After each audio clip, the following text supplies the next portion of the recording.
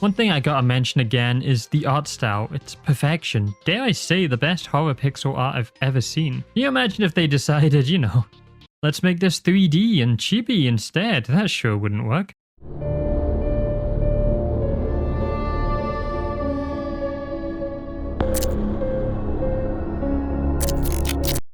Ladies and gentlemen, this is it. The end of the road for the Heavenly Host Corpse Party saga. Every single one of my long Corpse Party videos has been leading to this Corpse Party Blood Drive. A game meant to be the grand finale that tied up every loose end from every game I talked about. That would deliver the ultimate payoff for years of build-up. Instead, it became the game that literally killed a fandom and savagely butchered the Corpse Party IP, damage that to this day, the franchise hasn't recovered from. But what exactly went wrong? And is there anything actually good from this infamous horror game? Well, you've waited long enough for those answers. This is the fall of Corpse Party, and you're about to see it all in its chibi glory. If you enjoy this video anytime, the best way to support me is to like the video, subscribe for more, and comment below.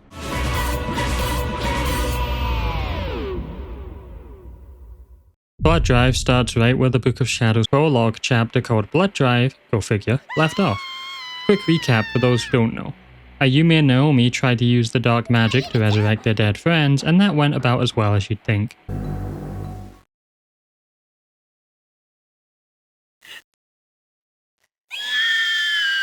And that's where our story begins. 2 months later, we learn Naomi managed to carry Ayumi out, while Ayumi was critically wounded by the magic she attempted. The two of them were then taken to the hospital and healed up. The grimoire responsible for this is the Book of Shadows, which is also missing again. Apparently buried in the rubble of the estate they attempted the spell in. We then cut to 3 random generic-looking students performing the Sachiko Ever After charm. We also learn that after the events of the first game, Sachiko was appeased and vanished from the closed spaces, or Heavenly Host. Therefore, the Sachiko Ever After charm stopped working, and it doesn't transport its victims to the School of Death and Suffering anymore. Blood Drive then shows something ambitious and promising. Naomi's struggles with the event of Heavenly Host, trying to convince herself that her friend Seiko was real, while no one else but the survivors believe her, or can believe her, since all the memories of the dead is removed from the living world. Her mother, Natsumi, is growing more and more frustrated, making her daughter take medicine, fearing she's going crazy. This is exactly what I wanted more of from Blood Drive, and I think most fans wanted more of this. How the incident and the curse is affecting our favourite characters. Because that's the real psychological horror twist that made the first game's ending into a masterpiece for me. That final screw you to the survivors. Ayumi then recalls how the last 2 months have been hell on earth for them all. And well, how could it not? Your friends all died in horrific ways and Yuka's still alive. Corpse Party decided to go 3D for the look of this game. I don't even drink alcohol, but I think I might need to for this. And what did they take as inspiration for the look of the game? Well, they had the choice of inspiration from so many 3D horror masterpieces like Resident Evil,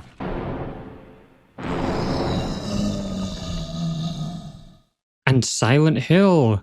Then we find a gun in a shopping cart, as you do. Maybe a little cheeky Fatal Frame. And what they went with was My Sims. Oh god. Yep, they decided to do chibi style as the look for their game. Because what screams psychological gory horror game?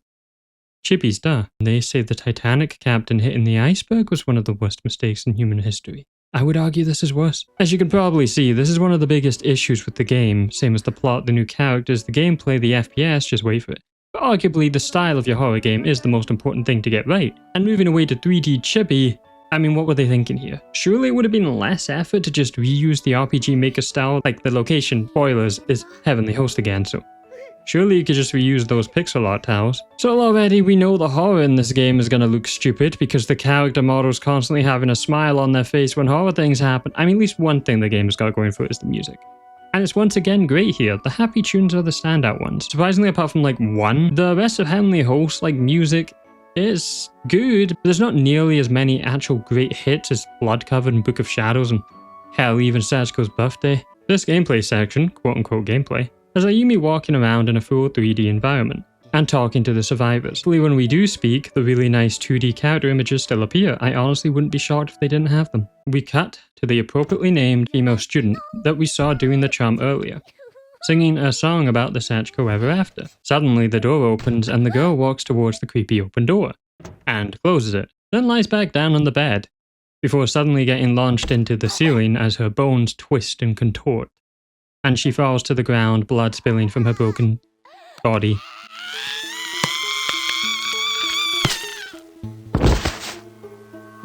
It looks so dumb in 3D.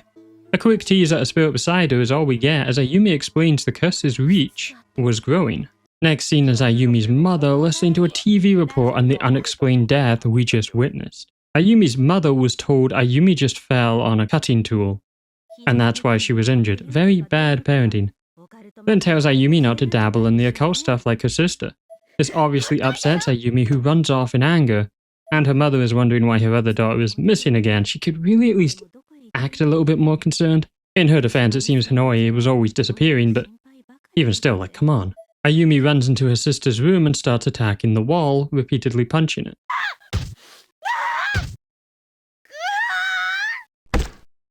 Then cries out for her dead sister. And we once again see Hanoi's death. Ayumi then horribly takes the scissors on the desk and starts stabbing it into her arm. Even the chibi can't stop this scene from being horrific. Well, apart from the scissors missing her hand all the time, but the actual content is very effectively grim, and I really can't think of many ways that could ruin this scene. Ayumi feels fully responsible for everyone's deaths, that she's literally going to the extreme. And this random dude that's saying go ahead then die, I mean that's just, wait, what? Who the hell is this dude? A random boy in a hoodie or hawker with a devil on his clothes. Oh, what the hell? Yep, all interesting setup is ruined by edgy Mitch Edgelord over here, acting like he's in some dark chat room, while also just trespassing in her bedroom. Meet one of the new characters in the game. He just insults people to their face, and they still trust him all the time. Or Ayumi does. But honestly, his rating is the equivalent of a Wattpad character who just swears and insults people and acts nonchalant about it. He's not interesting, he's just annoying. But now I think about it, he's kinda realistic, isn't he? Ayumi finally asks the question, who the hell are you? And then he gives Ayumi 10 yen gum. It's weird, they specify how much it costs. And then he jumps out the window and leaves. Ayumi just starts standing there and continuing to cry as we all wonder where this plot is gonna go. And then we see Yoshiki and he's the goat, so the game's already a 10 out of 10. What can I say? Yoshiki is looking for Ayumi's house and passes by the weird Parker dude. Can we just say how dumb his design is? He looks like a custom character appearing in a cutscene. Yoshiki also comments on his fashion, because me and him are pretty much the same person, you know? Ayumi is trying to find a way to repent her sins, which is the theme of the whole game. And as a kid, Ayumi was never my favorite character. I actually kinda hated her. But now I look more deeply at the story, I can believe in some of her dumb choices and appreciate her character more. She really is just a young teen feeling so much guilt and cares so little for her own life as a consequence of it. And she will do anything to try and bring her friends back, because she feels so responsible for killing them. We catch up with Satoshi and Yoshiki back in their school life, just casually eating lunch on the roof. This is nice to see, we haven't actually gotten too much of this in the games. And Yoshiki speaks about the autumn sun as they sit down to eat their lunches. Satoshi feels his lunchbox feels lighter than usual, and we actually get a really funny moment here. As the music stops, he opens his box, and we get 3 dramatic zoom-ins on the empty lunchbox, with a note, and money for him to buy his lunch.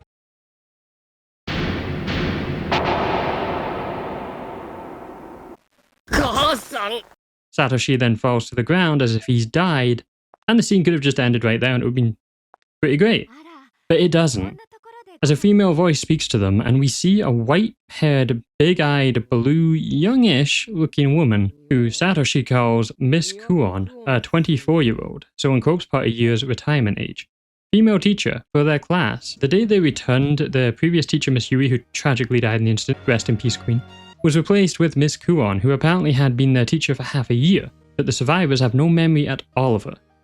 What happened here is when they returned from Heavenly Host, they actually returned into a different timeline entirely. Their previous one with all the memories of the living is completely destroyed and replaced with this new one, as well as everyone who died is replaced with the substitute. Satoshi, in fact, still refers to his previous timeline as their world. This also means the substitutes have memories of the survivors, that the survivors clearly don't have, making for some very interesting situations. Or it would have been, if the game decided, let's explore the people who replaced the dead friends, and not just the young hot teacher. Because surely if Kuon has memories of being their teacher, the ones who replaced the friends should have been their close friends, but we never see any of this. Kuon asks Satoshi what he most wants to eat. He answers a pork cutlet on rice, and then she disappears, as Satoshi goes to buy bread. And we get a tutorial on stamina. I'll explain this later though, where it actually matters. Satoshi was too late and they ran out of bread somehow, so Yoshiki offers him a bit of his shrimp. But as Satoshi is about to eat it, a literal helicopter appears on the roof.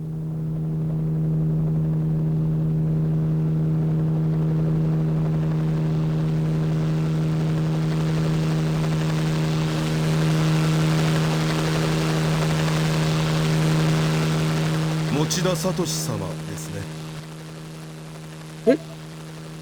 俺？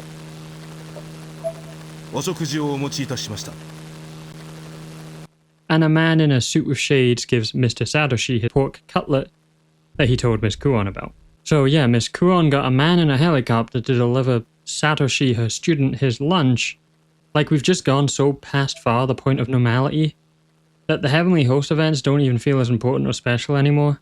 That's what the first game did so well. The anime aspects were really just in design and personality tropes.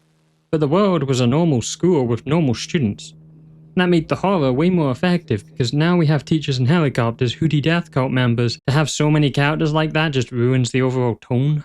Ayumi's tone here is worrying, apologizing, and saying she won't cause any more trouble, which would appear to most people as delving into occult stuff. But Ayumi means it more in if she wasn't existing. Ayumi then leaves with Naomi knowing something is wrong. Yoshiki and Satoshi arrive, and Naomi suggests they should try supporting her a little more. Satoshi also turns it onto her though, suggesting she also needs support. Naomi says we all have to be strong for one another, and hopes Ayumi doesn't do anything drastic. The opening of this chapter is a lot of text and explaining, which I guess makes sense when you want to introduce so many new characters. However, you will notice that if we just get rid of all the scenes of these new characters, then you would have a pretty damn good opening focusing on Ayumi and Naomi's fallout and mental suffering from the events. Ayumi walking home recalls a talk she had in the hospital when a woman called Yamamura, who was a part of Ayumi's sister's group cult called Wicca Institute, who are dedicated to worshipping spirits.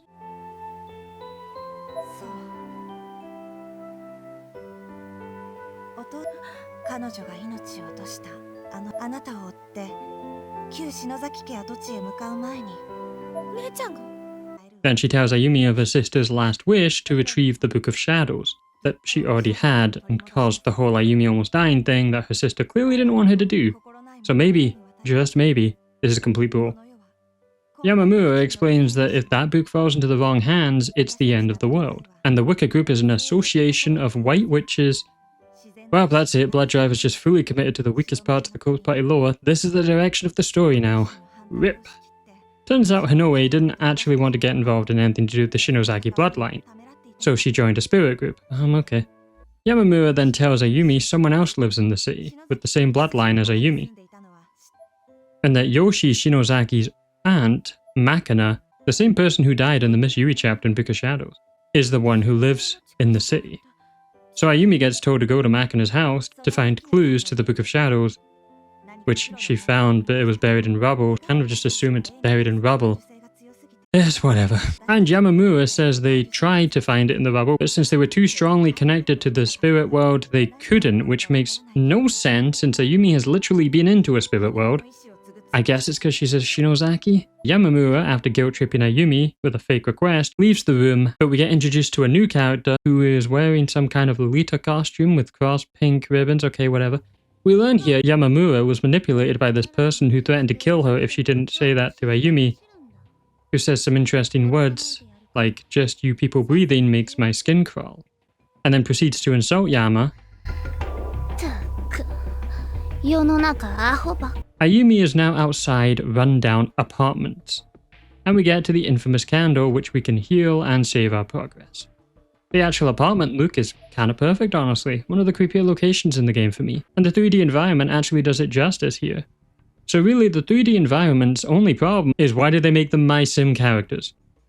It's like they tried putting Harvest Moon and Silent Hill together. It just doesn't work. The path to the right is blocked off by the tiniest chain ever, so we can only go one direction, to the left. これってやっぱり気が引けるのと不安で急に扉が開いてこらって怒鳴られたら Ayumi gets self-conscious of if someone lives here who saw her, then they would yell at her. Yeah, I really don't think anyone lives here anymore, Ayumi. It's just a hunch. However, screw me, I guess, because Ayumi does hear actual footsteps, but no one comes down the apartment stairs. Deciding to open the mailbox, Ayumi gets scared when she finds blood and a bird's skeleton, screaming, which, okay, I get it, creepy thing, right? But you're also a survivor of Heavenly Host Elementary School. Corpses literally were your neighbours for a day, and not just skeletons. Fleshly, decomposing, still alive-ish, looking grim, fresh corpses. This skeleton of a bird really shouldn't have affected her that much. Ayumi walks up the stairs of the apartment, but as she does, she hears a conversation of someone saying they're going to bash in the skull of the wife or something. Kind of horrible. But as Ayumi turns on the flashlight, no one is there. An echo of an old memory, perhaps. She knocks on the door of the apartment with the name Shinozaki, but no one answers, surprisingly. I mean, shock of the month. As we inspect the door, it says it's shut tight. However, Ayumi's phone goes off, and we hear a ghostly voice repeating to not go in. こんな時にもしもしないくないくないくないくないくないくないくないくないくないく何これ Ayumi, ignoring this advice, goes into the creepy apartment, which is now just unlocked. Inside Makina's apartment, she takes off her shoes. As a courtesy, not gonna lie, Ayumi, I feel being respectful doesn't really matter right now, in case you needed to, run away, having shoes on kinda would be helpful.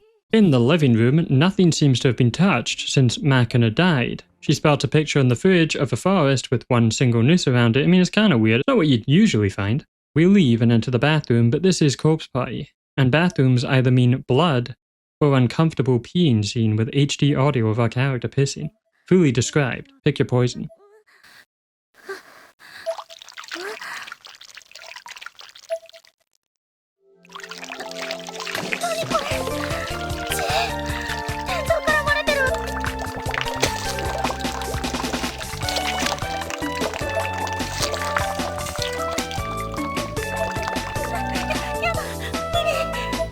Well, shiver me timbers, it was both. Blood and piss, you gotta love Corpse Party.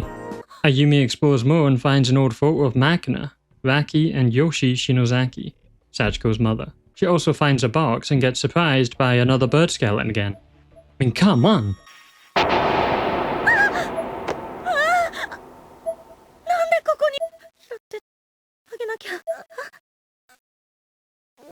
She eventually goes into the bedroom, and on the futon is a red box. As she goes to pick it up, black smoke and a spirit appears of Makina, once again saying, "Don't go," repeatedly.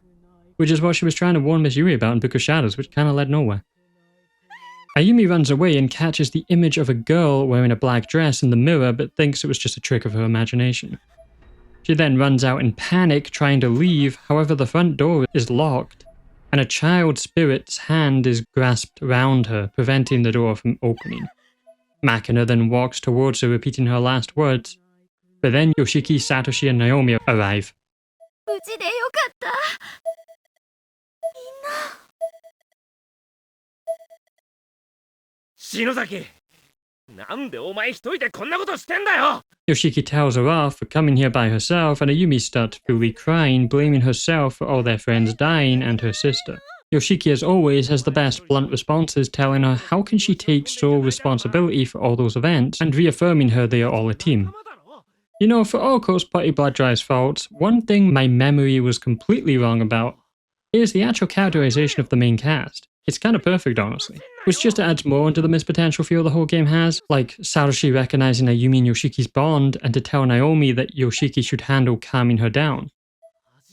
The interactions with the main cast are honestly some of the best in the series, and Ayumi and Yoshiki's relationship development throughout the game is so underrated, because it's obviously overshadowed by all the more obvious flaws. But I'm so glad they killed off Ayumi having a massive crush on Satoshi that was in the previous games. There's like remnants of it, but they mostly spend the time having Ayumi focused on herself and slow burning developing the Yoshiki relationship. I never was a fan of having a character who is so obviously not going to be in a relationship with their crush. Yoshiki accidentally calls Ayumi dense, and instead of blood-covered Ayumi who would actually get mad at it and just say how much he sucks compared to Satoshi, she mocks being annoyed and thanks Yoshiki for trying to make her feel better. I was way too harsh on Ayumi when I first played this game. Blood Drive really made me actually like her character more. But you didn't expect me to say that when we got to Blood Drive. Hey, I'm more glass half full. This heartwarming moment is interrupted by Ayumi's inner thoughts, still blaming herself, and also Aiko, who was like the only character I liked from Naho's cast of characters. Turns out Aiko was the one who informed Ayumi's friends where she was and is an intelligence agent regarding matters of the supernatural, and a friend of Naho's. Aiko takes notice of Ayumi's hand, which she can't even open. Aiko then also tries opening the red box, but it's sealed. She rejoices over the spiritual energy she senses from it, and takes the box before saying she will meet Ayumi tomorrow after school. Later that night at Ayumi's house, she manages to open her hand and finds inside was 2 small baby teeth. And that's the end of chapter 1. Which, not a bad start, all things considered. Well, not bad when we're just focused on the main cast, a running theme of this game. Main cast, from first game, good. These weird-ass new characters, not good. But alas, this game is determined to make the new characters important to the story. The next chapter starts a day after the last, with Miss Kuon wanting to give Satoshi a personal lecture, with Satoshi explaining she's an English teacher, so algebra is not what she is teaching. However, as Satoshi tries to leave, she forcefully sits him back down. Yeah, this is actually really creepy, and we aren't in the death school yet. Anyway, Ayumi and Yoshiki go to a fancy-looking cafe. We've seen this one before in Sachiko's birthday game. And this is where they have gone to meet Aiko, in which she asks straight away if Ayumi and Yoshiki are survivors from Heavenly Host, which shocks them both since they made a pledge to never discuss it with anyone but the survivors, and Aiko explains it's because once a human has been touched by the Ever After, Sachiko Ever After charm, it's in the name, it's in the game, the color of their aura changes to something otherworldly, which Aiko can see. Okay, whatever. You just accept they have supernatural powers in this despite just being normal humans. It does take a lot of fun out of the whole, well, plot. Aiko then reveals she was the one who gave Naho the information on Heavenly Host Elementary in the first place.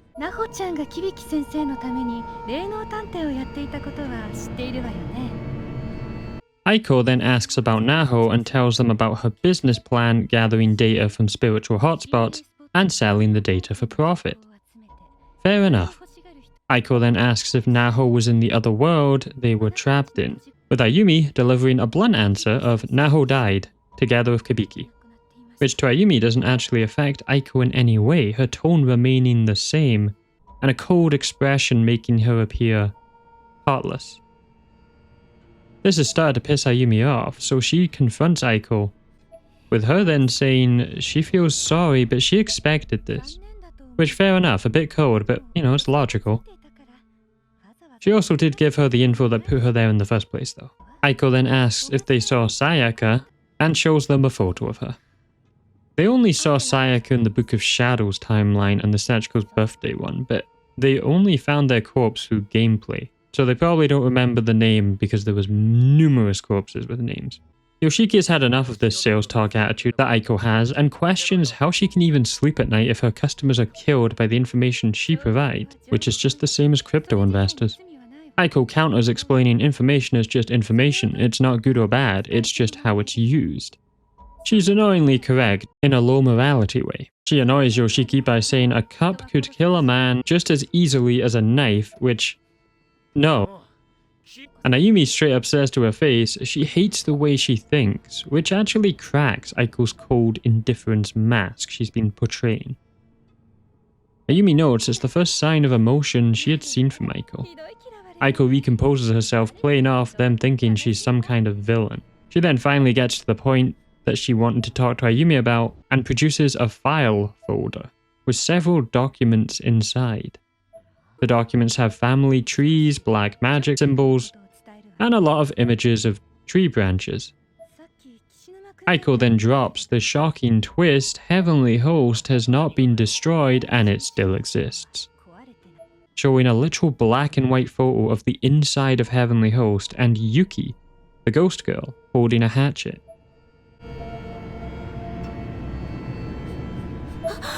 天神小学校。なんだよ。やっぱりこれは私が念写したものよ。力が足りなくて少し。 Aiko then reveals she managed to open the red box and found these spirit items inside, which is 2 stones that are comma-shaped and crumpled pieces of thin white paper. Most of the other items were broken except these pair of comma-shaped stones that just fit together. Aiko explained more about spirit items, which are objects infused with the thoughts and feelings of the dead. Aiko tried to get a fix on the little girl's thoughts. Hearing a vengeful cry and the image she saw in her brain, she took a photo with a camera that lets her take photos of spiritual stuff in her mind.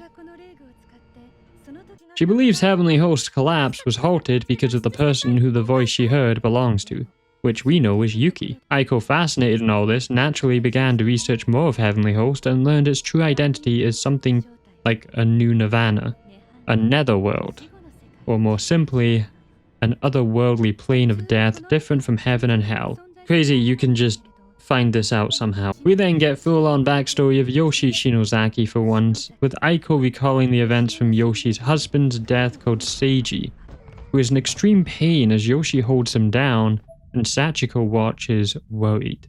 あなた、落ち着いて、お願い。 The location they are in is Yoshi's clinic. Yoshi has gagged him with a towel so he doesn't bite off his own tongue, and she is chanting a purification chant mentioning Izanagi, who I went over the lore of in my video on the horror game on Saw, which is kind of weird. Those 2 videos have connected together in some way. I didn't expect that. However, the chant isn't working, and the ghostly images of Shinozaki women from across time periods smile down, laughing and mocking the suffering.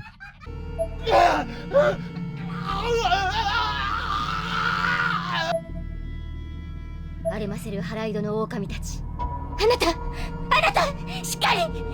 ああ、三親の御霊様、お願いです。連れて行かないでください。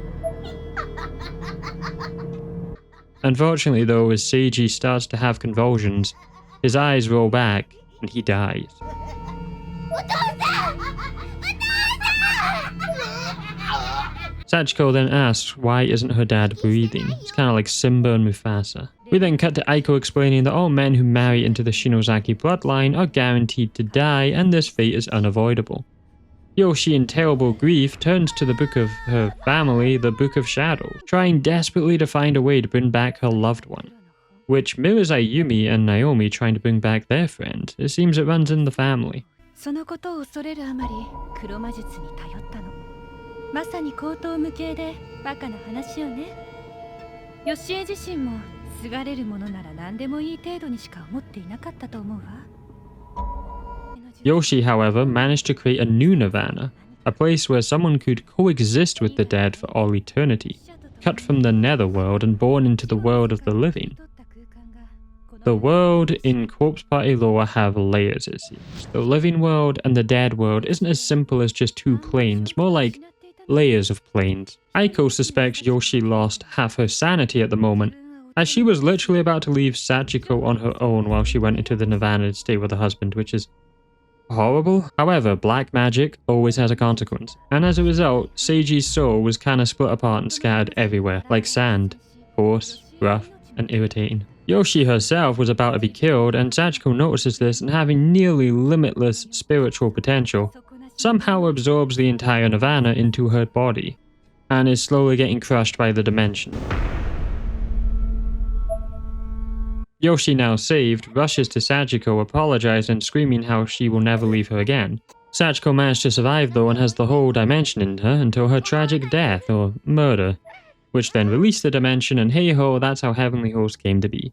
Really getting all the lore for the games now. Ayumi tells Aiko that both Sachiko and Yoshi were killed by the principal, which Aiko suspected in the first place. Sachiko's spirit, then reborn in the realm, was still powerful and had complete control over it, able to manifest anything she wanted there, though her being under the curse meant it was all horrible, deadly things.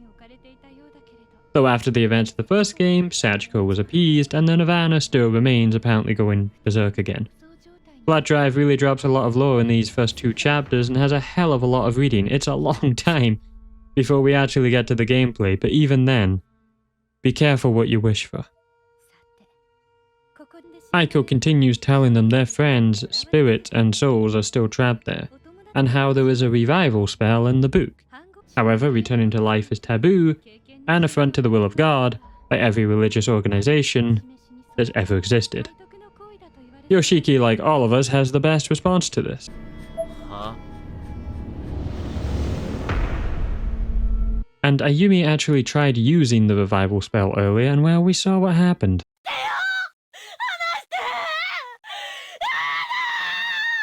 Aiko then supports breaking every single commandment. Now she gets to her point, telling Ayumi if she did that spell while in Heavenly Host, her chances of success would be much higher.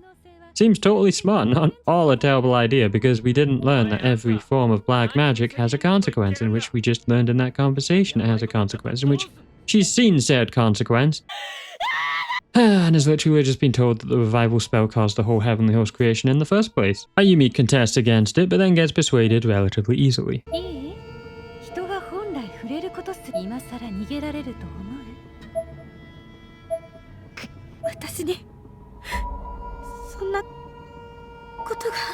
Ayumi's sole goal is to bring everybody back and pay for her sins.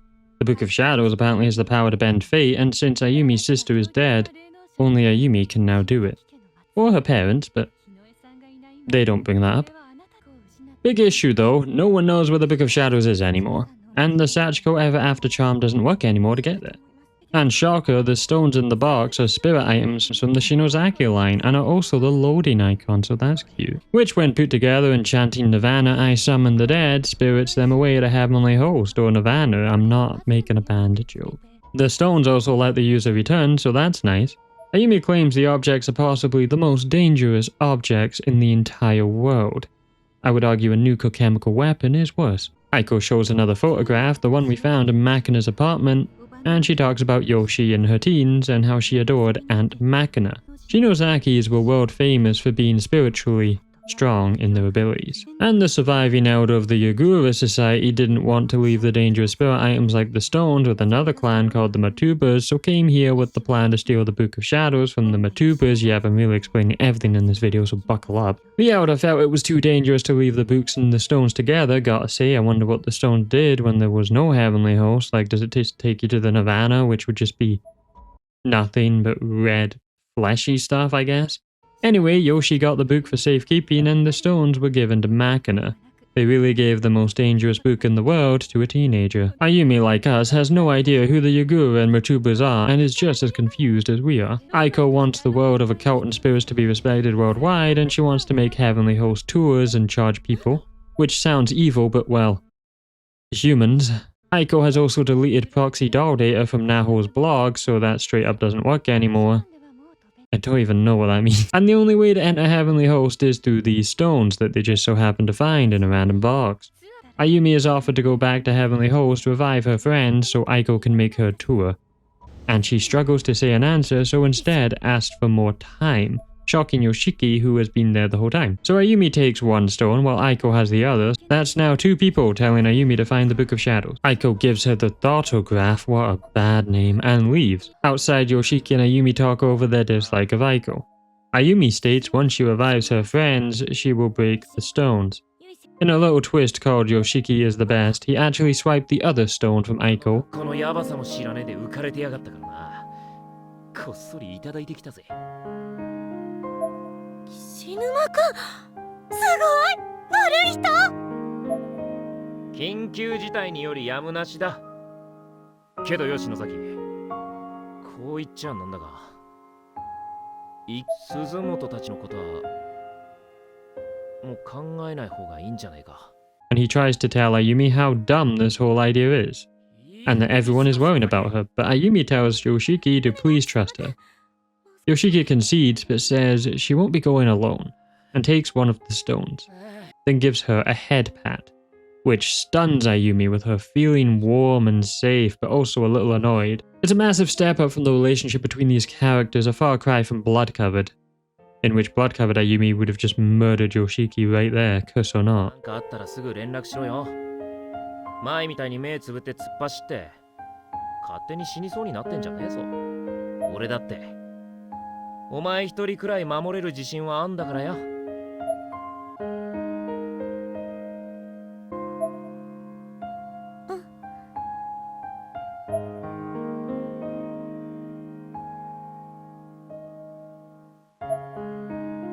んじゃ、そろそろ帰るとするか。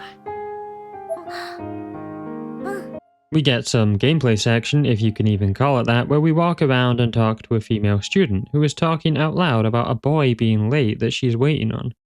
Why we can talk to her? Well, you can kinda see later possibly. It's weird, but keep her in mind. Not even story related, just something interesting. I don't know, there has to be a reason we can walk around here, right?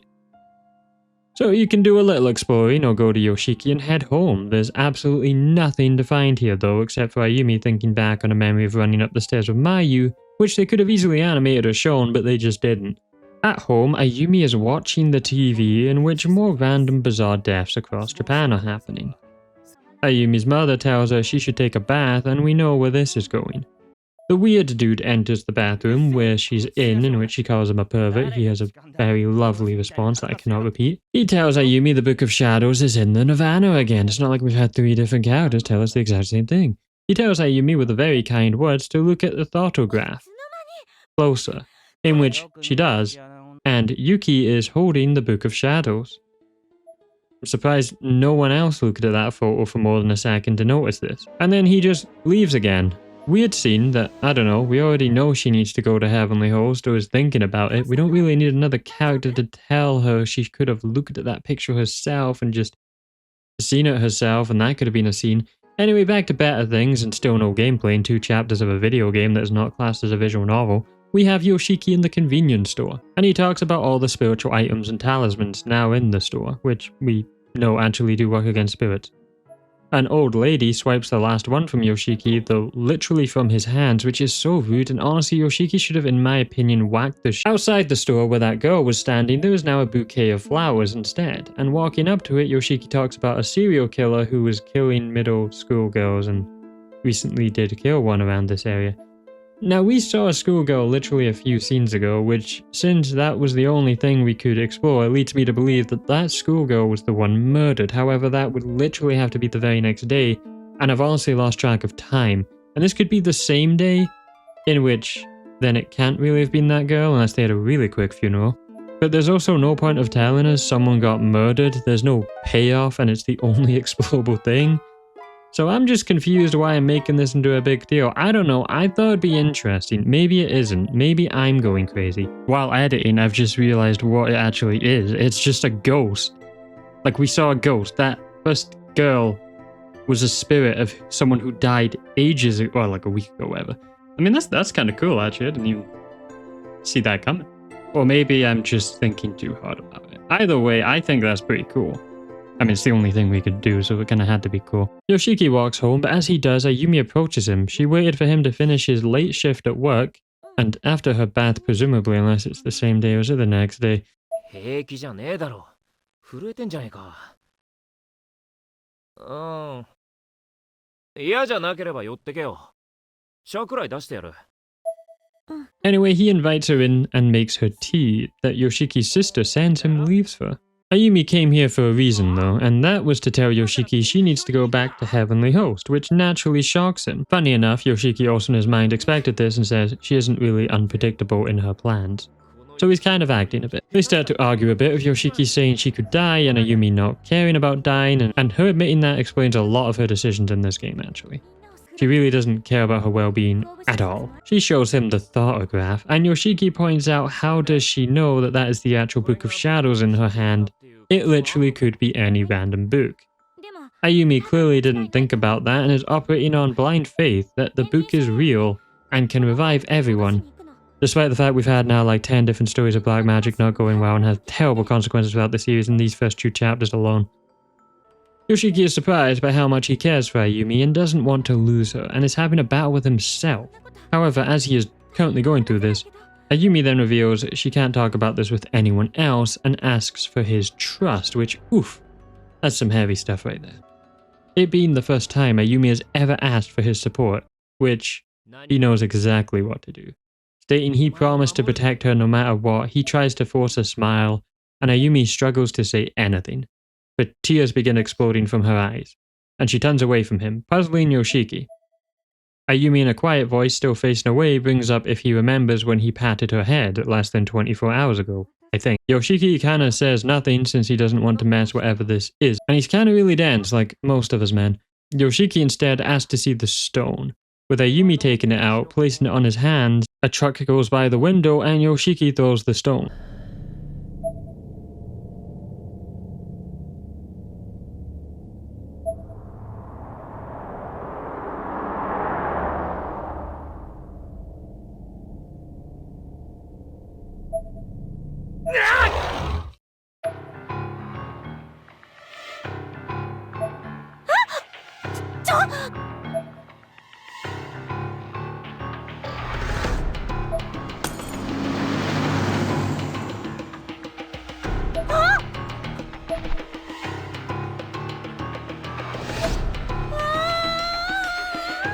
And he throws the stones and opens the window at the exact same time with aimbot hacks, manages to land the stones in the way of a truck that drives over them, and we hear the cracking and crunching of the stones. Yoshiki really is just the best. And Ayumi slaps him even though he just saved her life again, and she says, "I never should have trusted you." And Yoshiki snaps at her, informing her what on earth did she expect him to just willy-nilly let her go back to the place that they almost died. He fully shouts at her, breaking apart every flaw in her logic. Her plan, this really isn't a plan, is to just go there and find a book that might be there, but in doing so, Ayumi snaps back, calling him a worthless piece of you-know-what.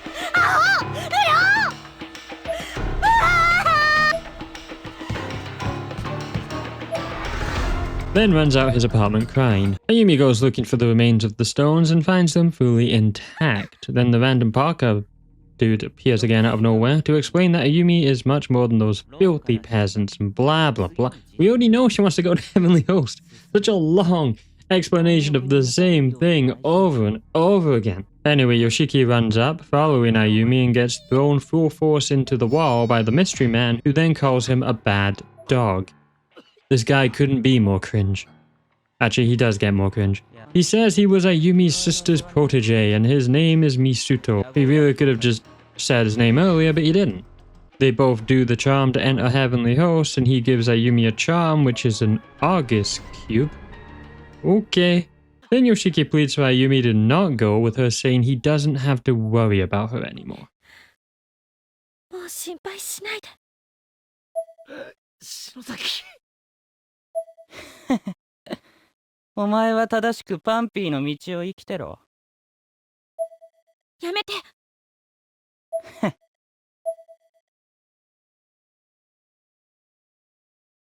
涅槃よ。死人を迎えよ。篠崎。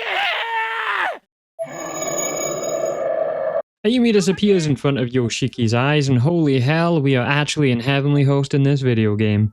We have finally kinda started the gameplay now. I'm gonna regret saying that. Heavenly Host this time is incredibly dark, it smells like corpses, go figure. And Misuto is nowhere to be found, and the stones she used to get back are gone because Misuto has them. So essentially, Ayumi has trapped herself in the school again, this time all on her own. どうしよう。あれはミスタさんが。そんな。あの石がないと。ミスタさん。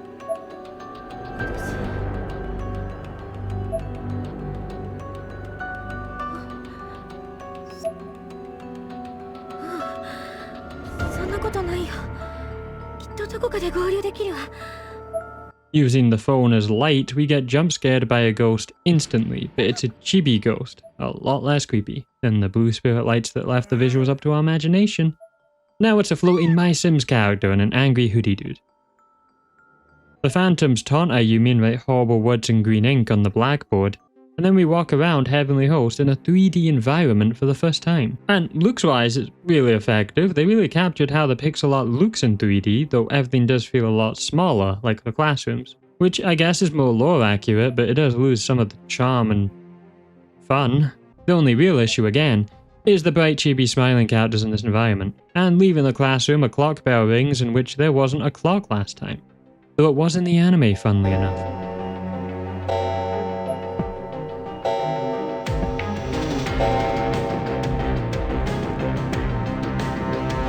Ayumi places down her candle that she just always has and phone number for if Misato finds it. And now we have to figure out where Misato is. I don't know if I'm saying his name right. He's not worth saying his name right. And it's very, very annoying. Oh look, the bucket that is... Oh, that's going to be so important. There's going to be such a big plot point with that bucket. They're definitely going to use this bucket with the yellow liquid. Heavenly Host has traps such as bloody bits of spiky floor, cracks in the floor that cause the characters to fall a bit. The issue is it's so bloody dark and hard to see, and all we have is a health bar this time. We can use any bandages we find to heal our character. There's also batteries for the torch, but I just turned on Infinite Torch because I played the PS Vita version without turning this feature on, and it was hell. Ayumi finds her first body again, and the name tags have returned as a collectible. The body blocks our way downwards, so we have to go on up, but the layout has completely changed. Walking up, Ayumi hears creaking.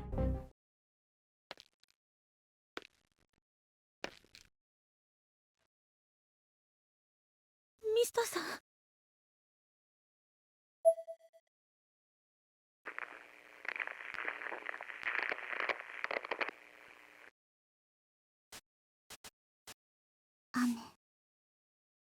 雨の降る。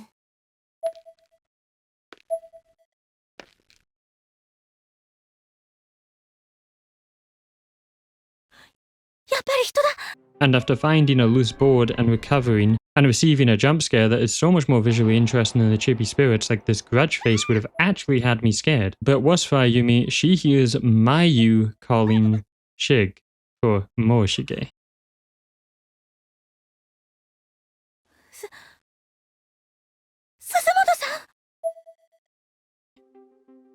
We approach Mayu's spirit, and Mayu's face is bloody and just flesh and skin on a chibi model, but the look of her skull imprint is horrific.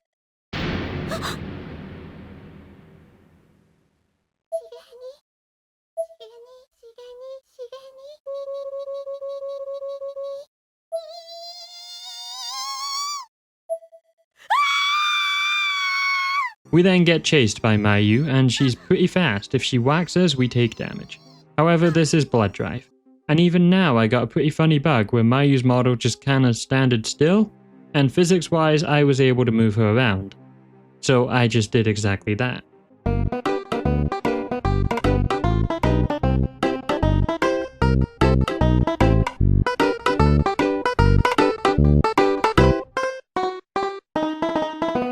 Jokes aside though, just ignore me pushing around for a bit.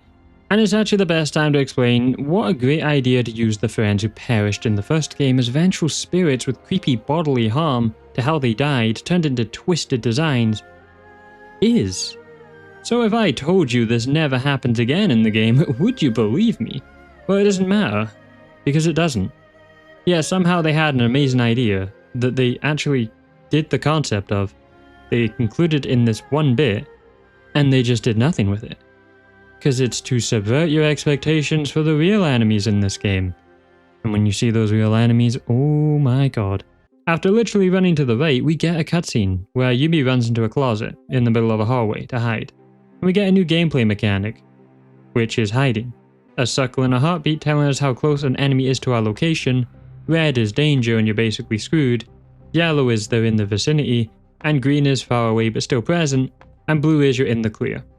Yep, hiding is a new mechanic, but only in these lockers or closets. I think they're lockers, but they look more like closets. And the messages on the wall are just as creepy, and Mayu's spirit returns to chase us from in front of us. So now we get into the locker as fast as it was literally possible, with Mayu not on our screen, but she finds us anyway, and we get a really creepy demon eye peeking through. It's a shame the visuals just do not match that at all, and do not change for any enemy. Despite Mayu having no eyes. Anyway, she drags us out and damages us a lot, probably whacking us a bit. We keep on running a tiny bit till a cutscene plays. You literally just go around the monster and get a cutscene. It's not exactly peak gameplay here.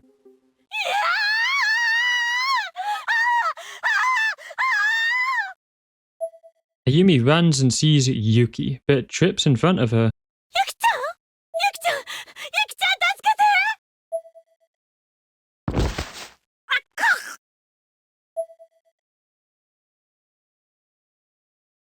And Pyramid Head Timu Edition walks behind Yuki and hits Ayumi with an axe. Is she dead? But that can't possibly be right. Well, that's the end of the chapter. It's called Chapter 1, but I'm calling it Chapter 2, because the first chapter was called Chapter 0 for some reason. But this is Chapter 2. Anyway, Ayumi might be dead, or she might be not. Or she might be not. Might be not, that's not a word. Oh yeah, and wrong ends return in this chapter, but only one.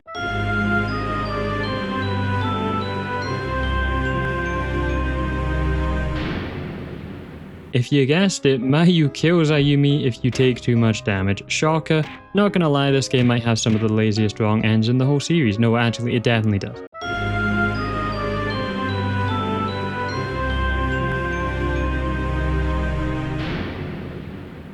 The next chapter starts and it's not showing us the answer to this incredibly tense cliffhanger of is Ayumi dead in the first couple chapters. Guess we wait a little longer to find out, viewers. Same bat time, same bat channel. But for now, we get a news update on all the bizarre deaths happening in Japan. この民家スタジオの皆さん見てますか？最近頻発している変死事件の分布図ですが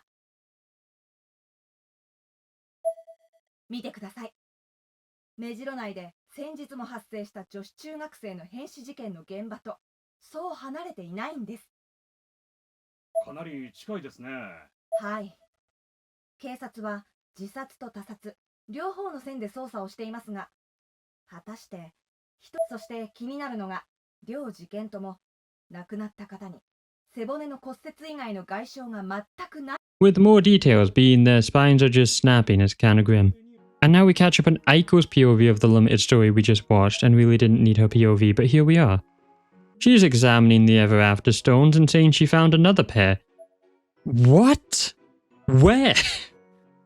Oh, so they just like produced these on Wish.com or something. What? Giving a congrats to Yoshiki for stealing them from her, but you know, of course she had another pair in the box because the MacGuffins are just limitless supply apparently, and that's not even the last ones because other people have these goddamn stones. Aiko then monologues to herself that she was never going to work with those two, revealing all her mindset in an info dump way instantly. Aiko also reveals she lied about being able to bring people back from the dead with black magic. It's not that simple, which from every single story in this game that's been told about black magic, it should have been obvious. But she's also just manipulated Ayumi to go to Heavenly Host with 3 other people who have also manipulated her to go to Heavenly Host. So the outcome was always going to be she was going to Heavenly Host. She also says she will pack her good friend Naho into a spirit item and make her part of her collection, which is a very psychopathic thing to do. We then see a nice picture of Naho, Sayaka, and Aiko, surprisingly having fun, so her attitude of her friend being dead is very weird. However, her true thoughts peek through from what she just said, and she notices the pictures are getting blurry and she wants nothing more than to hear their voices again. So her packing into a spirit item comment seems kind of out of place for her to even think it in the first place when she's on her own. She then starts hugging the frame till we hear someone say welcome back, and in pops Kuon the teacher and we learn she's Aiko's sister. And Aiko kind of despises her sister, stating how talented her older sister is. She notices the stones which annoy Aiko and she snaps at her. And then Kuon says she might be in love with someone, which is very random because we've only just seen her in the game hanging around her student Satoshi and Yoshiki and forcibly keeping Satoshi out of the class. Oh, Aiko runs out of the room and it turns out they live in a fancy high-class apartment on the 40th floor. The 3D backgrounds really do that no justice. Weirdly, Kuon is a CEO and a teacher. What a random combo. And every time this game reminds us, I just get more confused. And Kuon is so busy, she stays at company housing most of the time, which gives Aiko the apartment for herself. Outside is Inumaru. Turns out she's dragging him along to Heavenly Host as well, since he wants to naturally find Sayaka. Weirdly, Aiko hates seeing his optimism die out, which is very different than the code mocking Aiko we literally just listened to that she just said in her brain. She speaks sadly, now informing him that Naho is already dead, and hints that Sayaka might also, and for him to prepare. Inumaru then clearly doesn't know who Naho was, thinking she would have died shielding Sayaka. In reality, she forgot all about her instantly. Out of frame, someone else speaks, saying if Naho of all people died, what possible chance would a normal human have? And then we see the speaker and oh shit, it's Megari, who mockingly says Aiko did one thing right, finding a way to enter the Nirvana through magic stones that just so happened to be in a box that there were multiple copies of, which, wait, that doesn't line up with what Naho and Kabiki said how to enter and exit Heavenly Host at all. And I went through 2 whole games explaining that down below. So why have they just introduced these random stones that appeared out of nowhere? Who even made these stones? Megari can't use Ayumi since Misuto got to her first. Then she says she will kill them and they are peasants and they should be slaves to fate. The new characters in this game are just so cringe. Aiko destroys her though because she's a good written character, and she simply just uses the stones together with Inumaru while Megari screams that she gave Aiko the info in Yoshi Shinozaki and calls her a gold digger. Aiko simply says she's gonna sell the Book of Shadows to her after she gets it, which I don't know, Megari might just kill her for it. She screams like a little girl and takes out her scythe. Yeah, she has a scythe. Aiko does the chant though, and Megari hits thin air, or so it seems.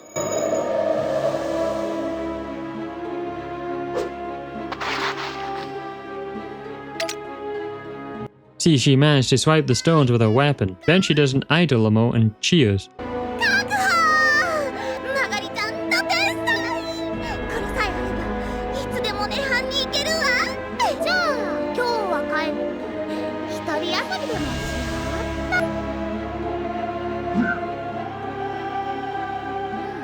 She does say she's surprised Ayumi beat her to the punch and wonders who else survived the Nirvana.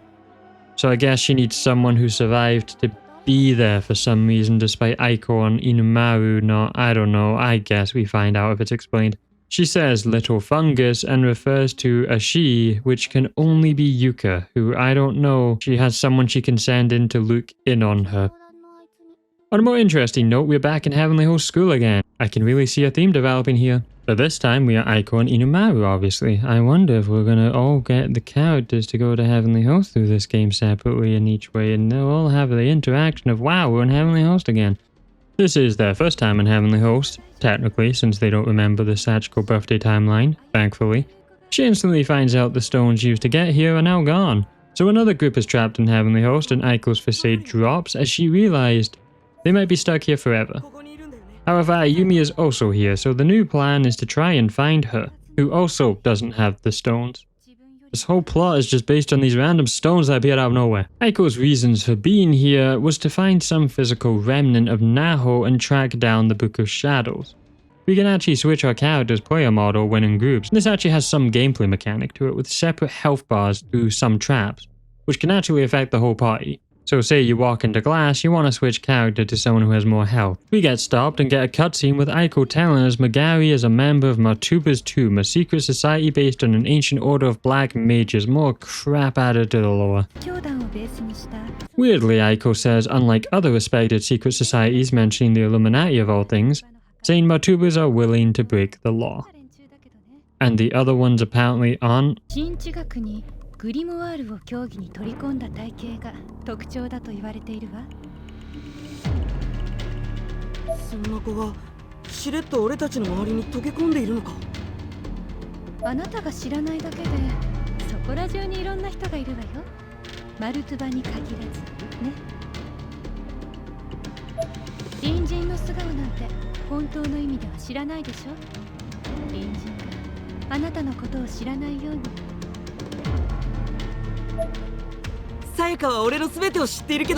Getting stopped from gameplay with more cutscenes, we eventually get one where they find the first cursed note we find in blood covered. They admit if you hate all your friends, eventually you will kill one another. なんだこれ。まあ、なんて芳醇な悪意。恨みがまし、妬まし。これを書いた人は相当病んでるわね。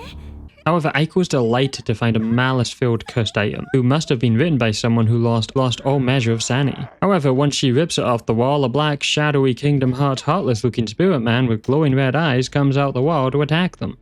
But Aiko simply takes out a talisman which banishes the spirit. And here's one of my many issues with this game. It's just not scary or mysterious anymore.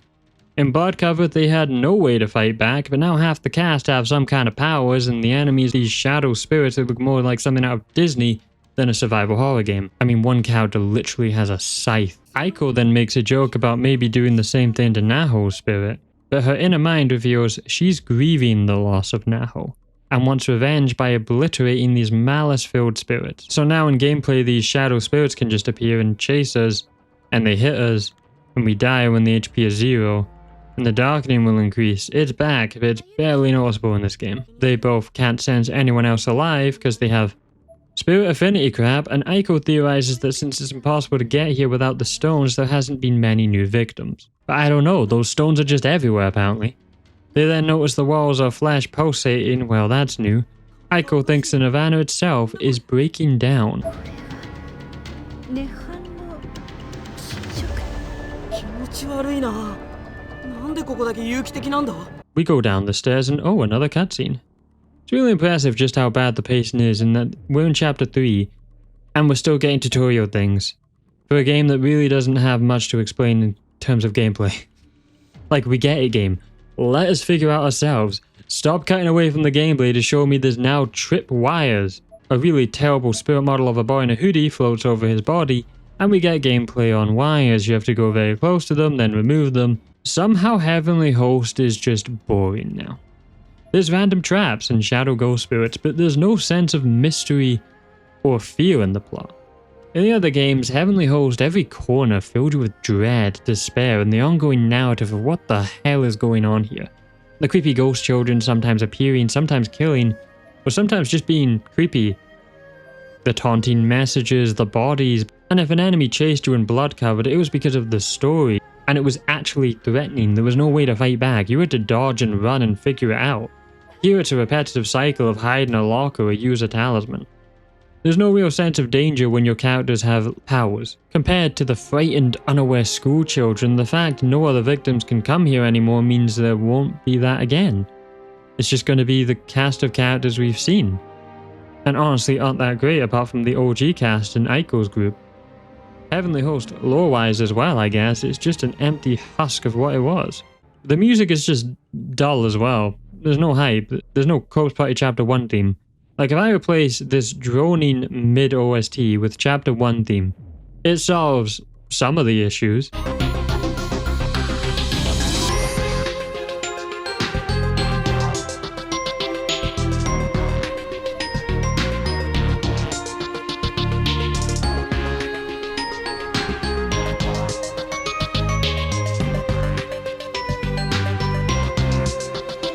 And with no Sachiko, unironically, there's no fun. Sachiko made the place, the traps, creative and sadistic. Here it's, well, predictable in the worst ways. Sachiko's torture was also psychological, but here there is no psychological really, it's just gory horror now. Nothing feels interesting anymore, it's just an old school with dark, shadowy spirits.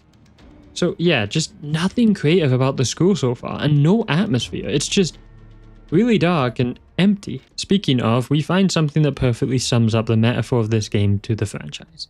As in a spiral staircase, an actually new location in Heavenly Host that just serves to be a long staircase where you run out of stamina, they find Yoshikazu crucified, one of the iconic characters of Corpse Party's franchise, an actually scary villain, just butchered and dead with all these ugly wounds, one of the worst parts of Corpse Party lore, and his infamous sledgehammer beside him. It's a sad sight that gets even worse when you see what they replaced him with. They walk further up and a bell rings, hurting their ear.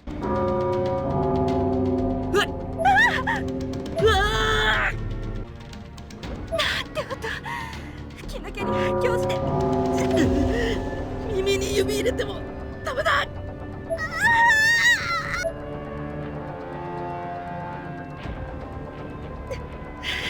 The top is also locked by a gate, so they go back down and they explore more until they hear a piano playing from a nearby classroom.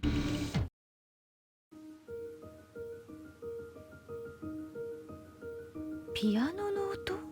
Unfortunately, the room has tentacles covering it, so we gotta find something to get rid of that, if we ever want to go inside. We go down the staircase and go through a door, which was the music room, so that tentacle room is a different room.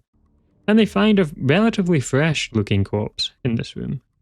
And inspecting it, he died using exorcism to fight spirits but fell in battle. That sounds like something from Magic the Gathering, not Corpse Party. Anyway, if we stand in fleshy patches, a tentacle sprouts out and starts strangling our characters. This is yet another trap in the game and also massively increases darkening. A mechanic that, unless you really try, doesn't do much. It's really boring. It's not like it causes hallucinations or anything, it's just anything interesting. Inspecting the blackboard, the paintings of old musicians have glowing white eyes and are laughing. Inumaru then dodges a full-on piano that gets thrown at him with help from Aiko's warning.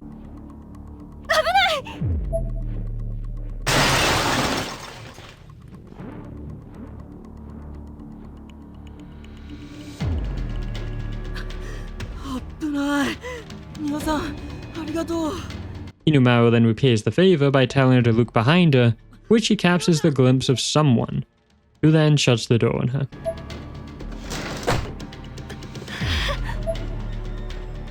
The whole building is filled with malice, and they start to feel uneasy. Inumaru walks a bit and looks closer at the body on the floor and starts thinking it's an alive Sayaka.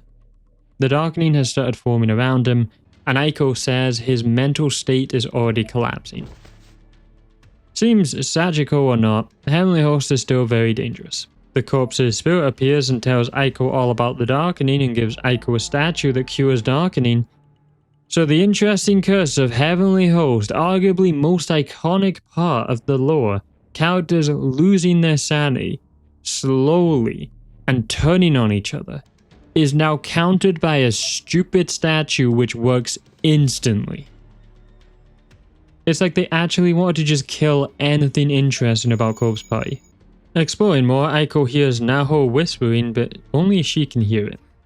Naho's voice tells her she is a lost cause for chasing after profit in a place like this. Walking literally 2 seconds after that, a spirit was hiding in the mass of flesh, the shadow ones, and they chased them, so we enter the locker. And as you can see on the screen, the spirit is behind the corner, despite that it still finds us and we take a lot of damage.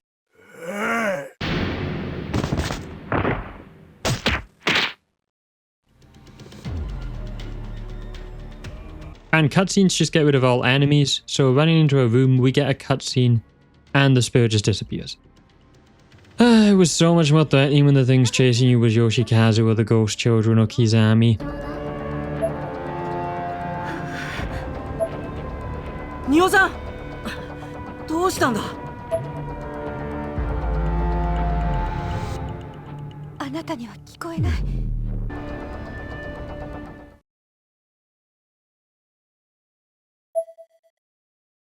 We then get a full-on flashback to Polonia Academy, with Aiko remembering when she gave Naho the information on Heavenly Host, with Naho being very grateful for the information, and Aiko remembers spirits prey on human emotion and fails to mask this, because it affects her greatly. 残念ね。低級霊のいたずらごときに動揺などするものですか。In the room, they find Taguchi's film camera. They watch it, but only one file is saved. It includes Taguchi entering the janitor's closet and a phantom chasing him. Something that wasn't in blood covered, so I guess those black shadow spirits are called phantoms now. Taguchi explores more of the janitor's room and opens the cupboard to find the dead corpses of Naho and Mr. Kibiki.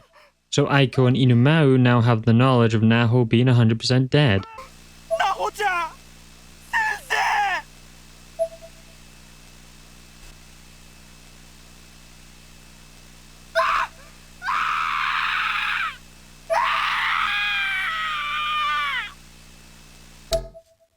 I've also just remembered the phantoms literally couldn't have existed in blood covered, because it's actually revealed them later in this game that shows they only appeared due to the events of Ayumi causing something in this game, so they've just broken the law again with Taguchi experiencing phantoms. Obviously, finding Naho really affects them. どうしてこんなことにこの間までみんなで大騒ぎして笑ってたじゃないか春雪くん、私たちに今できること、しなきゃいけないことは漫然と悲しむこと。いや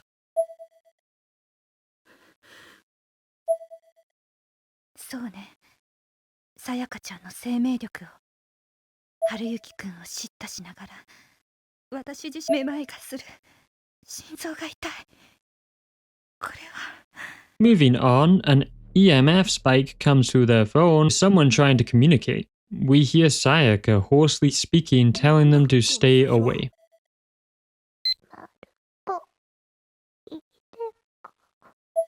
最後。え？さやかさん、ほら。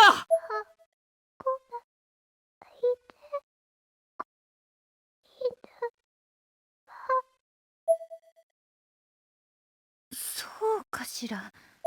Inumaru panics and runs on ahead. Aiko catches up and stops Inumaru from running towards the locker. The locker then starts clanging and bashing around with Sayaka screaming inside.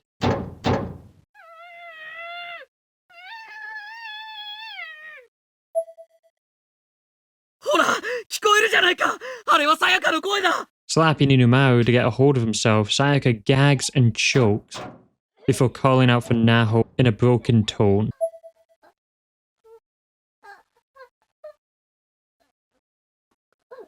The locker door opens and Sayaka's skeletal decomposing body is shown inside with flies buzzing round. Inumaru fully breaks from this.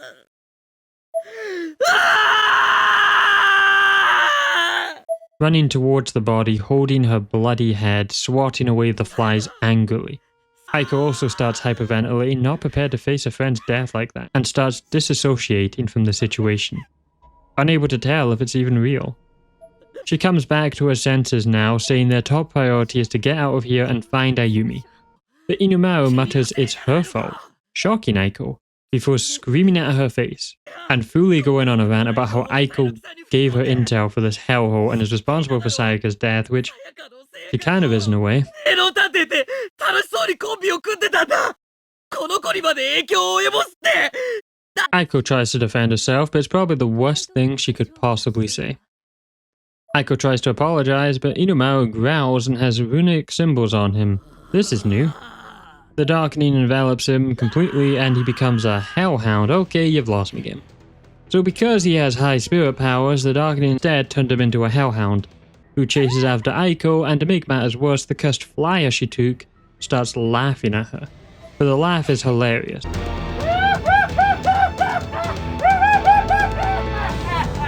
It's also reattached itself to the wall where it belongs, and Aiko runs into the stairwell, running out of breath, and explained all she wanted was to talk to Naho one last time. Showing her whole persona of indifference was an act to fool others. Why she wanted to make everyone think that she was like that, I still don't know. Maybe she doesn't like looking weak to other people. Anyway, she doesn't really care about money, or even care about the Book of Shadows. Apparently. Though she talked in her mind about wanting that one, so that's kind of odd. She then gets jumped on by Inumaru with a massive, unthreatening chibi head that it's too hard not to laugh at. Like, woo, scary. And Aiko calls out for help as she presumably dies. And that's the end of the chapter. A strange one, because was it really needed is the question. I mean, to be fair, Aiko is an interesting character, one of the ones I actually like. And finding out her true motivations of not wanting the Book of Shadows but wanting to speak to Naho, her friend, and she thought she'd never be friends with, is nice. But chapter-wise, this feels like what should have been an extra chapter in the game, since half of it was just giving us more tutorial, which is insane this far into the game. We got stopped by cutscenes every 2 seconds of movement, and the pacing of this game is atrocious, because right now we've barely had any gameplay, like I'm the only one playing it, since you're just watching the video. So I've had to suffer here, because there's been so much damn things I've got. But wow, I don't know, throwing an Aiko chapter in the middle of an Ayumi story focused game was just a crazy weird decision. Like, bad cliffhanger or not, nothing here we learned apart from Hellhound Inumaru was something we didn't already know about. And they already knew Naho was dead, and Sayaka obviously would also be dead to everyone but Inumaru because he couldn't accept that. So Aiko still brought him here. I guess she didn't fully understand the danger or underestimated it, but Naho dying should have clued her in on that. But to put this chapter in the main story this early, it's just another weird decision that harms the game. But there's also some wrong ends here, so let's check them out.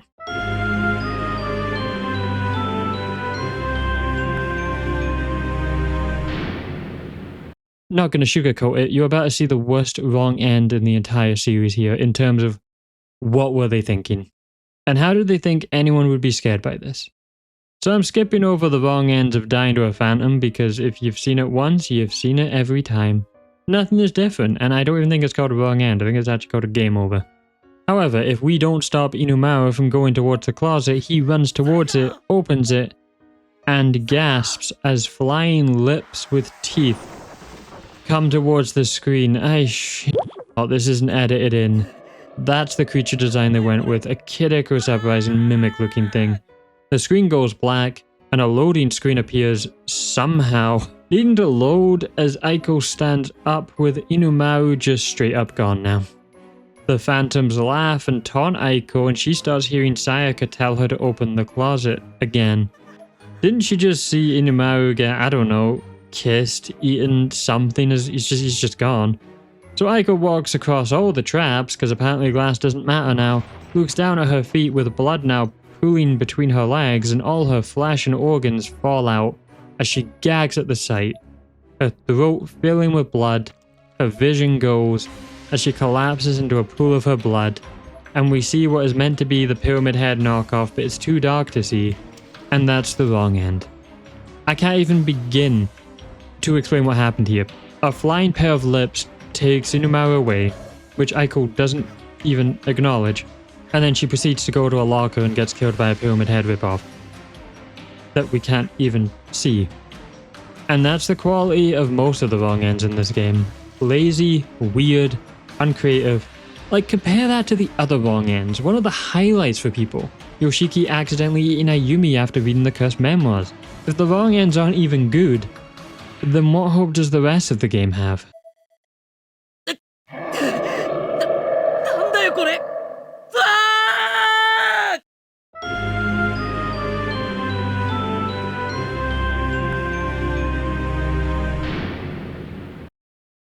The next chapter starts with Naomi and Satoshi in the classroom. Then we see Naomi back at home in a trance, mumbling with her eyes glazed over.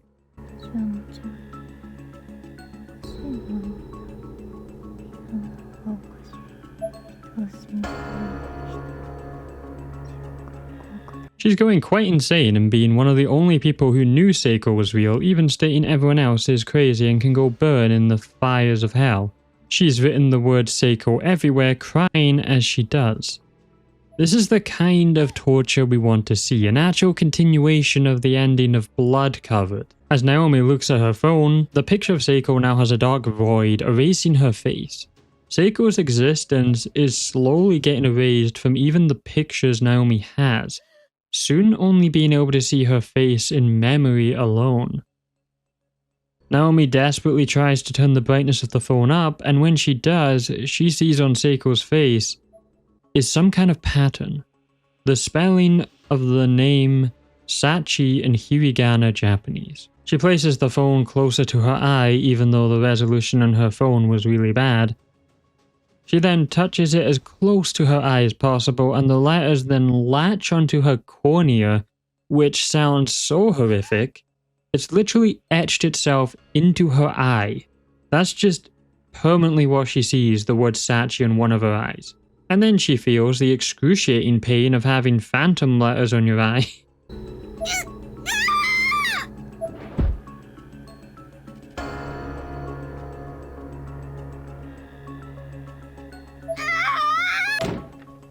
Natsumi, Naomi's mother, runs in thinking Naomi is just faking everything, and is more annoyed than she is concerned. She then pins Naomi to the ground, not believing Naomi when she says her eye is in pain, screaming at her to take her medicine. The mother seems to be at her limit, but she does look at her eye, and yeah, we see her bloodshot eye with white blisters on it spelling out Sachi, and the mum actually sees it as well. So she runs out the room as Naomi cries for her. Naomi loses consciousness from the pain for a bit before awakening. She's still in agony from the eye, and she wonders where her mum has gone. And as she goes down the stairs, she hears a strange sound coming from the kitchen, and peers in to see her mother sharpening a kitchen knife. Naomi, in panic that her mother will literally cut out her eye, sneaks out the front door. And that is the kind of scenes we want in this story. None of this weird new character spirit charm power scaling argument crap. The real psychological horror and the effects of Heavenly Host incident on our favorite characters. We cut to a happier scene now with Satoshi calling out to Yoshiki at his apartment. Yoshiki this time exits the apartment, having packed a backpack of survival items, because he's the smartest one in the game. But this confuses Satoshi. And Yoshiki also doesn't tell Satoshi what his plans are, but he's not exactly great at hiding it. Satoshi then straight up says, does it have to do with Heavenly Host? You know, they really made Satoshi have more humor in this game. By his bluntness. It's very subtle humor, but I do like it. Yoshiki, shocked by this, basically confirms it, and so does the talismans that Yoshiki was taking with him. Yoshiki then lies, saying the place has collapsed and there is no Heavenly Host anymore, and for once he actually succeeds in tricking Satoshi. Yoshiki then fails at this when he gets angry, saying this is more important than school, which Satoshi instantly knowing it has to do with Shinozaki or Ayumi. This ends with Yoshiki having to go to the school since he doesn't want him going to Heavenly Host, naturally. おいサトシ待ててわかったいやいいんだろわけよってだから手離せって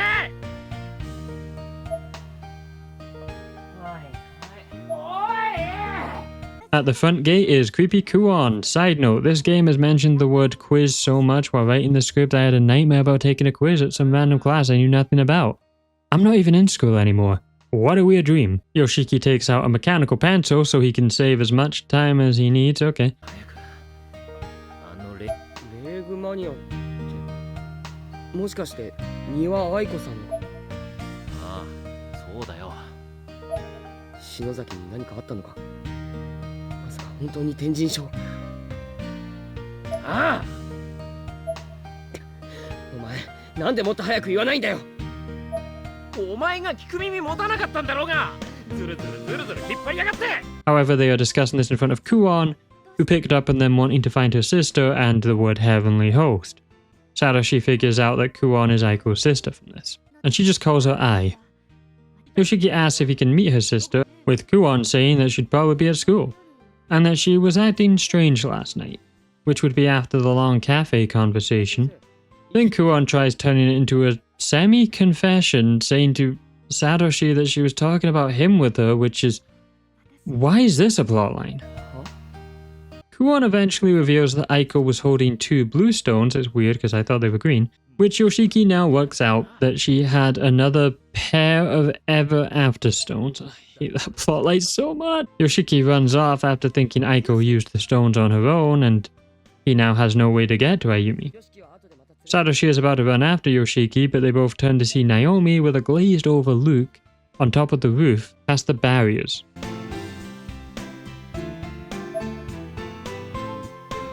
However, the game switches back to Ayumi, who's alive, shocker of the century, in a pool of blood, flash tentacles, and Nirvana stuff. Basically what this thumbnail for the video shows. Mayu's entity charges at her from the shadows, a really cool enemy design that we never see after this. I actually forgot she even appeared again after that first encounter. Mostly because it's not actually real. It's just a flashback in her head, which is lame. She's in Heavenly Host. This is the kind of stuff that should happen. Please something happen. Ayumi starts to panic, wondering if she will ever find the book that she doesn't even know is here. It's only now she's maybe thinking, this wasn't such a good idea. さっきから気持ち悪いな。これ何なの？以前の天神症にはこんなのなかった。これって。Ayumi wonders how she is even alive, but she skinned her knee while falling, and somehow that's her only injury. So she goes to the infirmary, a place that is never actually safe in Corpse Party, but this time, spoiler, nothing happens in here. Which, man, that's killed a lot of charm, hasn't it? This was like Yoshi's spirit's strongest place. This is where the crazy stuff happened in lore, but no Sachiko, no Yoshi, no fun. Ayumi returns to exploring the Dark Heavenly Host. If it was lighter, we could see so much more of the details, and I get it, Darker Heavenly Host, more creepy. But again, more charm from the other game, as we could see the detailed environment of Heavenly Host as well. And there was still dark patches in Heavenly Host. Like, it was dark for the characters, it was lighter for the gameplay. Ironically, it feels soulless. Ayumi walks past a massive bloodstain where Mayu's remains used to be, but it's no longer there, which is kinda odd since Corpse Party corpses do tend to just be there forever and move dimensions. or exist at the same time in multiple dimensions. You know, it's debatable. Anyway, Ayumi goes to a classroom and finds shadow phantoms in a hurdle talking to each other about how hungry they are. One sneaks up behind her and starts pushing her over like bullies in a playground. 仕方ない。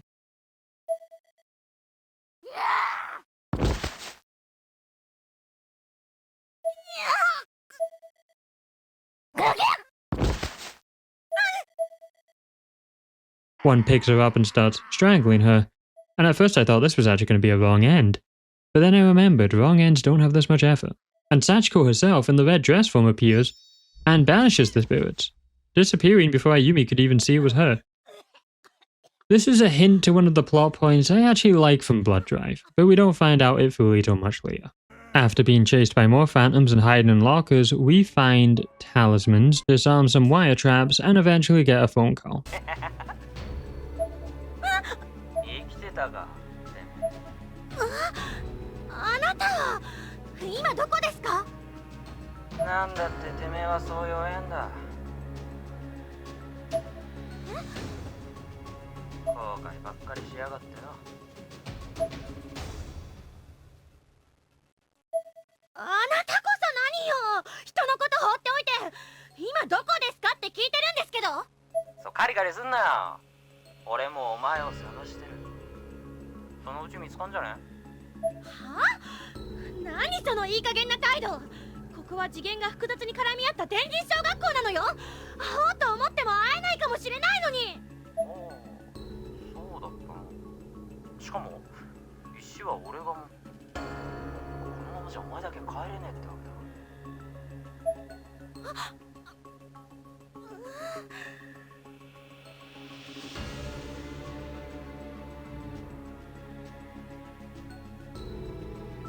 そんなことよりよ、この涅槃の至るところにある悪魔的な記号を見たか。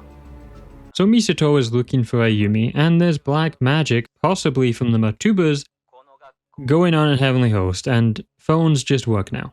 We then cut back to Naomi about to do a flip, thinking about how Seiko and her used to eat lunch together all the time on the roof. Naomi is looking down at the inbox messages of Seiko she has and is thinking very worrying thoughts. She looks down and sees the roof of the first floor corridor, a 5-story drop, a fatal fall. Naomi speaks how she wants to see her face again. The Satoshi and Kuon call out her name, trying to get her attention desperately. The smiling chibi faces, while this dark scene is happening, will never not be funny, and is the #1 issue with this game aside from the whole plot. Naomi got scared from their voices and fully realized she was on the school roof, and she almost falls in panic. But she comes back and says she wasn't planning to jump, but she kinda was when you hear her inner thoughts. Maybe she wasn't fully aware of it. She states her and Seiko used to hop over the railings all the time and lie down on the power box. Well, no wonder Seiko ended up dead. Kuo notices something is wrong with Naomi's eye and makes out the letters, instantly knowing it's a curse, as it just so happens her company deals with this kind of stuff. She really is the character who was given every character role and trait from what could have been like 3 to 5 different characters. Kuon has some eye drops to help with her pain, and the infection, and an eye patch. So Naomi's gonna be a pirate now. Kuon then offers to take Naomi back to her home, which causes Naomi to say no and then scream she will not go home, backing off in fear. Both of them are worried since, well, that's kind of raising a lot of red flags. Something happened. Kuon also works out that Naomi must have run away from her house, so she says Naomi can stay at her place. Now this teacher sure just solves every problem. じゃあサトシ君、今日も授業頑張るのよ。ナミよく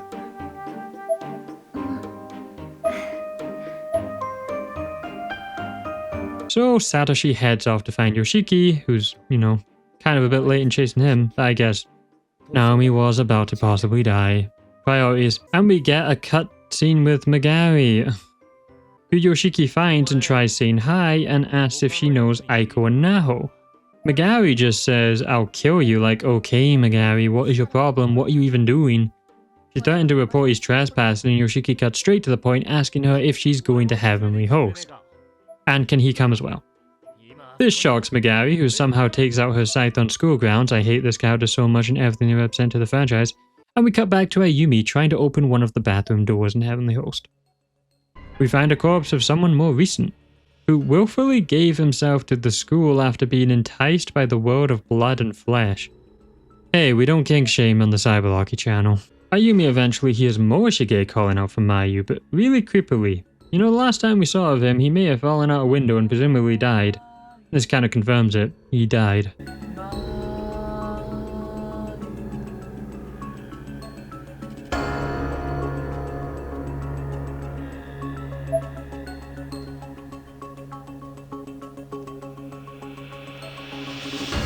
As we see Morishige walk past with his phone out, glowing with a spirit glow, so he is now officially dead instead of status unknown. Though interestingly, it seems Morishige hasn't realized he's died, as he's still looking for Mayu. Ayumi calls out to him and he does notice her voice. Mayu.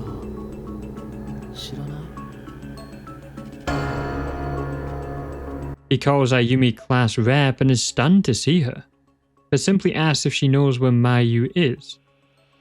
What's absolutely tragic is Ayumi looks into his eyes for any sign of life and his previous intensity, and she's not finding it, and her eyes begin to tear up, simply calling him Mori, which he then just says he takes full responsibility for Mayu and continues chanting her name, endlessly wandering around Heavenly Host for someone he will never find, his phone cracked and displaying nothing. This is the stuff we love to see in Corpse Party, the twisted, psychologically devastating moments that remind us what Corpse Party was and why we loved it, but that's the problem with Blood Drive. It's not all bad. It has great moments hidden behind so much crap that if the game was just all bad, it would be so much more or less painful. But then you can see in these moments and more in the game the potential this idea actually had if they just focused on continuing the story of Heavenly Host and the survivors, instead of these clans and wizards and witches and their powers, weird Scythe Lolita characters who people should have murked for their attitude.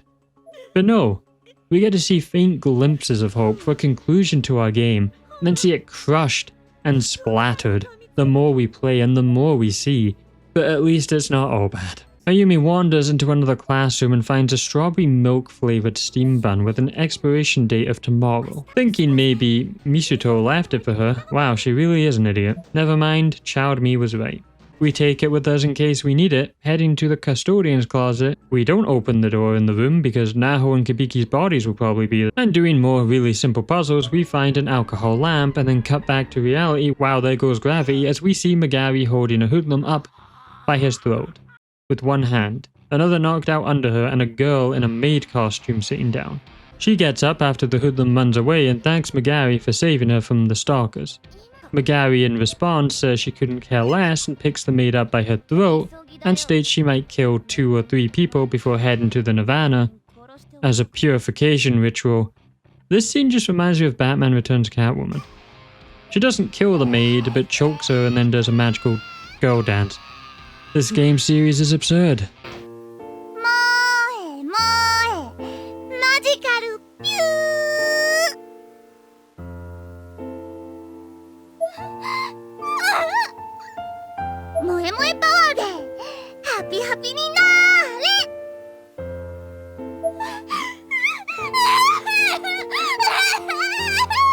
Though who knows, I might cover weirder stuff than this.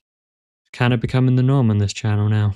Speaking of, Magari is upset she didn't get to kill her rival Naho, who had an anime rivalry in combat with her, you know, because she can, I don't know, shoot Avada Kedavras while Magari is a scythe. Like, how did this fight go?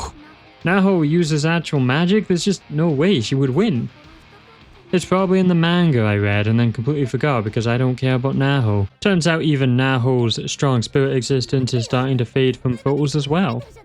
As Magari is doing the ritual with the stones, Yoshiki grabs onto her, desperately holding on tight so that he can get to Heavenly Host. And he also, like the goat he is, finally talks back to Magari.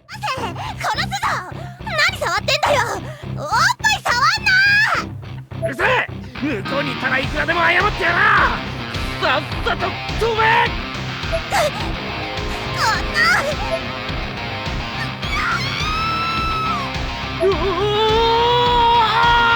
Back in Heavenly Host, Ayumi stood around doing nothing. I guess, well, time works different here.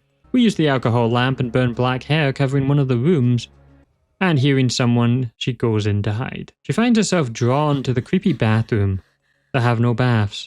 Entering a toilet stall, she hears strange sounds as blood starts rapidly pouring out the sink. And the door is now locked to escape.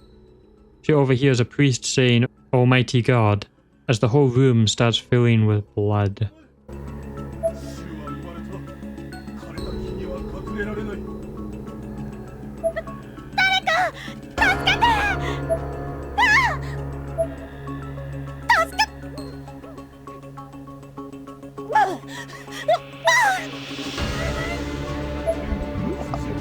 全能なる神よ、主よ、この者を打ちつえる一振りの剣をお与えください。 She starts drowning in the blood as the priest chants more religious crazy stuff. In panic, Ayumi even calls out for Yoshiki. But a glowing blue light appears in the murky blood, and a voice saying, "Swim towards me." お姉ちゃん。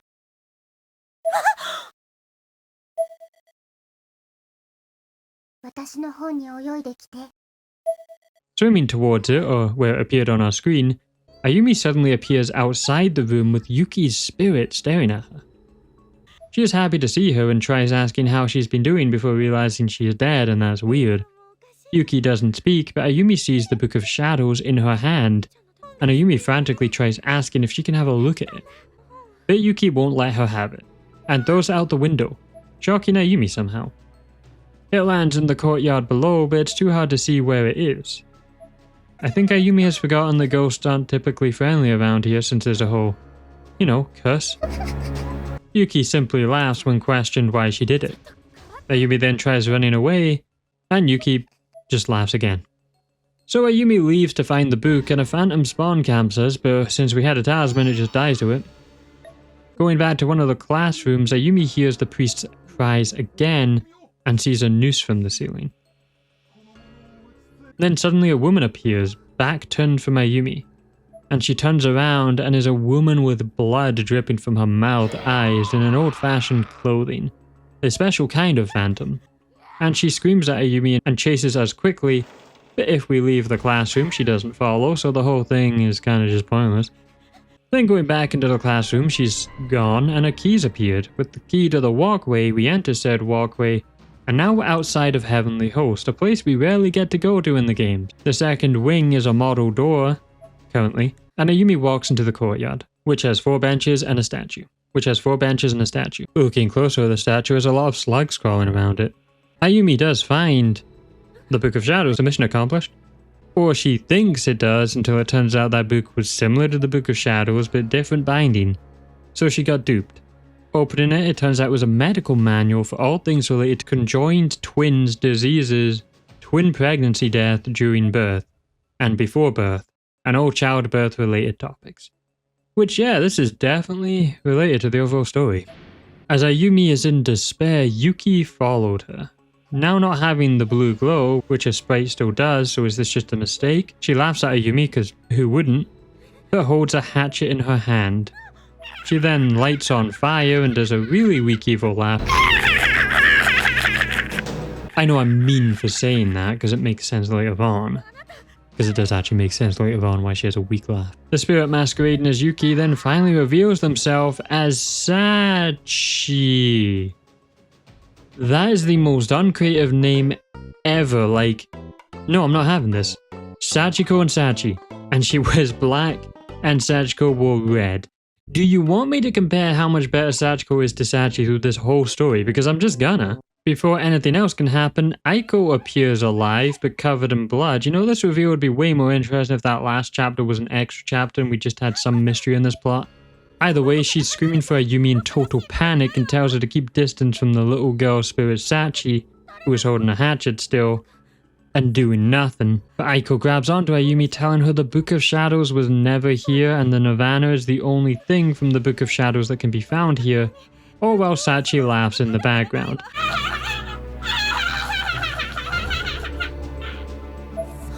私が念写してしまったのはどこの悪意。一 Turns out that Thoughtograph, still hate the name, was a reflection of Sachi's malice, a trap that shows people what they want to lure them in here. Aiko then pulls out other Thoughtographs showing the same picture but Yuki holding different things, which, okay, a way to get more victims, but also the victims can't get there without the stones. So purpose-wise, this makes no sense. Aiko apparently found these all here on bodies.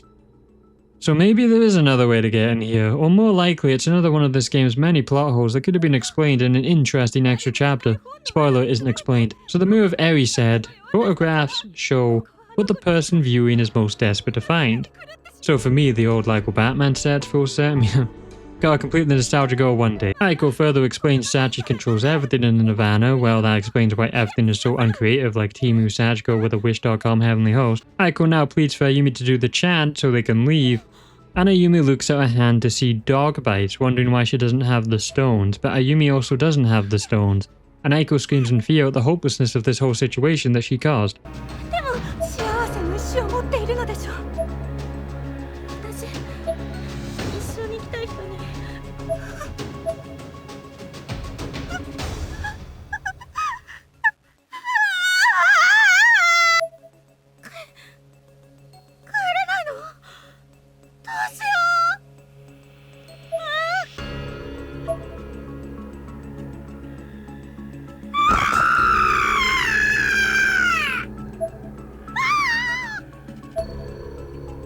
Sachi then finally does something and sets Aiko on fire, who naturally runs away burning to death, while Sachi taunts her saying, "Hot, hot, hot," over and over.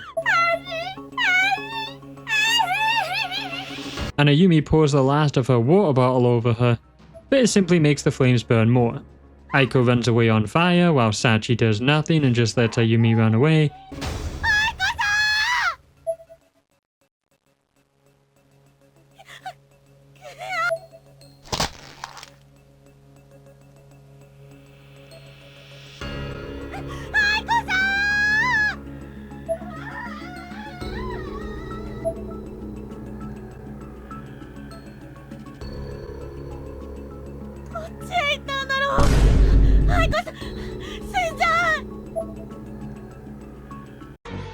He's just standing there, menacingly!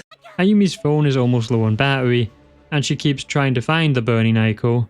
And we then see Yoshiki himself has ended up in Heavenly Host, and now he needs to find Ayumi, so maybe, just maybe, now that Yoshiki is here, this story can get better, because if Yoshiki can't save it, nothing can.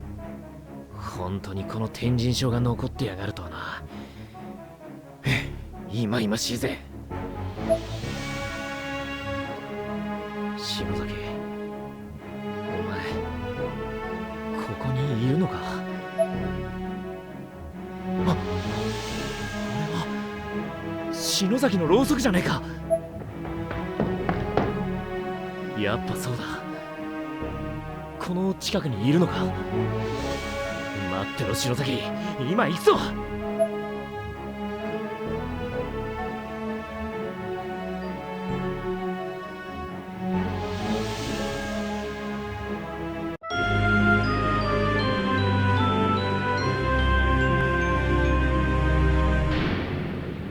Well, wrong end time, and it's not great obviously.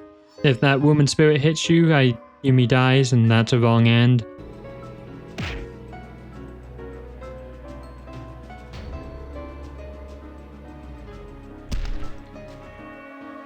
And the other one is Ayumi just drowning in the blood pool, which, yeah, that happens. Well, it doesn't. If you fail, it happens. And that's it. Sad. Wrong ends used to be such an interesting part of these games. Oh well, just add to the other list of things Blood Drive does to kill this franchise.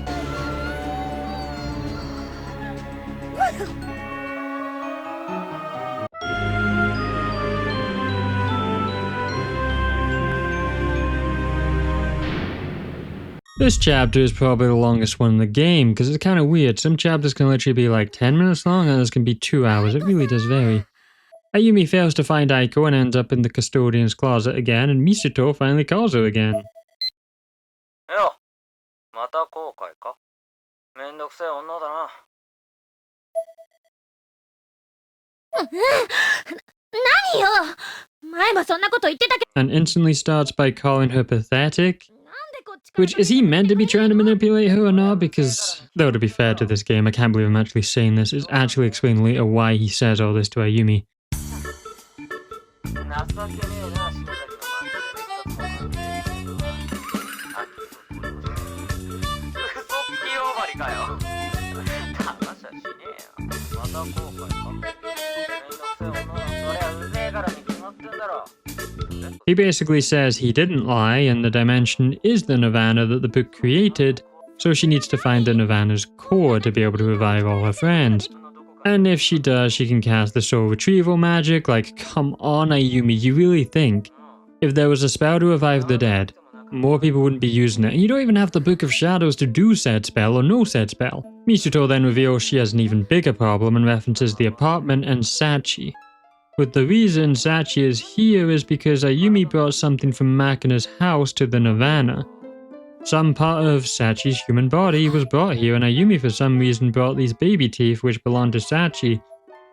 And then Misuto just gives us a full lore dump on Sachi, which the Matubas, the ones leaving all these weird ritual suckle patterns around Heavenly Host, were researching. So Sachi was a vanishing twin in Yoshi Shinozaki's womb alongside Sachiko.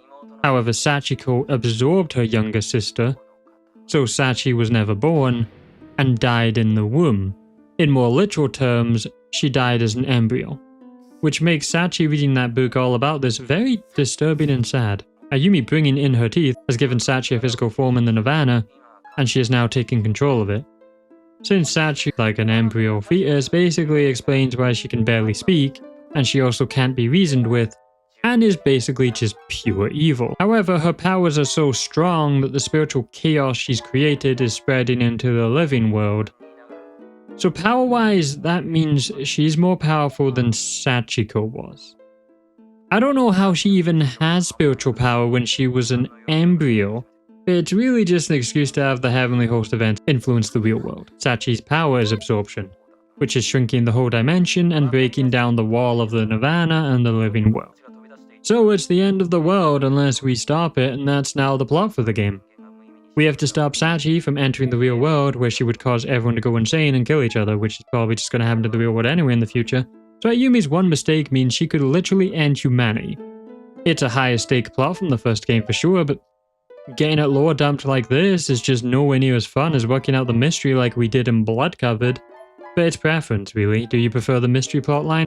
Or do you prefer a plotline knowing from the start the events happening throughout the story, and still having the same overall goal? Misuto says all hope isn't lost though, and mentions that the Nirvana was built out of a bunch of Sephiroth and pillars. Sephiroth is in the Jewish religion, in which the divine vessels in which the god manifests in the world. This is depicted in the Tree of Life. And for example, is things like power, wisdom, and love. Either way, in Corpse Party they're called the Pillars of the Six Demons, so very different. And we are told that it's too difficult to explain in a way Ayumi would understand. But I see it personally as the Tree of Death, in which the devil manifests through Corpse Party. Smartly doesn't delve further into the topic of religion or devils though. 南にその6基門の柱が存在する。それぞれの封印を解き、校舎の中に6芒星を完成させろ。私にしかどうして。この涅槃を生み出したのが篠崎家のものだからだ。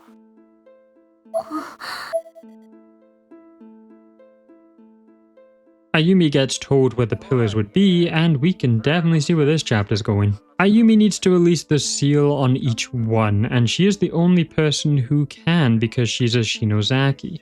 And a Shinozaki created the Nirvana in the first place, therefore making the pillars from their bloodline. Each pillar released would gather its energy into one area and then crystallize and combine.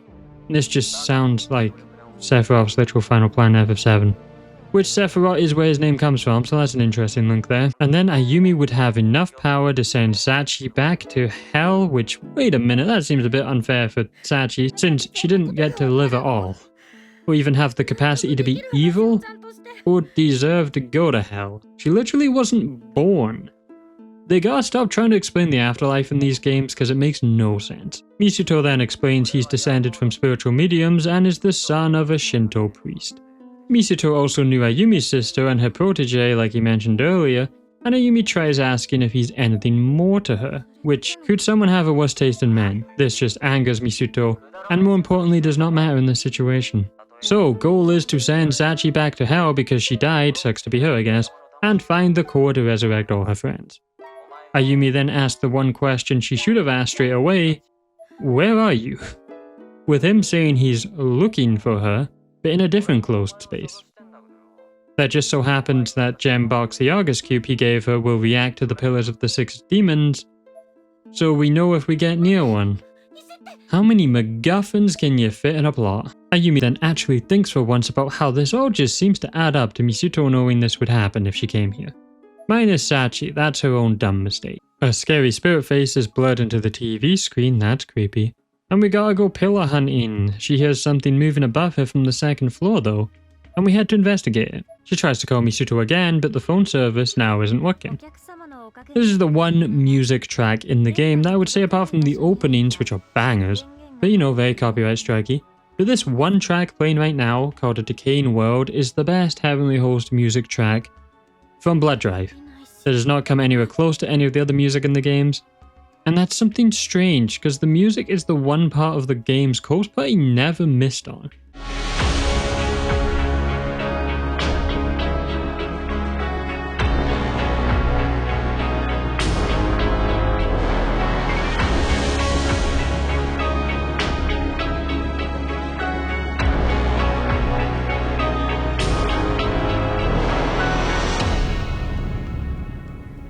No matter the quality of games, and the music is not even bad here, it's just nowhere near as good as it was. It seems that the tone they wanted here was more epic, dramatic, cinematic, which, again, you're trying to achieve this tone with chibi My Sims.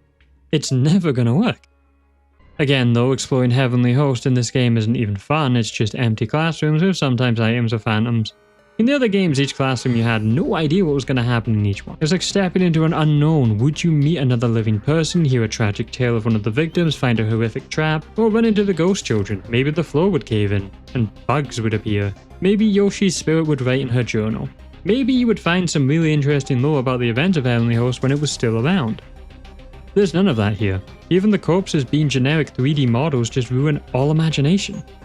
The grisly pixel art of the first describing how they died was a lot more effective than the 3D models. I mean, we weren't ever meant to see the corpses, and if they did want us to see the corpse, the Coast Party anime did a fantastic job of making those bodies look horrific. Why didn't they just make the game try and look like the anime? That realistic style blended with anime style pretty damn effectively.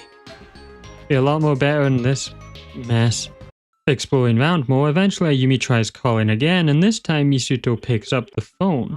She asks for information about her sister. He says Hinoe was too kind for her own good, and that his grandfather was the last surviving member of his society, and once they died, he was now the last of the Wicked Institute, which is apparently a global thing, that took him in. Then Hinoe taught him nature worship and animism belief of objects, places, animals having spiritual power. Misuto then explains that by bringing Sachi into this dimension, she's actually saved lives, since she was an impure spirit in the real world and would have just continued to kill people there. This is the lore I don't like, because the whole horror of Heavenly Host is it's contained to this one area. So it annoys me they keep introducing stuff happening to the real world that kills unless the plot has a good reason for it. Sachi just being a spiritual embryo, then dying, but also somehow having malice despite not being a full human yet by the time of death, is really pushing it a bit. And now we gotta find the pillars again, which we were already doing before being interrupted. Ayumi is so tired though and lies down near some flesh. When she closes her eyes, she sees Yoshiki's face and wonders what he did when he saw her leave. It's so nice of them to build up this relationship and not think about Satoshi just day and night difference and blood covered. Again, the main cast character's development in these games is great. She then remembered when he patted her on the head, telling her everything would be alright. She's thinking about how Yoshiki can't help her despite his efforts. And then Yoshiki falls through the door in front of her. You know, perfect timing.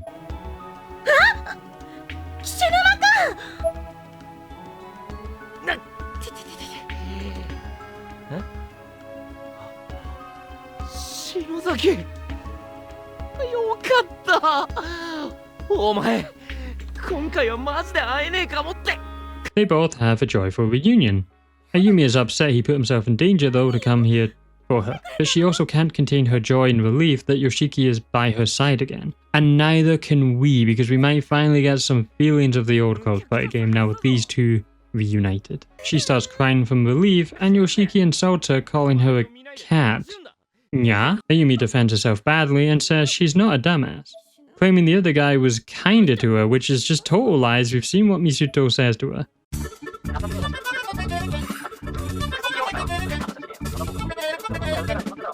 Yoshiki then fully explains what losing her to him would be like to give her a perspective on how he feels, which finally gets Ayumi to apologize. 悲しいじゃねえかよ。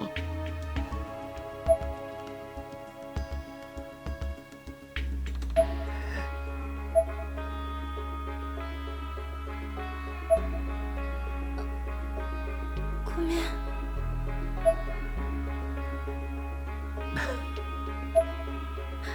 でもね、聞いて。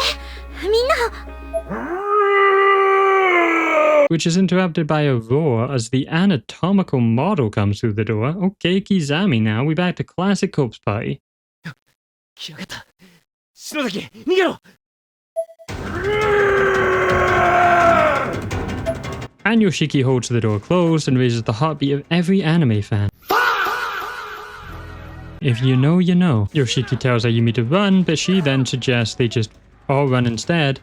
Now turning it on to Yoshiki, saying she doesn't want to see him die either, and he's been a bit hypocritical from what he literally just said. The anatomical model chases them and they run together, quickly heading down the stairs.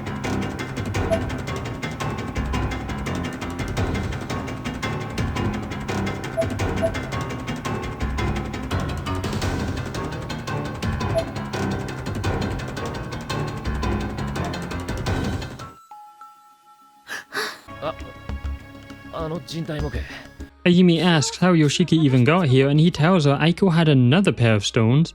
And to escape, they need to find the Misuto guy, or find Megari and sneak up on her. Ayumi tells Yoshiki everything that happened, and them now needing to find the pillars of the 6 demons and Sachi. 幸子より危険かも。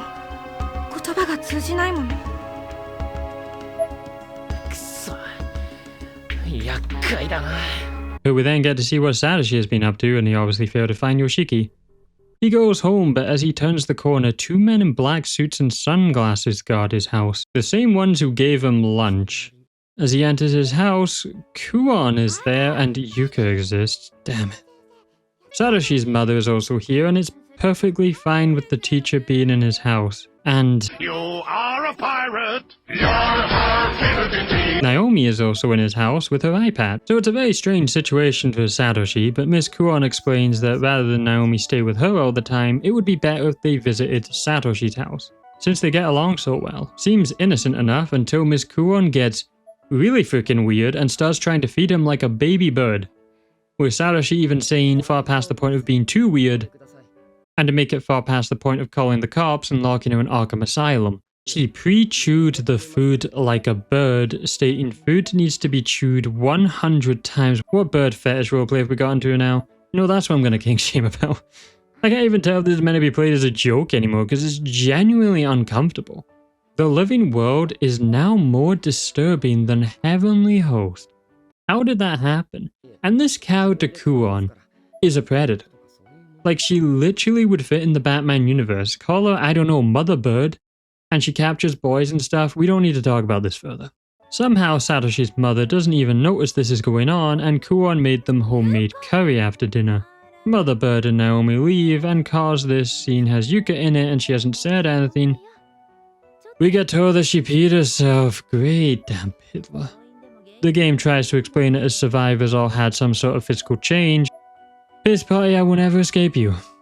Satoshi then phones Naomi to check in, and they talk about missing Miss Yui. And we get Satoshi bringing up the people who replaced their other friends, who really would have been an interesting plot point, but nope, we never see them. Satoshi has been trying to call Yoshiki and Ayumi, but the signal won't go through, though they say goodnight to each other, and he's staring at the moon, and for a split second it turns dark like a lunar eclipse. それじゃあもう遅いし、寝よう。おやすみ。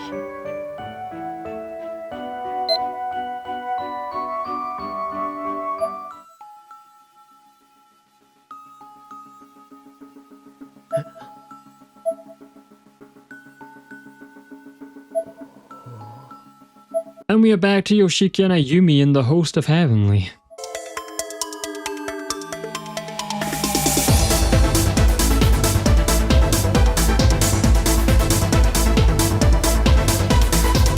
And going back to the infirmary, we get some more lore on Sachi from Yoshi Shinozaki's diary. It's short, but basically the teeth of Sachi were stuck to Sachiko, and that was a demonic sign to other villagers. They head to the walkway and the Argus cube starts glowing, meaning one of the pillars is nearby. Inspecting the sculpture this time, it's not slugs, but human tongues. Scattered all around, it's still moving and ew. And we discover our first pillar. The statue is a wolf, but there's something in the mouth, and Ayumi haphazardly sticks her whole hand in it to try and fish it out. Yoshiki screams there could be a trap, but Ayumi is determined and sticks her whole arm in the statue. And when she does, the wolf statue moves upright, which only Yoshiki has noticed. Interestingly, the dialogue is Ayumi referencing something she missed past tense, which is strange. She's the narrator. Yoshiki screams at her, the statue is moving, and he shoves her to the ground out of the way. 篠崎、腕を抜け。こいつ動いてるぞ。え？バカ野郎！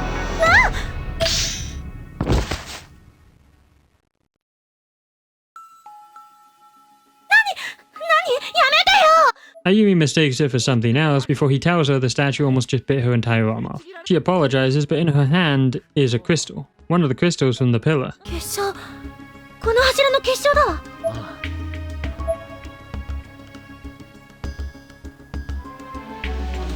ね、ほら、私間違ってなかったでしょ。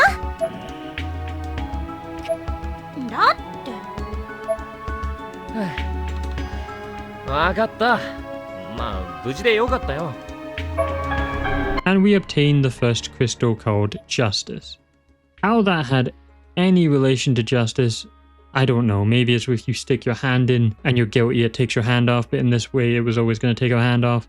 I guess she is kind of guilty though. Outside is also the pool key. That pool was not a good place last time we went there though. Somehow they find a clean towel to dry themselves off from the rain. I guess someone left it there. 意外と綺麗みたいよ。は？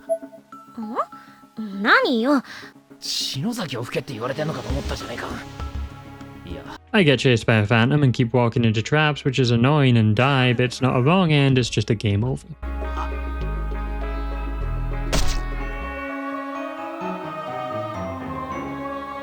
Either way, we find an axe, we cut down the tentacles, and we enter the next room, which has white runic markings everywhere. First smiley face painting. Oh, and a massive tree in the middle of the room. You know, it's actually not the last time I'm going to be covering a spooky game with a massive tree in a classroom. Inspecting the tree, they hear the voice of a phantom giggling and saying someone is here.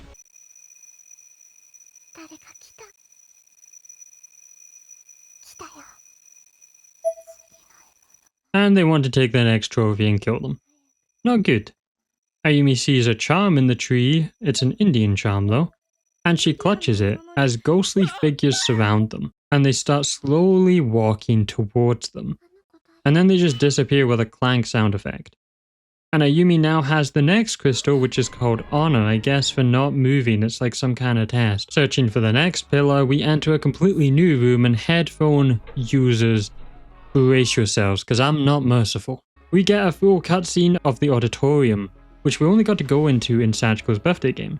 But unlike that game, in the middle, breaching out of the floor, is a massive ice cream according to Yoshiki, but we all know what it really looks like.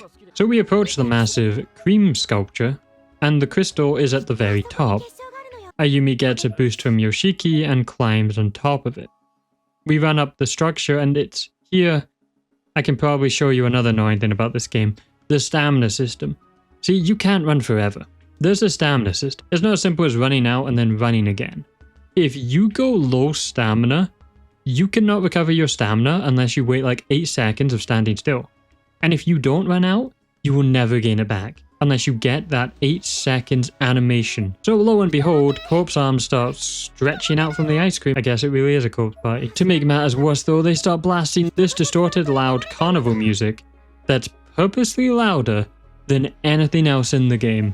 So loud that at this section I'm gonna have to actually raise my own voice because it's so loud and painful. I get what they thought would be a good idea. but it being so overly distorted, it actually hurts your ears. But I've suffered through this, so you're gonna have to suffer with me, unlucky.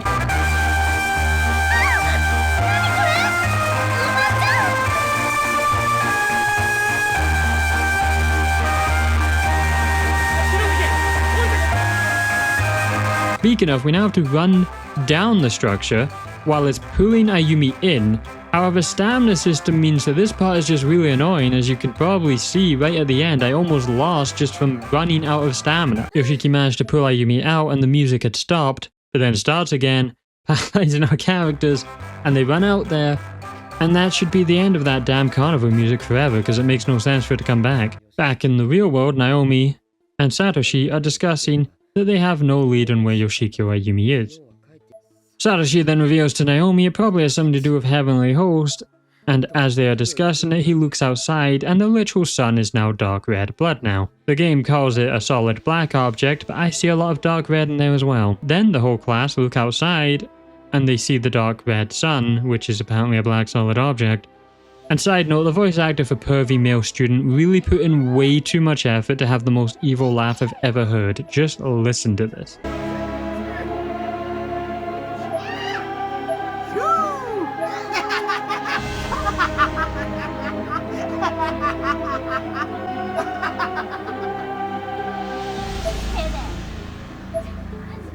Like, I would be questioning if it was them that caused the sun to go evil. That's literally more menacing than all the villains in this game so far.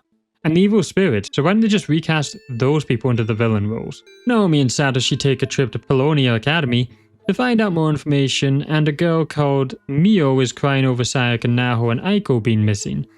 This leading nowhere, they actually try the Sachiko Ever After ritual, but it doesn't work anymore. Satoshi asks Naomi to come visit him at his house again tonight. As they walk back, Naomi sees her mother, but she's cuddling up to a different man who's also sneaking in kisses. It seems Naomi's mother, from the stress of the situation, has gotten into a relationship, presumably the first one since Naomi's father died, when she was very young. As they head to his house though, it's had a makeover with bamboo walls and it now has a hot spring, with a sign called Mochida Springs. 落ち着いてサトシ。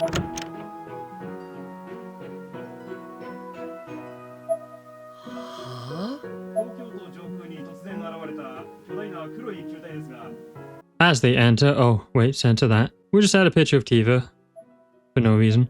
And the game turns into a hot spring anime episode, but really weird because Satsuki is now here. Well, I'm skipping this part because, you know, YouTube. And lo and behold, we have Satoshi's teacher in a bathrobe in his house. This is just all kinds of wrong. Miss Kuon built an entire hot spring for his family. Satoshi's mother probably has the awareness of a rock to what is going on here, accepts the teacher just building them a hot spring for no reason. I mean, to be fair, if it's free, I'm going to take it as well. But also, you should really notice how weird this is. They all take a photo, Yuka's here as well, but the less we see of that character, the better. You know, we're halfway into this game now, and we really don't need these kind of scenes in the plot. The characters are in Heavenly Host, and I want horror in my horror game, not fan service hot spring scenes.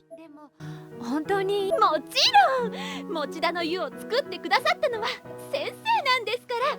母さん Anyway, later on, Satoshi decides to take a dip.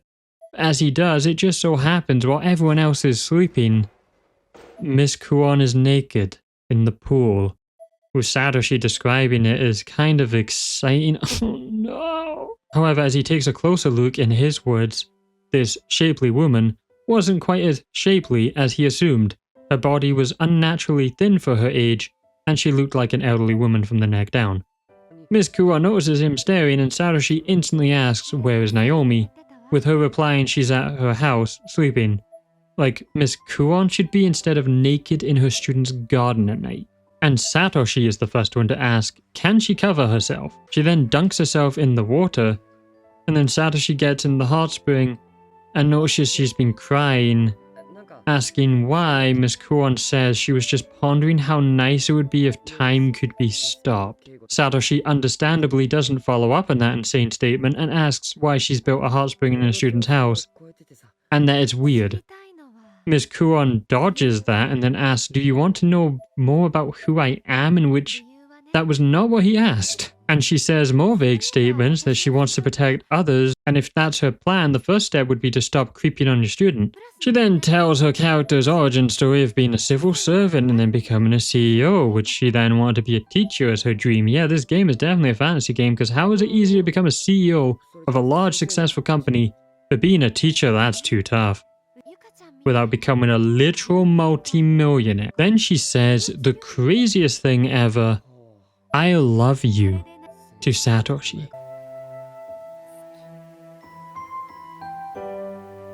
What the hell is going on? And she doubled down saying she's in love, and then again doubles down after getting another chance to just avoid this by saying specifically "you" to Satoshi.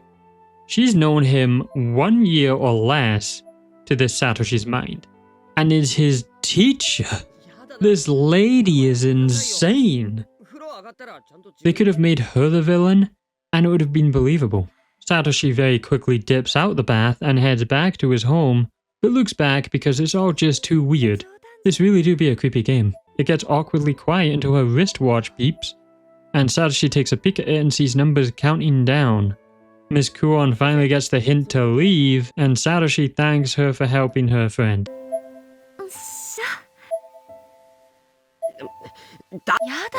And then we're back in Heavenly Host. Was that scene really necessary? Nope, nothing added to the plot, but just draining more of my sanity. Though now I think about it, since Satoshi doesn't have the memories Miss Kuon does that mean they replaced another version of the main cast in this world that they replaced when the survivors escaped Heavenly Host, meaning the original version of Satoshi and the others are dead? But that's just a theory. A game theory. We found a crowbar while puzzling around, and I've cut most of that out because it's not that entertaining to watch, and we open up the door to the lockers. They then enter the pool with Ayumi running on. The body nearby says drowned after leaping into the pool, but the body is out, so did they pull someone out or pull someone in? Who knows? The pool this time is filled with all kind of debris, so they head to the pump room to drain the pool, and the pump room literally doesn't have a model for it. They just let us use our imagination for the pump room. So here's how I imagine it would have looked like.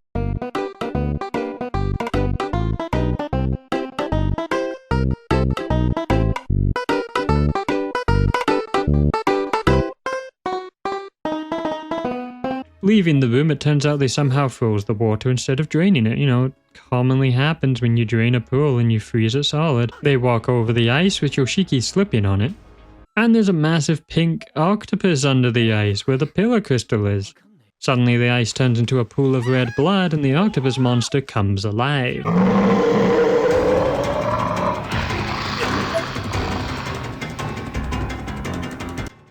Though thankfully after the last pool incident, Ayumi did swimming lessons and swims over to Yoshiki.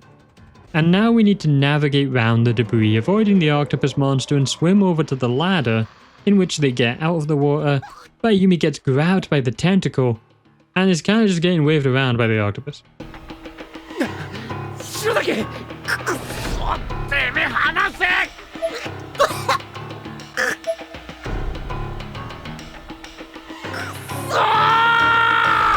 With Yoshiki unable to do anything and panicking, a slicing sound is heard as the octopus arm is severed. And Yoshiki dives in to get Ayumi, and the pool once again returns back to normal. And it turns out Magari was the one who cut the octopus with the scythe. This is actually the first time Ayumi has even met Magari, who has a friendly tone with her, saying pleasure to meet you, which is odd. Ayumi then picks up on her being from Matupa's tomb, which Magari is angry since she knows there's supposed to be a secret society. Gee, Magari, I wonder why people know about the secret society when you go around threatening to kill people with a scythe and brag about being a Matuba. She then threatens to kill Ayumi, grabbing her, and goes back to insulting them both, saying to Yoshiki it's a waste of time to protect her. Yoshiki obviously asks for more clarification, but she ignores him and tells Ayumi you weren't able to obtain the Book of Shadows, and that she's been helping her from the shadows, like giving her the strawberry bun, and I'm assuming the towel. And that's a weird one, because so was a clean towel in Heavenly Host. But you know, that's kind of very low priority. Magari then calls her completely worthless and steals the Mercy Crystal. Then Ayumi says, pleasure to meet you, then says to Ayumi, pleasure to meet you, I'm your enemy. But like, is this meant to mean anything to us right now? Because we just learned she was helping Ayumi, and this is Ayumi's first time meeting her. はじめまして。 And all I can respond with is, Okay. I guess she did just steal the crystal we need, and she hops over the fence. And in the most out of character moment of Yoshiki ever, he leaves Ayumi behind, telling her to stay indoors beside the pool as he chases after Megari. 待ってよ、シヌマくん。 Ayumi runs after him, yelling for him to wait, but she legit loses him. Which... what is going on? This makes no sense. Yoshiki would have to be possessed to have left Ayumi in this situation. This is just a lame excuse to split them up for what you're about to see. The stupidest gameplay section. Well, actually there's worse in the game. The stupidest gameplay section so far. As Ayumi is alone in Heavenly Host, and the flash is consuming this place really quickly now, she gets scared of a particular door. Chris! Stop it! Don't open that door! And out of the creepy door is the most rip-off Pyramid Head wannabe Skyrim god mask, and this is the enemy that has replaced Yoshikazu. He literally died for this crap. He swings an axe at Ayumi, but she dodges, and we have to run away and survive for 60 seconds. Yep, that's the gameplay. Survive 60 seconds with the world's worst stamina system in a game. Now, the trick here is to literally walk and speed up if he gets close, because he can't hit you. However, if you go too far, more of these things spawn, so they're not even unique. There's multiple of them. And then after 60 seconds, the bell rings again, and this is literally just the Resident Evil 4 scene.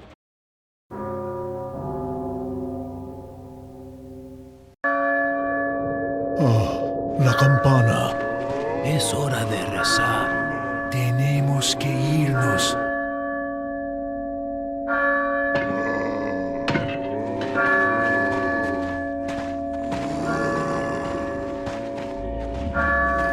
Lord Sattler.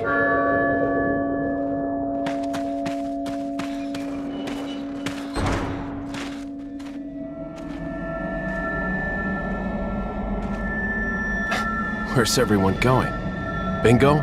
The monsters turn into smoke and disappear, and Ayumi's phone starts ringing, with Misuto asking if she's still working on finding the crystals.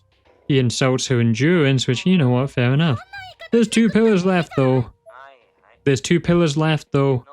And a lot more games, sadly. Well, I guess you viewers. It's good, because, you know, longer video, more entertainment. But it's more suffering for me. When can I play good games again? Ayumi mentions one of the crystals was taken by Megari, but Misuto remains calm, saying when she shows up they'll just steal her back, and that they'll meet up again soon. But it's revealed shockingly Misuto was never in Heavenly Host, but back at home on a playground climbing frame. Even though his phone shouldn't work in Heavenly Host, but you know what? That's the least of this plot's worries right now. He then pulls out his own book, calling it his old man's manuscript, and that he's going to make his own Book of Shadows. And that's the end of a very long chapter, which actually had a lot of wrong ends.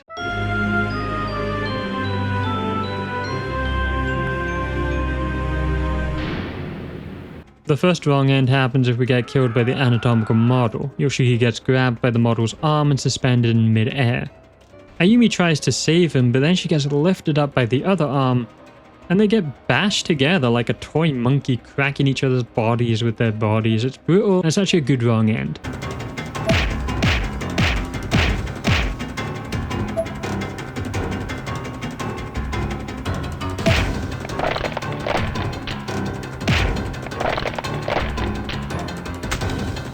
Wish we could have seen a bit more before it went to black though. You know, this game isn't 18. You didn't have to censor it. And then a wrong end obviously happens if Ayumi isn't warned by Yoshiki about the wolf statue thing, and naturally her whole arm gets bitten off. Gotta say though, these wrong ends are really easy to avoid. Like, why wouldn't you warn her about a wolf statue coming alive? The actual scene barely lasts 3 seconds anyway. They didn't even animate a chibi hand falling off. The next wrong end happens to like all the poor souls who actually played this game. It's when the spirits surround them in the tree room. You get touched by them once, the touch burns them, and her arm starts melting like if it was acid liquefied, and slides off her body and starts rotting and literally decomposing while alive. It's one of the most horrific ones actually, but not even a hint of creepy art to go with it, like the other games had. Another end is if you don't escape the poo thing, with Ayumi getting dragged into it, and we find out it's all sand, which suffocates Ayumi, crushing her ribs and collapsing her lungs. Another one of the worst ways to go in this place. Then obviously the tentacle octopus thing, that's obviously got a wrong end. Fail to escape and you get caught, and Ayumi gets taken by it, dragged under the murky water, and then stabbed through the chest multiple times. Then for the last one is if you fail to stay alive for 60 seconds, Ayumi gets hacked to pieces by axes from the Pyramid Head ripoffs.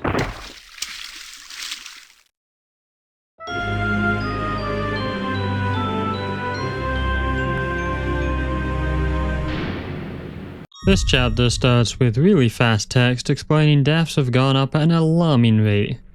Wow, there was no way we could read that. Okay, let's just show a screenshot. Lots of ghost sightings and deaths, and the world is taking notice. Now accepting the paranormal as normal, or weird, but happening, I don't know. What's really odd about this is we get a random new narrator speaking of a young man live streaming himself and actual effort in making an animation or artwork. Why didn't we get this for the rest of the game? Hell, the wrong ends. This is so weird. The young man says to his mum, "It's not like I'm dying or anything."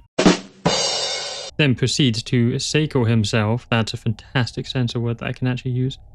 Trust me, you need it for YouTube. So in a really grim animation, we see this for some reason. And Sachi being behind people dying. 老人はデパートの屋上で刃物を持ち、大騒ぎしていた。かよるな！お前らみんなして俺をいじめやがって、みんななくした俺をこれ以上どうしたいんだよ！バカ！近寄るなって言ってんだよ！バカ！わかったから、まずは落ち着いて話をしよう。And it also shows an old man with a knife going crazy, and he ends up stabbing oneself and falling to his death. We get notice that as the pillars of the sixth demon are released, it's actually just been spreading the nirvana into reality, creating all these horrible incidents.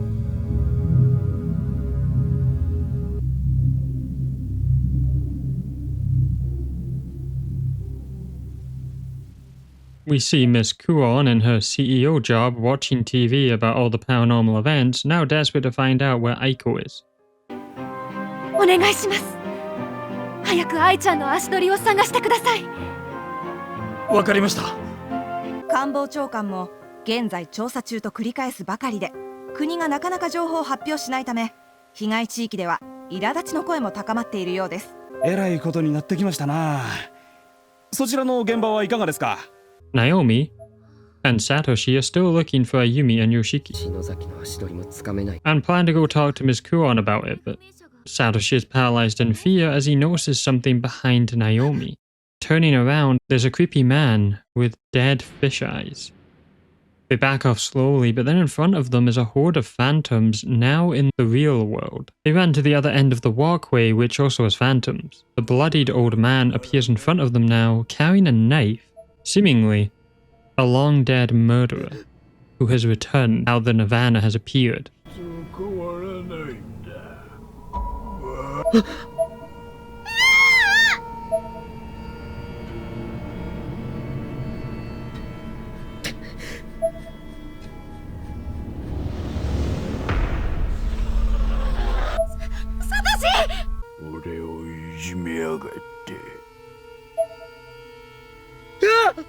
And like half this game's plot, Miss Kuon has arrived and uses a spell that banishes the phantoms and the old man who is also a phantom. Bit more malice-y, I guess. Kuon is then drained of energy while doing this. She's also learned the whereabouts of everyone. It also turns out the moon and sun is actually fine, but the Nirvana is a literal sphere object. Naomi, Satoshi and Kuon arrive at the meetup spot and have fully prepared survival kits and essentials to enter Heavenly Host. Turns out Miss Plot Device, Kuon, has had her company investigating all this stuff.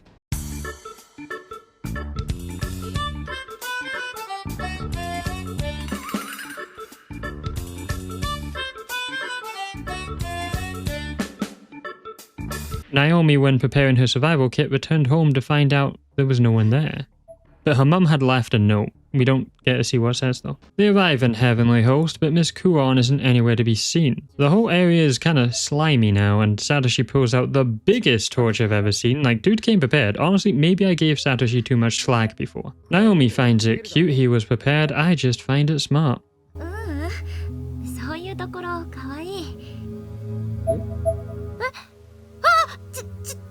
They eventually find Miss Kuon, who's just standing beside some chairs. I really thought that would be a spirit, but no, she's actually just standing there.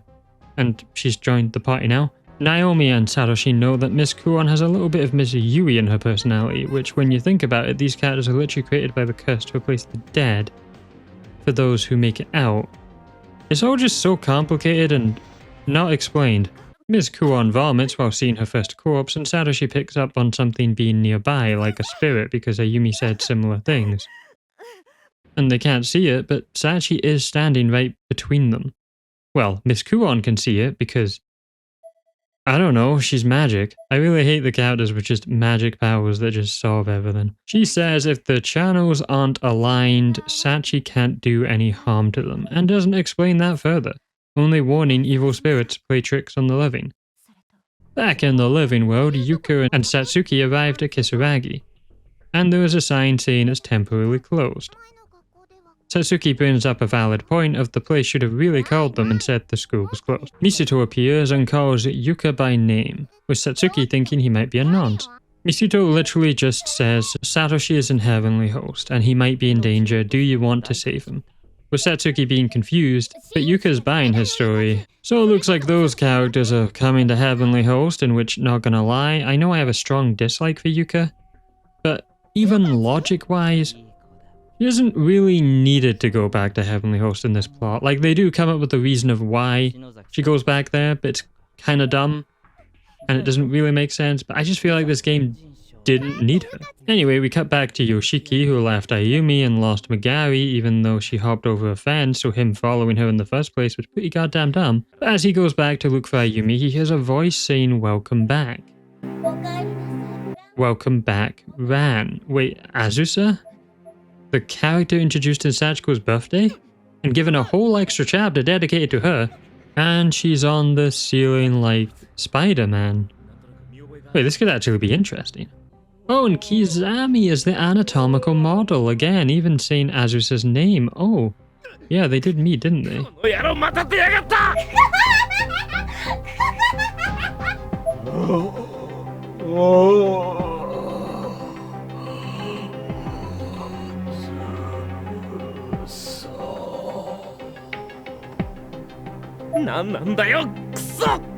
Yoshiki then gets jumped by Azusa, calling him a knight again.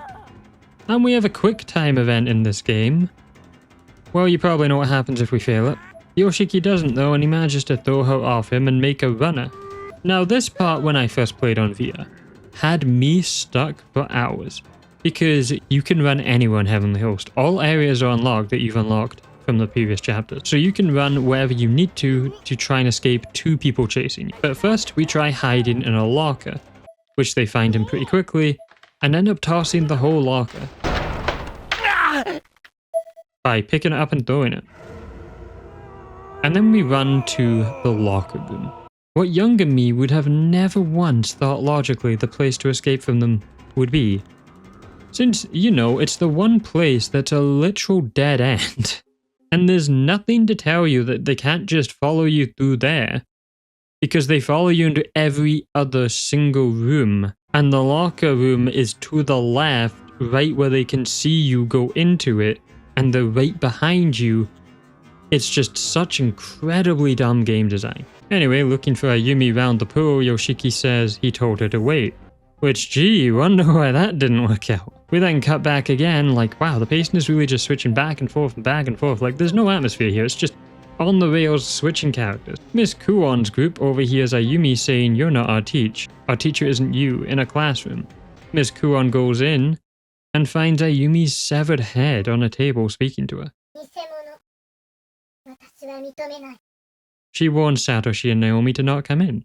Besides, Satoshi is a shadow that swings an axe at him. He ducks and Sachi misses, hitting the glass. Well, it looks like the channels have aligned. Miss Kuon comes out panicking, saying they have to get out of here and away from here as soon as possible. They run with her explaining the head that Satoshi saw of Ayumi was just an illusion made of malicious energy. They explore a bit more and hear Yoshiki screaming and then see him caught by Azusa and the anatomical model, and he's getting choked out by them.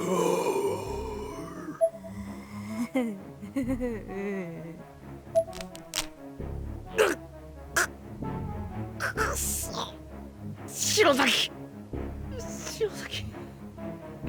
すまなよしき Satoshi shoulder charges into the anatomical model and frees Yoshiki as we get a reunion with Satoshi saying the exact thing he said to Ayumi when they met. It's a nice mirror of hypocrisy.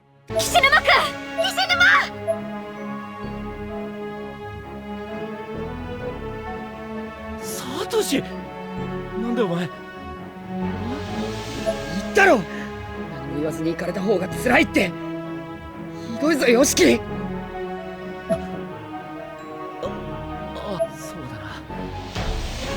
そうだよな。だからお前が困っているなら必ず駆けつける。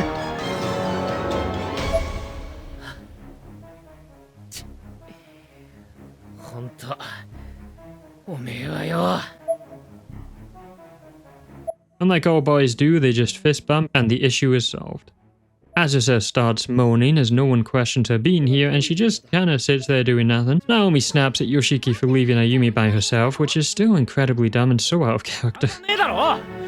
取られたもん取り返さないと。 Now the whole getting out of here problem is solved since, gee whiz, Kuon had another pair of stones. They really hyped up these MacGuffins to be special, and there's dozens of them. What was that Ayumi said? The most dangerous thing on the planet. Kuon finally looks at Azusa and says she's already succumbed to the darkening. It's a pitiful fate and they can't help her. So, Azusa's story is done.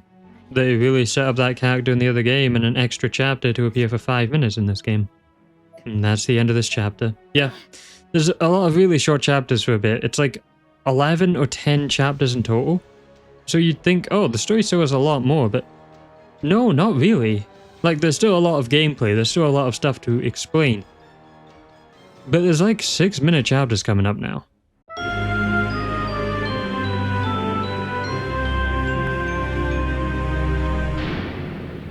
The first wrong end happens simply if you fail the quick time event. Yoshiki gets strangled pretty quickly.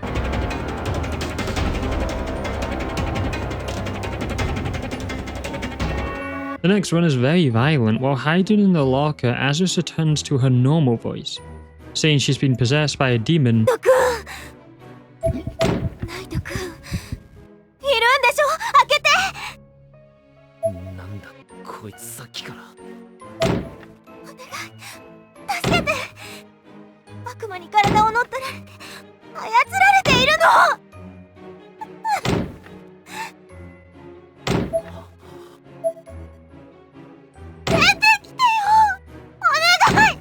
And needs help.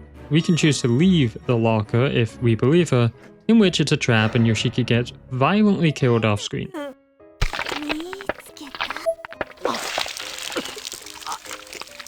Then the last one is if we ignore Miss Kuon's warning. Satoshi and Naomi see Ayumi's severed head, and they start screaming obviously. Hands start reaching out from the ground near Satoshi. Miss Kuon randomly gets decapitated, which is actually Sachi now I think about it. Ayumi's head starts laughing.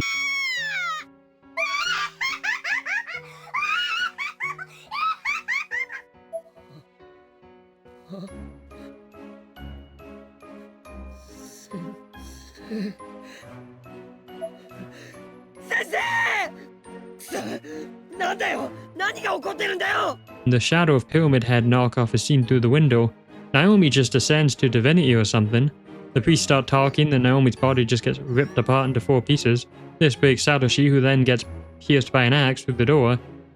Like, wow, that was so many random events happening at once, it's like a comedy. You can't take in the horror of what's happening because there's like 5 different wrong endings in one in this.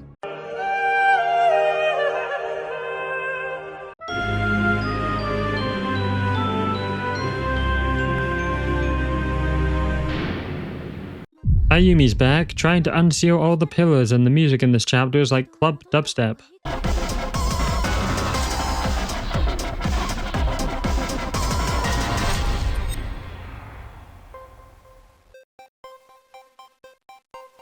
Turns out those damn axe enemies are still here, so we have to avoid them, and make our way into the staff room.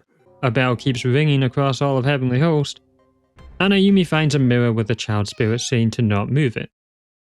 Ayumi obviously does stare at it, and her image in the mirror moves back, and she sees Sachi behind her in the reflection, who raises a hatchet, but Ayumi quickly takes out the Argus cube, handing it to Ayumi in the reflection, and from this her own hand drops another pillar crystal called base, and we aren't even going to try and work out what that means. We then see Misuto in the abandoned bomb shelter. It looks like he's drinking wine on a sofa with his own red Argus cube. Could this get any more cliche? これでずっとアーガスしてるんだよ。なんで気づかねえかな。さてと、それじゃあ。We then see Yuka and Satsuki, and then Misuto comes back from his pee break, so wait a minute, he literally took a break to talk to himself and drink wine in a bomb shelter that he himself must have added the furniture to, while Sachi is just still tormenting everyone, so it doesn't make any sense. Satsuki is eating crisps, so we get to hear that in our ear. Thank you, game. Then we move back into our main building, and why would you play this song again? With Satsuki crunching in my ear. Oh my god, I hate you so much, game. Running to the auditorium, the music finally stops, never needed to come back ever, don't even know why it came back. And we see the hole left behind from the pillar poo thing that was here and now it's not. Why have we even got a Yuka chapter going on? Misuto somehow finds Satsuki annoying. I wonder why he finds her annoying. And is about to kick her down the pit to her death. Yuka spots him though and says her big brother isn't here either. Misuto then offers Yuka a drink of water, but Satsuki snatches it and drinks a lot of it, like literally all of it, and then chucks it back at him. You know, this whole group is just insufferable characters. お母さん。さあね、放任主義イコール自由の提供って意味なら。そうか。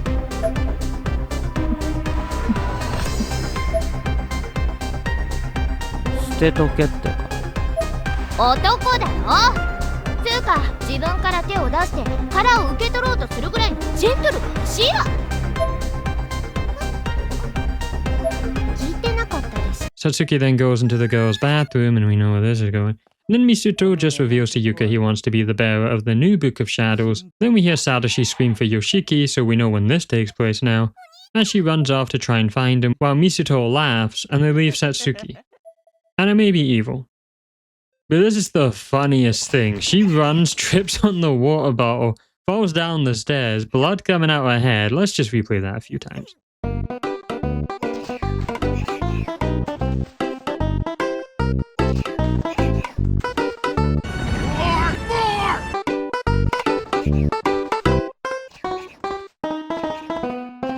Insults her a lot, takes the tissues to hide her face, while Satsuki passed out or dies, we don't know yet.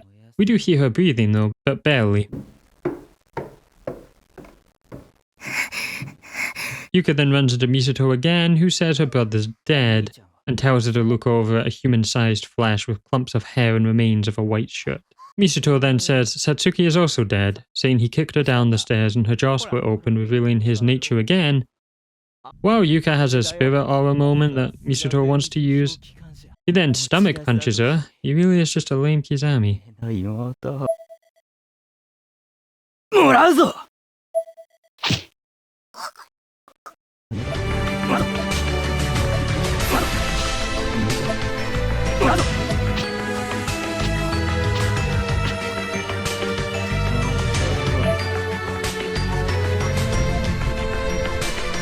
もらうぞ。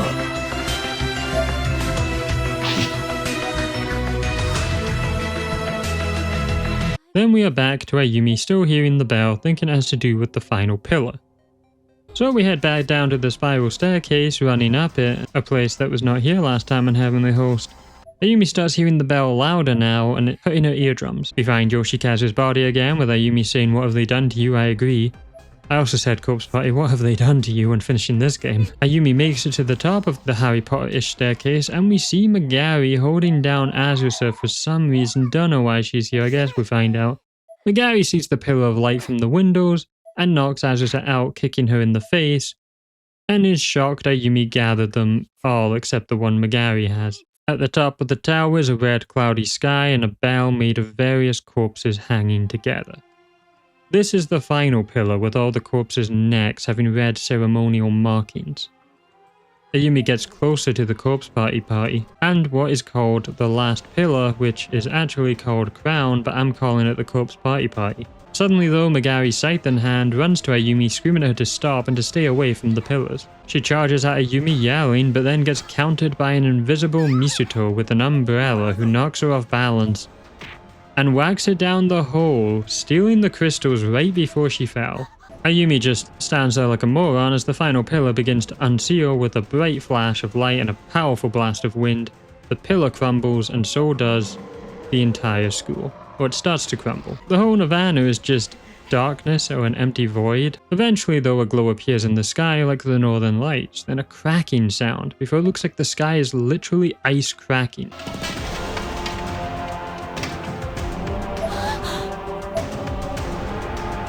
Ayumi looks in horror as the sky is quite literally falling apart. She picks up the last crystal that has just fallen to the ground, and then Misuto hands her the crystal from Megari. She holds them all out like the Chaos Emeralds or the Infinity Stones, and they all form into a single object of a black roundish crystal, which she would learn would be called the Kabbalah Dogra, also known as the Crystal of Nirvana. Ayumi naively says now Sachi can be defeated and all her friends resurrected. Then Aiko appears, still somehow alive but injured, obviously, as she says she needs to apologize. We then see how Aiko survived this, looking for something to treat her burns in the nurse's office, and then Spirit Fire means water doesn't actually work, but she had so many talismans that were sold at a convenience store that it just got rid of the fire. Oh, okay. They really took a while to work though, because she was running away on fire for a bit. As she enters the infirmary though, it turns into Yoshi Shinozaki's home, the clinic itself. And Yoshi's spirit is there writing in a journal, speaking about how Sachiko swallowed the Nirvana and that all the spells in that book are nothing more than theories, as none of them have been properly tested. Yoshi says her goal was destined to never succeed, and so was Ayumi's, which had 1,000 warning signs if black magic never ends well.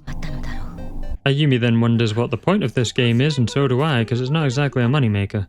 So Ayumi has made the same mistake twice, and Aiko feels guilt and admits she never believed Ayumi would ever succeed. Misuto is just standing there while Aiko then reveals her personal goal was just to see her friends, who are gone, which Ayumi notices she just wanted friends to cherish as Aiko breaks down crying. Misuto then finally moves and speaks, snatching the Nirvana crystal from Ayumi's hand, and doing a really weak evil laugh compared to the pervs.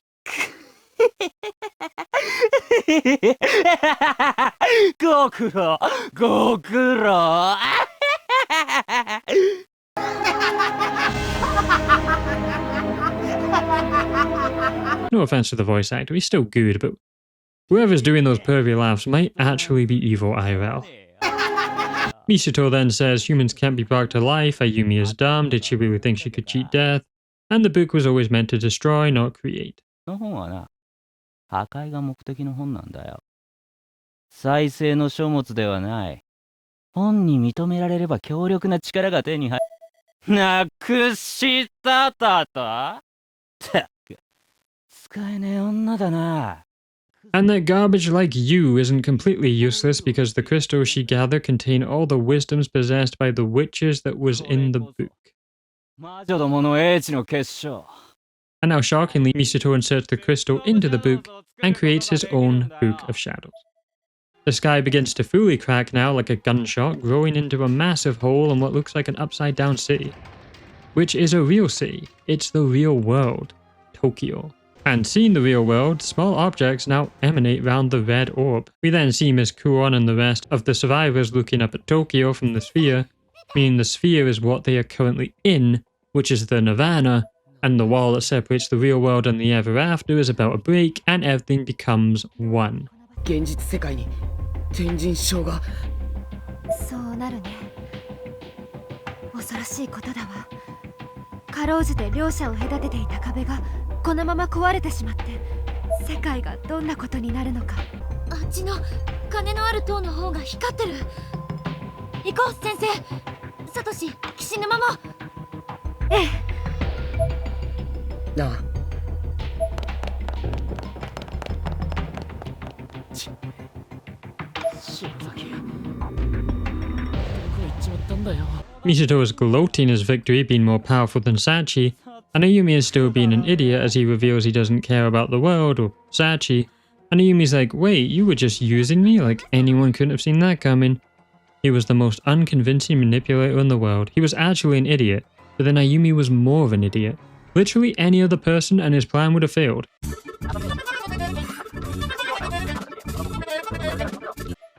Misato goes unfiltered evil monologue saying how the Nirvana will spread into the world and every single person will go mad and everyone will naturally die. Except not naturally, they'll probably be murdered. And that Ayumi is just a tragic death goddess. Then there's another evil laugh. This one is very evil sounding, so we gotta give them props for this. これで俺は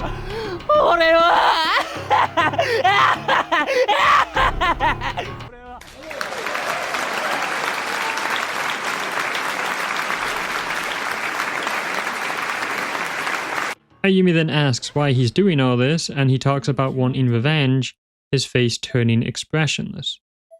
We then see a blue monolith pillar has literally erupted in the real world, destroying buildings in its path and probably killing a lot of people, with Misato calling it the Entity Wall. He then pounds the book and another Entity Wall forms while Ayumi and Aiko just do nothing and stand still. He claims Ayumi was the only one who could have done all his dirty work, and Ayumi just starts whining. She then finally tries attacking him by appealing to how it would have made her sister feel, which he bluntly says in a less kind way, she's dead, she can't really feel anything.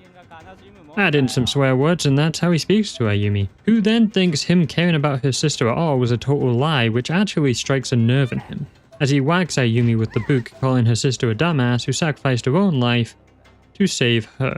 Misato then takes out a knife intending to kill Ayumi, and Yoshiki intercepts, stopping the attack. Ayumi then, instead of running away to safety, just stays there and starts crying, blaming herself, and then Sachiko's spirit appears from Ayumi, with Aiko taking notice of her. It seems no one else does. Yoshiki tries saying to Ayumi she's not to blame for this, but she kind of is. But I get his point.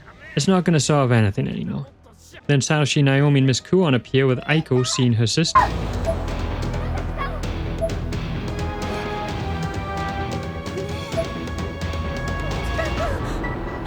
Misato force pushes Yoshiki into a wall, and Ayumi tries to look intimidating, staring at him, who is now speaking to himself about Hinoi, how Hinoi failed and left nothing of value behind in the world. Then Satoshi runs to stop the blade, and Ayumi still hasn't moved away. Suddenly another pillar, the Sephiroth of knowledge, appears behind them. Wow, so much is happening at once. It's kind of an issue with this game. You can barely tell what's going on half the time, unless you have someone explaining it like me. Misato has grabbed Ayumi by the hair when she could have ran so many times, and then they explain the same thing they just explained 60 times of how the world is going to end because it's going to fuse with the Nirvana. Someone count how many times that's been explained now? Light randomly appears in her stomach for a second, confusing Misato temporarily, but he thinks it's just an illusion and states Heavenly Host will also fall and crumble. But he's going to sacrifice Ayumi and Miss Kuon, who has also just been standing there. You know, I thought she had magic, and Satoshi has him kind of occupied wrestling with him. Like, he's outnumbered here. Sure, he's powerful, but he's also an idiot.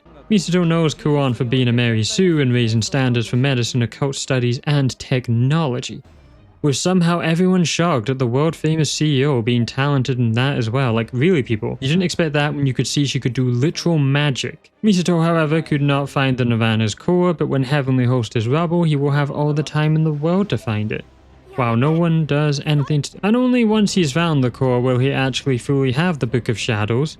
It's crazy they named the second game Book of Shadows when it was literally only the prologue that had anything to do with it.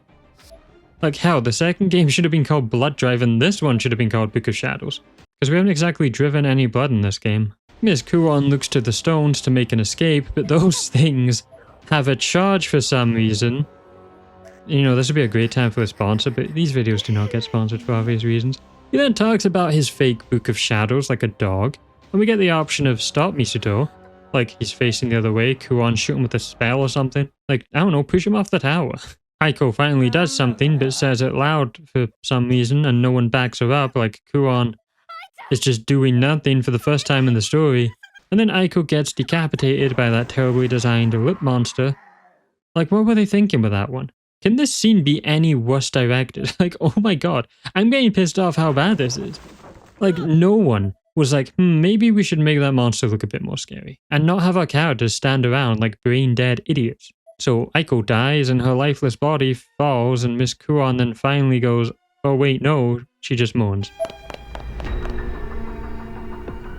While Misuto destroys Heavenly Host, everyone is screaming and the sky is bursting into black flames with red. The whole school is going to collapse and Misuto disappears somewhere. But Kuon's stones aren't charged, and Miss Kuon also notices Sachiko behind Ayumi. She's just been there the whole time, also doing nothing. She whispers to Ayumi she may yet be able to save herself, confusing Ayumi, but says Sachiko has possessed you and you should listen to her. Ayumi can also sense Sachiko and see her, and Miss Kuon can, but no one else does. She says Ayumi can't die or she fails everyone else here, and then she patted Sachiko on the head, who just looks really innocent and apparently has a satisfied look in her face, but the artist clearly didn't get that memo. Sachiko then floats up and takes Ayumi with her as she looks at Satoshi shielding Naomi, and Yoshiki looking up at her. She then screams for all her friends except Yoshiki. I don't know why they didn't include him there. She then watches as they all get crushed by the collapsing of Heavenly Host and disappears.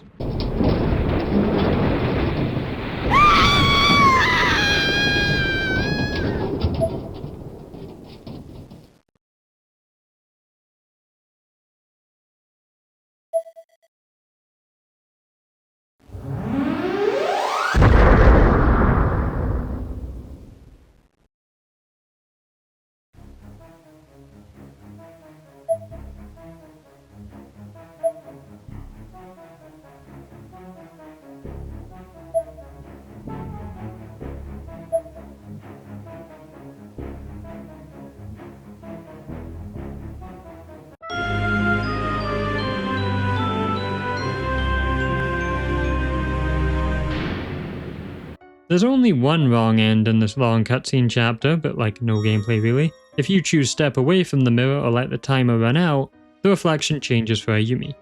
Sachi in the glass suddenly raises her hatchet and swings it at Ayumi, despite it being just a reflection.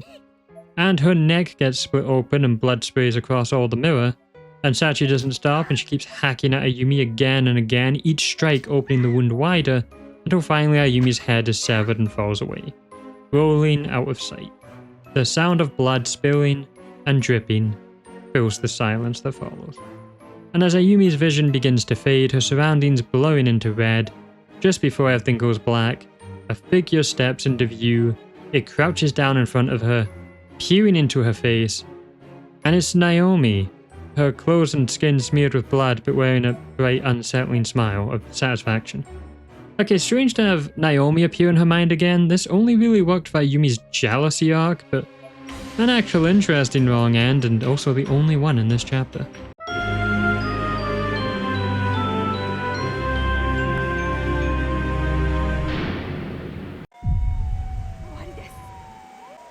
The next chapter starts right into the action with the news reporter lady saying it's the end of the world.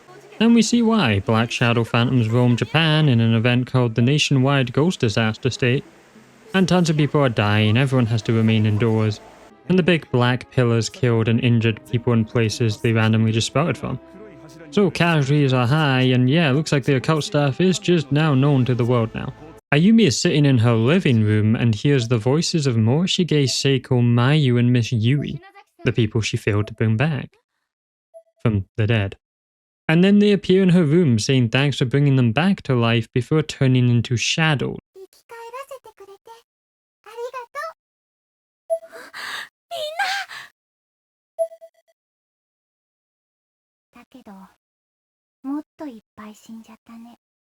So in a way, she did bring their spirits back to the living realm, but that's not the same as living because the dead realm is just the living realm now, or almost. Morishige then informs us Yoshiki, Satoshi, Naomi, and Yuka, yes, has died. Ayumi screams no and wakes up thinking it was just a dream. I don't think it was only a dream though. And that was the actual spirit of the dead friend. Because while the Nirvana and the living world have almost merged, she suddenly hears a car crash outside but ignores it until her doorbell rings.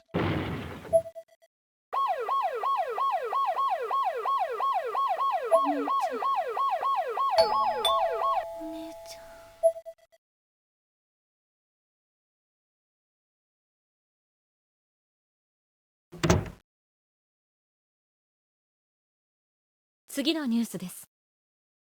公益財団法人 PL 振興者の会長が失踪しました。Going to see who it is. She approaches the door with someone frantically ringing the bell. Also, her chibi model finally shows a different emotion than smiling.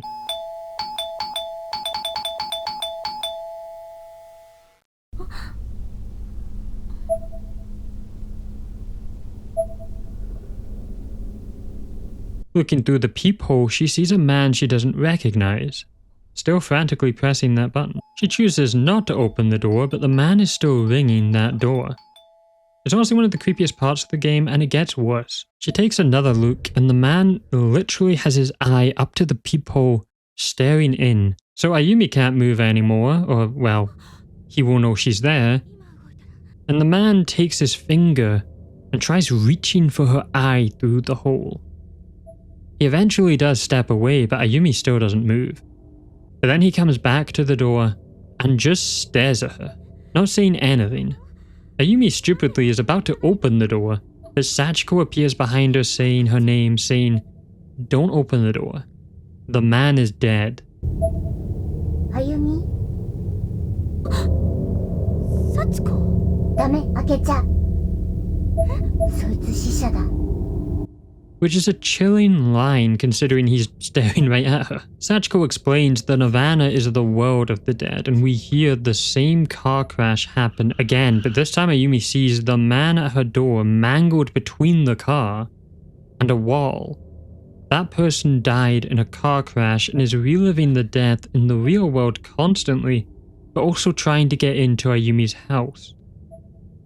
So where was this in the main game in Heavenly Host? Because there's some terrifying imagery right there. And it's just so rare that in this game we actually have some good horror. But it is there in the randomest of moments when they're not in Heavenly Host. This also ties back into how the principal's death kept getting repeated and, you know, caused by blood covered. Sachiko looks sadly at Ayumi as Ayumi pulls out her phone and sees in her picture all their faces are removed. She is the only one alive, and the Nirvana is taking their identity. I honestly like the Sachiko fan service because, yes, it's clearly fan service, but she's a big part of what made the game's story so amazing in the first place. So having her help Ayumi as a redemption way is a great idea. Like usual with the end of days, cults have now formed as well, speaking on the TV. 終わりに近づいている。神は不浄なる心得物を。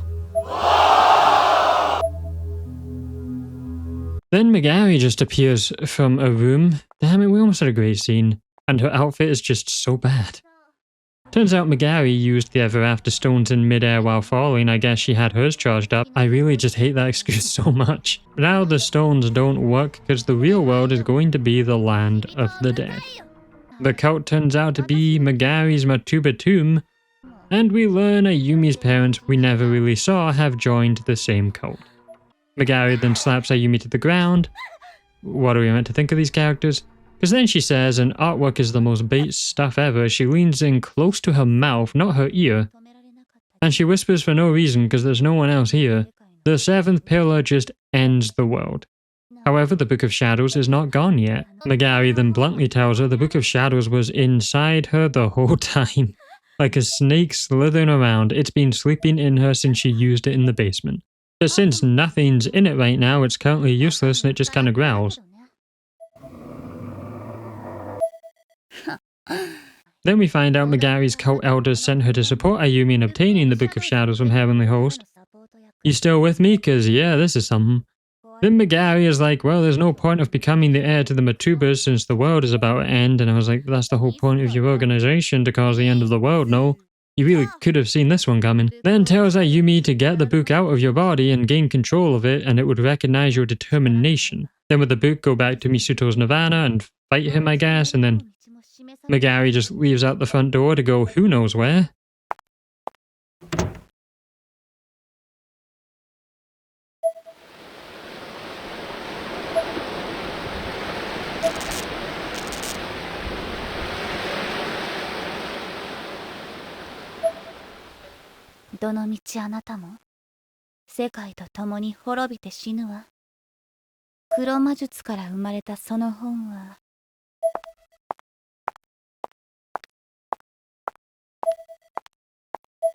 Then we see the pillars are still destroying the world. I don't know why they show this again, like we get it.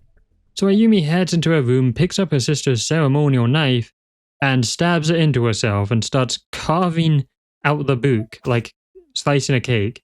She sees her life essence, red blood mixed with yellow liquids, then vomits into her body liquids.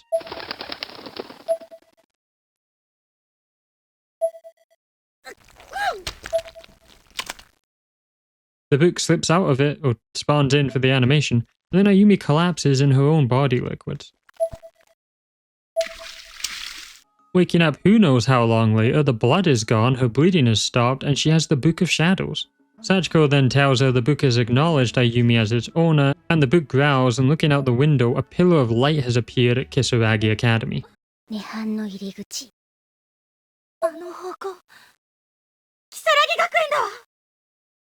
Ayumi goes into her living room and we see her parents under the darkening influence saying the world has ended.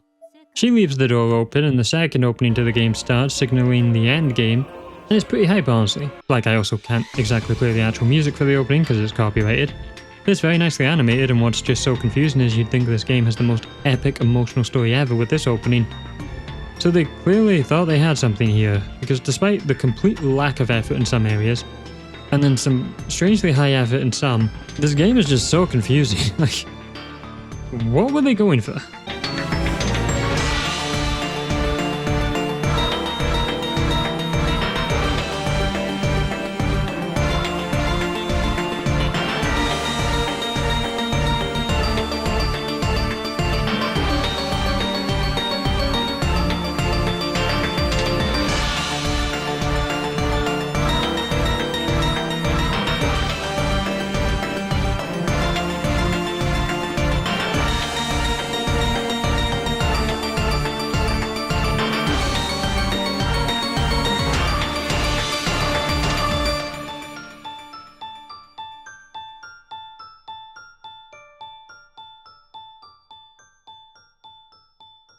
Then it just continues after that opening with Ayumi running to Kisaragi, and then making it to the school she looks up at the Nirvana sphere. She asks the book to lend her its strength, and as it does, she begins to fly.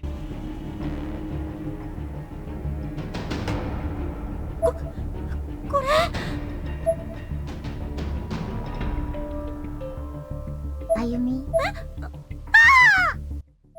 Sachiko tells her to hold on to the book though, since it's the only reason she can use the powers.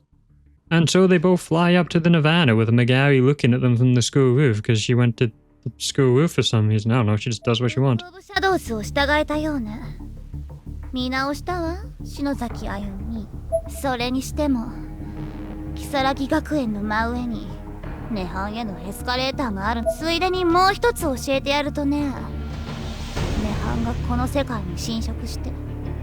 And then she says to Ayumi, probably one of the worst lines in the game, that nothing was Ayumi's fault.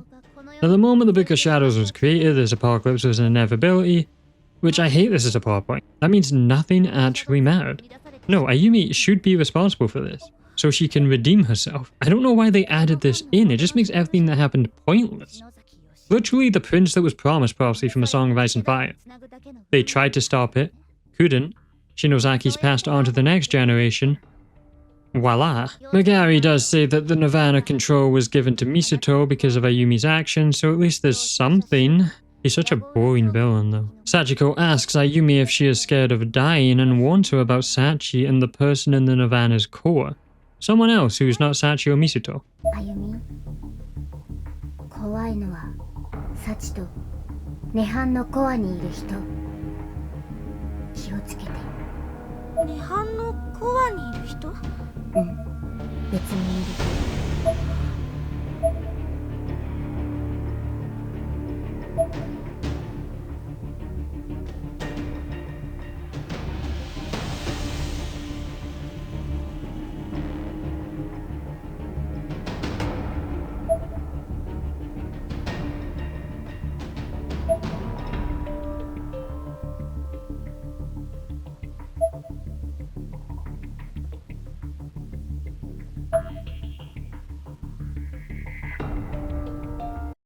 Ayumi and Sachiko float down, now back at the remains of Heavenly Host, and it's all just rubble and corpses.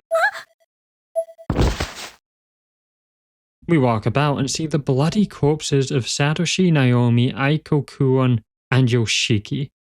Oh, and Yuka, I guess that counts as a casualty. All hope seems lost until Sachiko turns to Ayumi and says that she will try to restore Heavenly Host's destiny.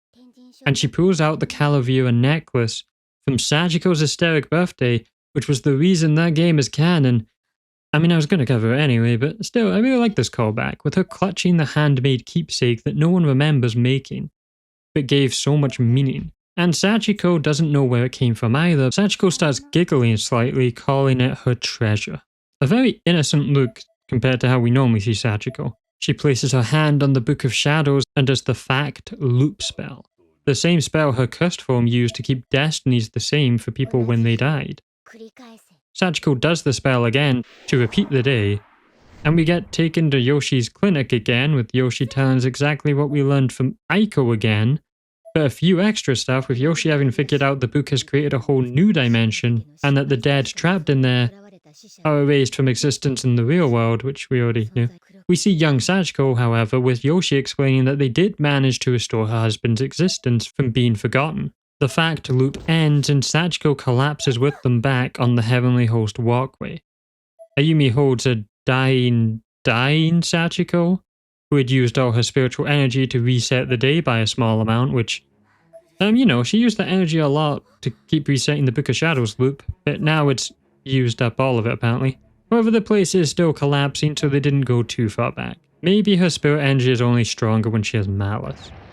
Sachiko weakly apologizes that she couldn't turn back time further to save all her friends, like Seiko, Morishige, and that. And then she tearfully apologizes for all she's done, fully crying, saying she's killed a lot of people. Ayumi reminds her she's also just saved a lot of people. Sachiko then grabs the Calavera necklace and whispers to Ayumi that passing on isn't so scary when you did the right thing. And Sachiko's spirit energy is fully used up, and she finally has moved on. And so Sachiko's story comes to a satisfying, if not a logical ending. I just wish we had more of her in the game earlier. But what a fantastic character. That reminds you just how good the old characters are, while all these new characters suck. But we don't have time to mourn the dead who died and died again. Ayumi has to rush to stop fate itself.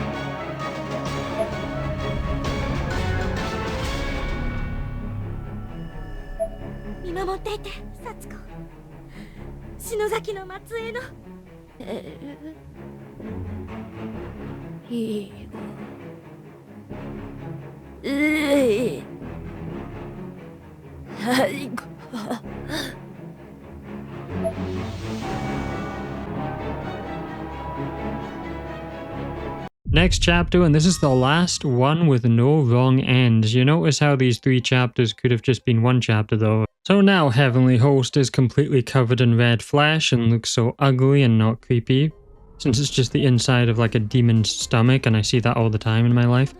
This covering the whole world in one substance thing that games do is really something I majorly dislike, because it ruins all the art direction to have goo or corruption. Same with them turning all enemies into like a militia or something. I don't know why games do that. Like now, instead of a haunted school, it's red everywhere. Cool. Even the bodies on the floor don't feel atmospheric anymore. It just looks like bad Halloween props. Seeing these bodies in a school setting is what made the actual corpses and corpse party the fun, creepy things they are. But now it's just red. We make it back to the spiral staircase and run up it, and you can see the stamina thing here in full effect again, because you literally have to stop and stand. And has to be the animation, or you just do little short runs before getting tired. So running up these damn stairs, having Ayumi stop 2 times.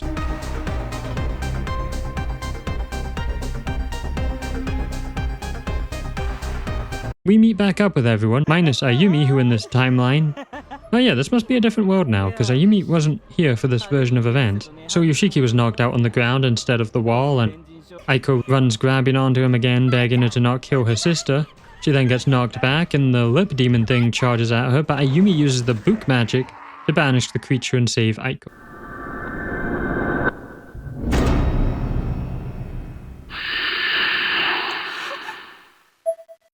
Misato is shocked by Ayumi randomly having powers, and everyone is shocked at Ayumi being here, which does suggest she was never in Heavenly Host in this timeline or just disappeared. I mean, it's never explained, but even then it's still a weird thing to think about. Misato then comments about how Sachiko isn't with her, so that suggests she was here during this event then disappeared. I don't know. However, Misato knows something is wrong and says her aura is a little off, and it's got the hue of someone who's repeating a moment in time. How the flippin' hell would someone know? That is literally a paradox situation. I hate how every damn character just has an answer to everything going on. Every single bit of insane knowledge, they just seem to know instantly. That no one, not even the cult members studying all this, should have any knowledge of time travel. He just kind of rants and then takes out his book, while Ayumi takes out the Book of Shadows, shocking Misato, who thought it was gone and has the audacity to say that she was trying to trick him. Ayumi's Book of Shadows then consumes his fake book, as his book literally screams as it gets eaten. It was like too funny to take seriously. It's a damn screaming book getting eaten by another book.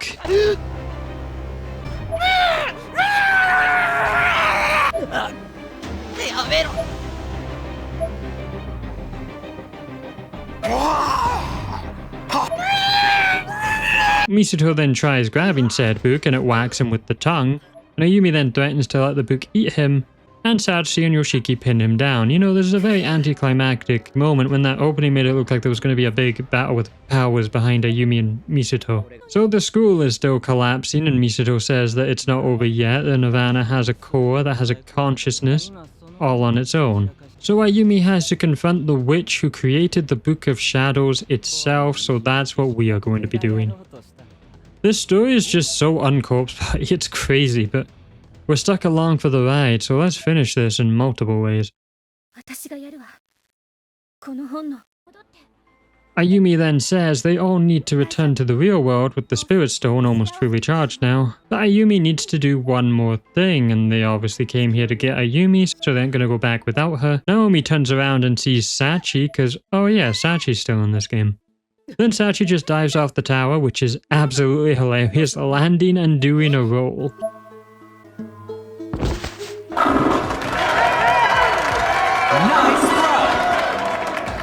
Sachi then runs and rips off the door to the abandoned bomb shelter, running in a dungeon where it turns out Yuka— oh yeah, Yuka's in this story. I forgot about that. Naomi tells everyone that she saw someone, and Ayumi explains to them who Sachi is, and Miss Kuon, having all the knowledge needed in the world, explains more about it because her company has been after Sachi for some time. Naomi tells them she saw the girl from her cursed eye, and Kuon has been giving her holy water, and says she might see a reflection of what Sachi is seeing. Misato then taunts Satoshi, saying he lured his little sister here because Heavenly Host survivors have a special aura, that shows they've been through a loop of death. Ugh. So Yuka was a spiritual energy battery for him, or in his words, a water conveyance in which the Nirvana's core would be delivered to his new Book of Shadows. You can just picture that in your head, because energy coursing through aura forming a book, I don't know. Yoshiki, Naomi, Kuon, and Satoshi go on a Yuka rescue party, while Aiko and Ayumi stay behind to keep an eye on Misuto. With Misuto now saying for Ayumi to untie him, with Ayumi saying she would take him back to the real world because someone might miss him, which angers him because no one likes him.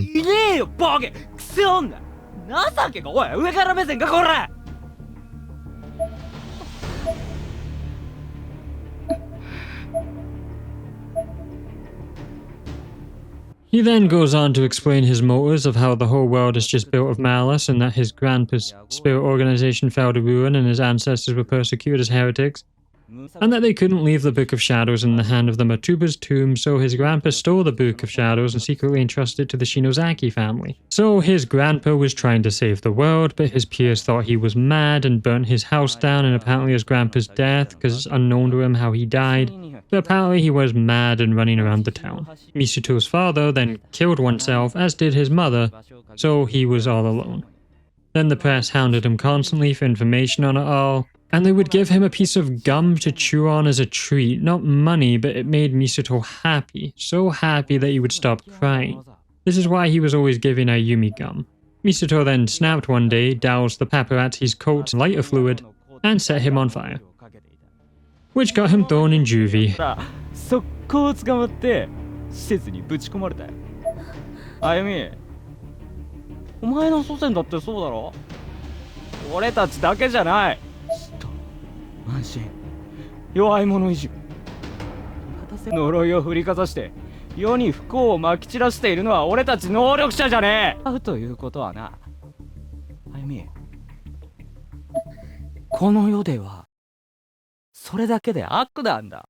思考を奪い、恐怖で縛り付けて律するしかない。少なくとも私の姉ちゃんはそんなこと言わない。Yumi tells him her sister would never agree with him, which Misuto admits she was far too kind for her own good, and he fought with her sister about it a lot. Her sister was the first person he opened up to beside his parents and was his companion. He then states it's the only time he ever felt like he loved another human. Misuto is very annoyed with how Ayumi's sister sacrificed herself to save her and claims it's hypocrisy. Ayumi can't exactly defend herself and he just keeps ranting about everything, then adds in something very unexpected of hinting at the ways superior beings get assaulted because people are naturally malicious, which Ayumi reacts to complete shock, now realizing her sister might have gone through some horrible things but hiding it behind a false smile. その日の絵も今やこの世にはいない。聞けば取るに足らない愚民を救うためお前が行った術のせいで死んだらしいじゃねえか。どこまで犠牲にならなきゃいけねえんだ、優れた人間がよ。俺はまだ終われない。あゆみ、日の絵の妹で篠崎の力を持つお前は素質のある選ばれし者のはずだ。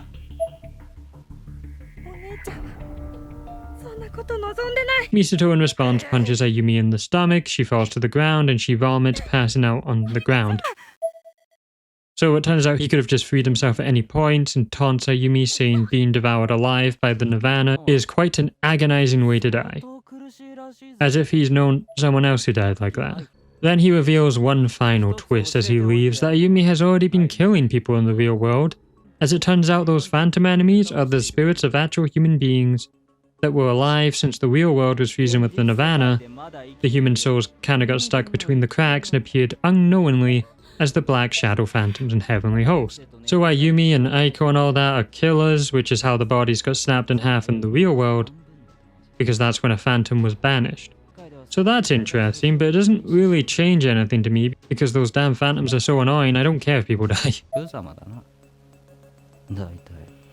覚悟がなさすぎんだよお前は。俺は行くぜ。世界が滅びるその瞬間まで。待って人の名を。じゃあな、あゆみ、お前はバカだが、まっすぐなところだけは日の絵にそっくりだったぜ。Well, he runs away, having grabbed the Book of Shadows from Ayumi, and runs out of breath in the halls of Heavenly Host. 本物をゲットしたぞ。 And he keeps going on about how he's close to becoming a god. But Satsuki appears alive, surprisingly, her entire face covered in red, staring into his soul. Behind her is the Red Helms, the official name of the Timu Pyramid things. Misato goes to battle the Red Helm, but as he does, Satsuki's head splits open like a flower into 8 pieces with teeth on them, and kills him by biting his head off.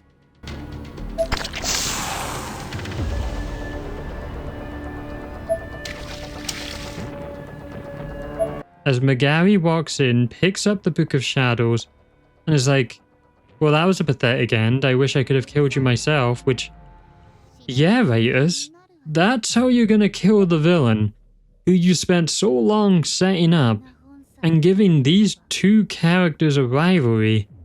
Like, you directly committed to an anime battle powers thing in this lore. And you couldn't even give us a showdown. He went out like that, and what am I supposed to think here? From Satsuki, a character who we didn't learn anything about and was literally in the birthday game more than any of the main games, because this is actually the first game she's appeared in. And now she's a flower monster thing. And Megari reveals Satsuki has always been a member of Matuba's tomb, and Megari is just annoyed her order is now going to get cocky now that the last of the Yaguras are dead, despite the Yaguras apparently being pathetic. What is going on in this story? I don't get what emotions I'm meant to feel except anticlimacticness. Megari says she told Satsuki to stay with Yuka, but like, what even is the Red Helms? Then I don't know what's the point of anything. And yeah, Yuka's trapped, and that's it for this chapter.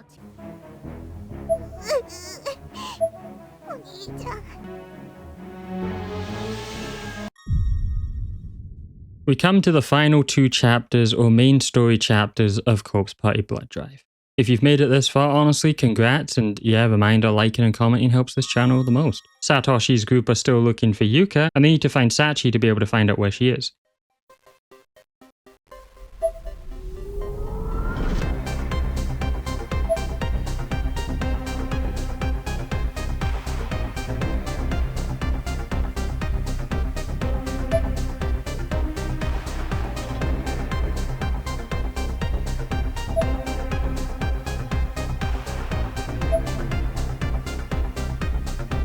For some reason, this corpse has a blue spirit light around it. I guess that had good aura farming techniques.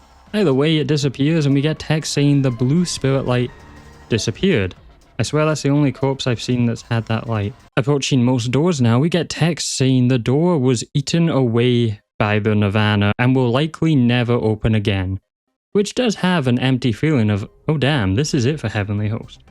Which is what I wanted from the first 2 games to be done with Heavenly Host location, but it also kind of signifies how long this video journey of covering games has been. That's quite a sad but grateful feeling. Approaching the bomb shelter door, Miss Kuon looks at her watch, which is still counting down. I really forgot about that plot point.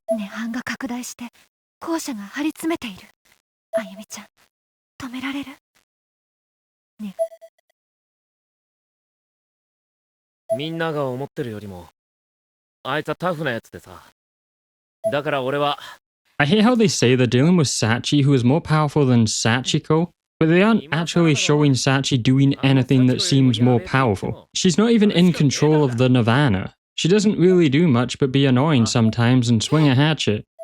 There's nothing more powerful about her, we're just told she's more powerful. Which, again, this character's not been born, so she shouldn't be this more powerful. She didn't actually even develop, like...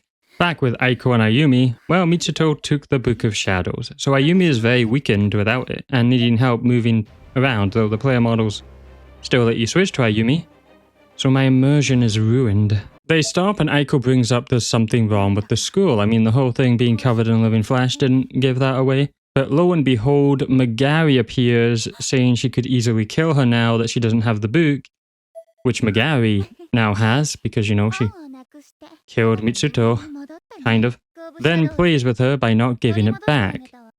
Megari then explains her goal was that she was ordered to retrieve the book once Ayumi had found it, and to help Ayumi achieve this by helping her from the shadows. あのミストとあまり変わらない。その簡単に人を信じる甘い癖はいい加減に捨てなさい。ただね、あいつと違って、もうちょっと見たいのよ。But Megari doesn't want the world to end, so someone can be born who won't bore her to tears like Naho. She tosses Ayumi Naho's beret that she took from her corpse in the custodian's closet. Aiko snatches it and tries speaking to Naho through it, but no sound is heard, with Aiko now breaking down crying. Megari explains that items belonging to the spiritually gifted often get their spirits trapped in their personal belongings that can be used for communication when dead, also known as a spirit item, creative name. Megari then just gives Ayumi the book, saying she's the only one who can actually use it, and then asks Ayumi if she knows the history of the book, which Ayumi does because her sister told her. Turns out it all began with the witch hunts during the witch trials in our history 300 years ago. In Corpse Party though, people were witches, or some of them, and they communed with the devil, so the devil does exist in this, and gained power to curse the world that betrayed and hunted them. Megari says facing this power may break Ayumi's mind, but she's gonna have to do it to stop the nirvana from spreading, then says good luck getting the core back into the book. She also explains that Heavenly Host is now no more, and this dimension is just one dimension, which is the physical manifestation of the curse itself. Which sounds really cool, but then visually it's just red flashy stuff, so that's pretty disappointing. Aiko then asks why Megari is even helping them if she's their enemy, and she says, and all those red magic symbols we could see drawn around was black magic spells created by Motuba's tomb researchers who came here by themselves without being ordered by any of the elites, which we find a lot of corpses of these people since they were all killed here. However, writing contradicts what she just said of them coming from their own will, because now she's angry they were sent by the elders as an investigation team behind her back. So which one is it? They came on their own or they were ordered? Megari chooses to believe the old hag running Motuba's tomb has gone insane, and all the researchers' efforts caused by the black magic to go out of control, changing the Nirvana and Sachi, which has caused the end of the world. Because of all that, Megari says it was more fun when she was fighting Aiko, Sayaka, and Naho. Okay, we don't see that. Then Megari just says she's leaving her crap order Motuba's tomb. So was she even loyal to this place at all? And she just goes to clear some things and says bye. Which means she wasn't ever really our enemy, she's just annoying and also had zero goal in this story at all. What am I meant to think about this character? And I'm going to be saying that a lot for these new characters, because they don't have any point. There's so much setup for no reason. And I don't get it. Why are they even in this story? Ayumi tells Aiko she would find everyone else and get back now that she has the Book of Shadows. But Aiko decides she's going to help Ayumi, because it's the first favor her sister has ever asked of her, and she doesn't want to let her down. Ayumi leaves a note for the others, and the Book of Shadows speaks, saying the core is not nearby, but it is somewhere in the main building. And with that, we pick up a steel axe that's just lying around, and Ayumi gets strangled for a bit. And as Ayumi gets strangled for a bit and runs away from phantoms, I'm just going to talk about how Aiko is a great new character to the story. And the reason that she works so well compared to Megari, Misuto, well, we'll talk about more in Final Thoughts, is because Aiko is so human. Her first motivation makes her seem cold and heartless, but her background story about her sister overshadowing her and how she didn't have an easy time making friends, so when she does make friends and loses them, she will do anything to hear them one last time, even to the peril of others. She's a selfish character who has so many flaws, but she's believable.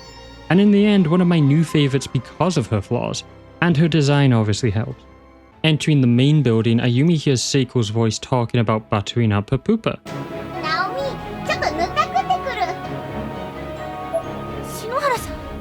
Aiko doesn't hear anything at all.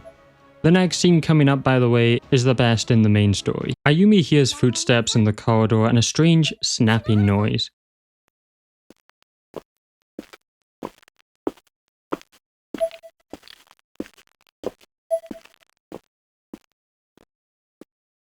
which her sister also told her about. Because spirits need a lot of spirit energy or hatred or malice, basically, to be able to speak. It's not told how they gain spirit energy, but they communicate instead unconsciously through meaningful memories of events over and over till they've melted into the walls. In this case, it's Seiko telling Naomi she's gonna butter up her pooper. One of the most iconic Corpse Party lines. Ayumi can sense that Seiko's spirit is behind her but no malicious energy, and she can't see her. They decide to head into the classroom with the Ouija board and communicate with Seiko.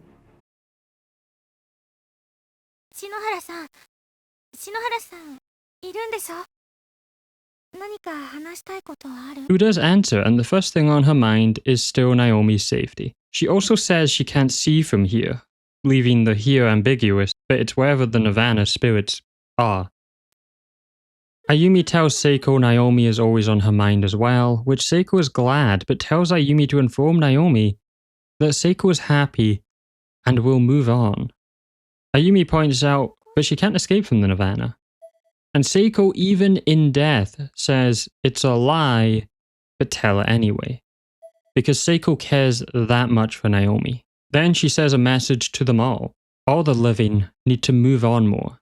Which is such a powerful statement from Seiko, telling Ayumi, you also need to move on and stop blaming yourself for these deaths that you couldn't have possibly thought was going to happen from a silly charm on the internet. And she tells Ayumi to please take care, and that just reminds me how good Seiko is as a character in Corpse Party and the franchise. Even when in death, she's still one of the best characters. But honestly, what an amazing, impactful scene that this game did not earn in the slightest. See, that's the problem with Blood Drive, and I've said it once, and I will say it again. You can see how the writers do have a great idea of how to portray the emotions, the sadness, the key moments when it comes to the original cast of characters, and how that has continued from Bloodcovered and the other games. But its fleeting moments, rarely in a game with some of the worst writing and downright boring parts, in just such a mess. You know what, I'm extending this video and I'm gonna add a bit on the end, not too much detail, but how I would have done a Corpse Party Blood-covered sequel built on the ending to that Book of Shadows prologue chapter. A little bonus. They leave the room and when going to the entranceway are shocked to find that they end up in Machina's apartment. Again, this really ain't Heavenly Host anymore, despite the school still maintaining its form. Entering one of the classrooms, the book tells them the Nirvana is behind a door. But Aiko notices it has some kind of seal on the classroom, and a realistic picture of 3 hand corpses, a king, a soldier, and a commoner.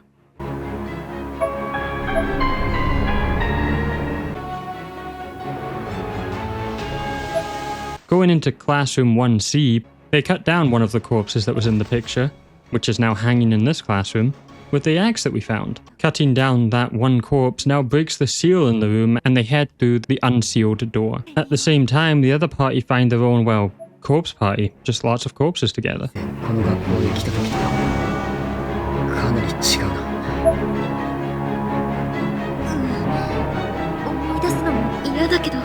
The gang walk down into the underground and the headless cheapy heads are all stacked out despite there being no Yoshikazu. So my previous theory he did that is gone and I'm sad and I'm angry. Grr. The underground bomb shelter is now a dungeon with dark bloodstains covering the walls.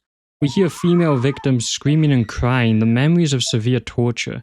This is what happened to the witches back then. Horrific, unholy torture. An interesting idea in the game, actually terrifying and shocking. And they decided to only go in on this idea at the very end of the game and use cheap Halloween horror looking props and lip monster things for the rest. This is also the part of the game that's stuck in my memory, the only thing that's actually stuck in my memory from playing it. Because I remember playing on PS Vita, and a swinging blade axe thing insta-killing me so many times. But that was then, and this is now, and now I'm a pro gamer. So I'm not gonna die once to that swinging blade, and I'm doing it for all the gamers out there. Any second now, I will be brave enough to run past the blade and then get the tag for that corpse and then run back through the blade.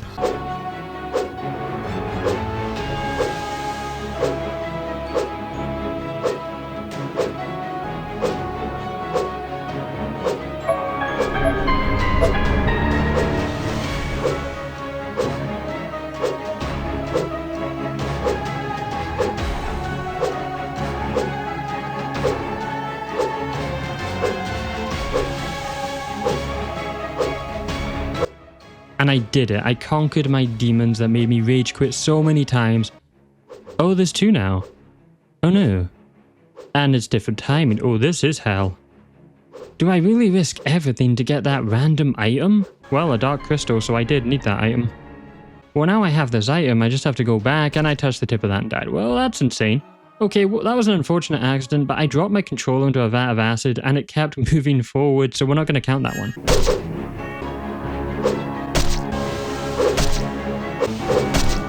First try, let's go, making it past quickly. We enter a room, and a light crystal is just on the table with the sofa. Okay, whatever, we take this when we move on. Running back, I make it past the 2 swinging blades first try and run right into the first one that I completely forgot about. And using the den key, we open the room to the entranceway and place down the light crystals.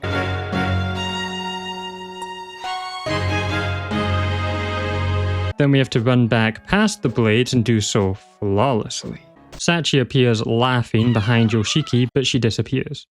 The doors in front of them have just mysteriously opened, entering in what appears to be a solitary confinement medieval torture dungeon.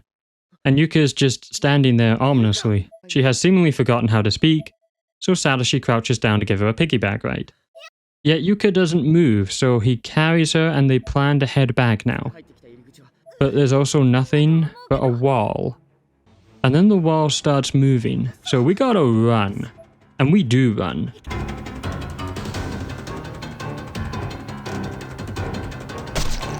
And the extremely fast moving wall, but we get stuck on literal air and get crushed. This happens many times until I remember a comment I got that when playing Blood Drive on the PC version, it legit does not work unless you change the FPS, and not your game settings, no, you can't do that. Your computer settings. So go into that NVIDIA control panel and you gotta change your FPS or the wall will actually move too fast and you get caught in the debris no matter what you do. You have to lock it to 60 FPS and you can now run past the wall. It's still hard though, because you have to memorize a path that you clearly don't know because you haven't exactly done it yet.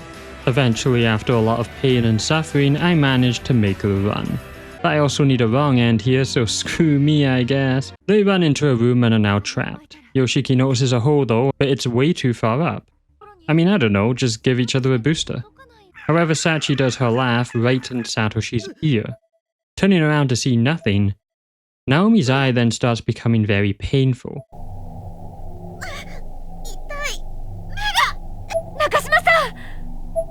Naomi! 大丈夫か?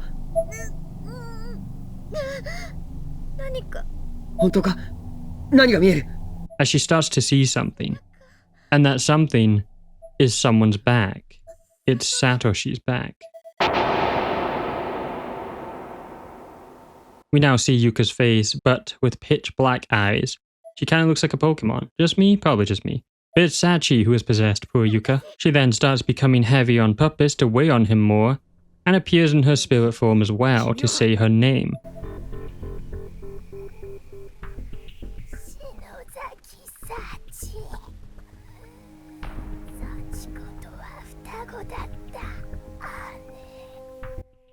I thought she couldn't do higher level thinking. Kuon reiterates about Sachi being a vanishing twin. We already know this information, I guess the characters didn't. Sachi explains through Yuka that she was jealous of Sachiko being the only one to be born safely. And she wanted to be born in the real world, but since she was a spirit, she needed a human she could use, but they all died too fast. So she couldn't escape. And she found her host in Yuka. And to be honest, Yuka, you had a good run. But you lived a life, you didn't really achieve anything, and that's your fault. I think Sachi deserves it more. So Yuka should stop being selfish and let her experience life. And then everyone wins. They all get to go home, Satoshi has a more interesting sister, and technically you're still in there, kind of.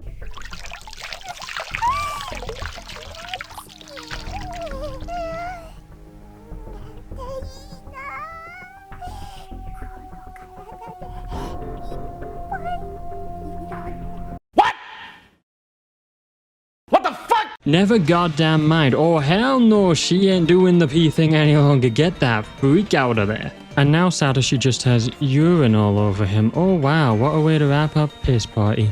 Satoshi sneaks the teeth to Kuon, but Sachi notices this and decides her first time experience will be a sibling murder. and Satoshi starts getting strangled. They try dragging Yuka off of her, but she's very, very, very strong. Naomi, knowing Satoshi isn't going to make it, she grabs a sharp rock and just stabs it right into her eye, the most painful sounding thing to do.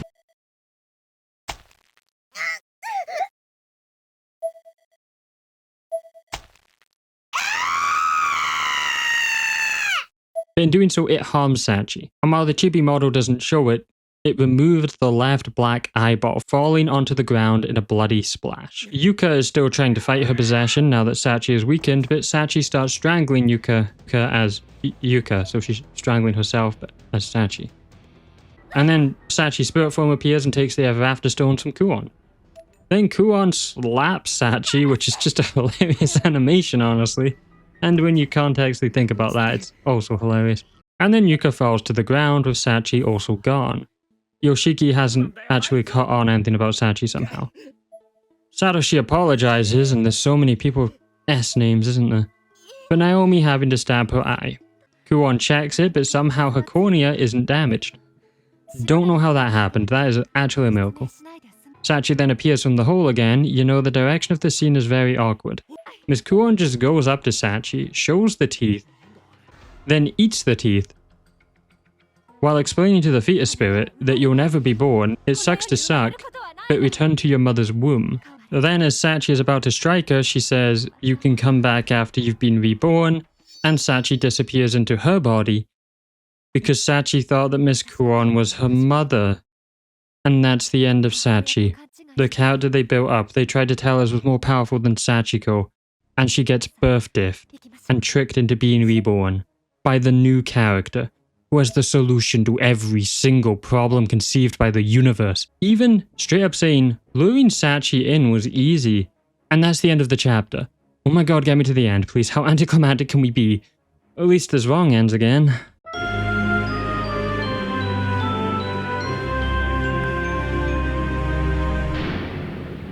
The first wrong end happens if we enter the hole in the classroom. Ayumi squeezes her way into the gap and hears voices of a terrified woman saying the same phrase we've heard throughout the game.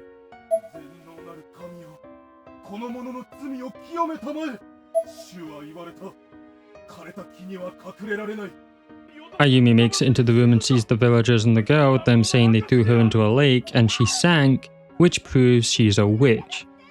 Yeah, they really have gone full-on Salem witch trials. Which would be interesting to me if it just wasn't Heavenly Host, like a different curse could have been interesting, but I really prefer how straightforward the blood-covered explanation of the curse was. Because it was down to vengeful spirits and murder, and a curse that overtook everyone's minds. Ayumi cries out, stop, alerting them to where she is, and they drag her out of her hiding spot. And they think Ayumi is the servant of the devil as she has marks on her neck. The villagers then brand a knife and start slashing and stabbing Ayumi, hacking her with the blades. The knife then traces over her neck scar. You know, pretty good wrong end, way more detailed and disturbing than the other ones.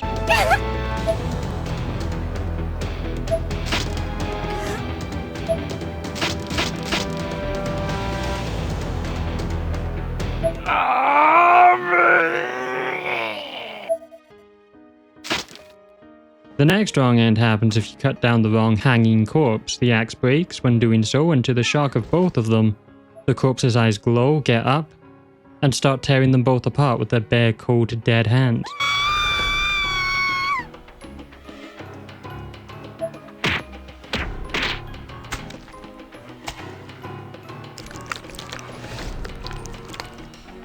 This next wrong end is one of my favorites in the abandoned bomb shelter. If we don't get rid of the black fog and walk past it, they hear screaming, lots of it, and people getting tortured from all angles, calling out for Yuka but they can't find her. Then they ask if Yoshiki has seen anything, but they turn around to see Yoshiki isn't with them. Then we hear Yoshiki crying out in pain for Satoshi. Yoshiki! どこだ!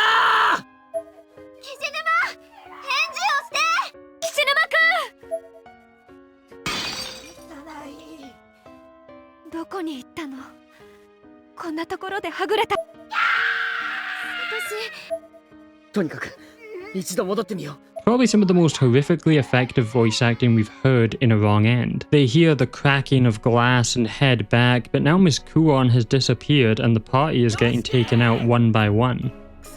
Suddenly though, they hear Yoshiki crying out again, this time recognizing it as his voice.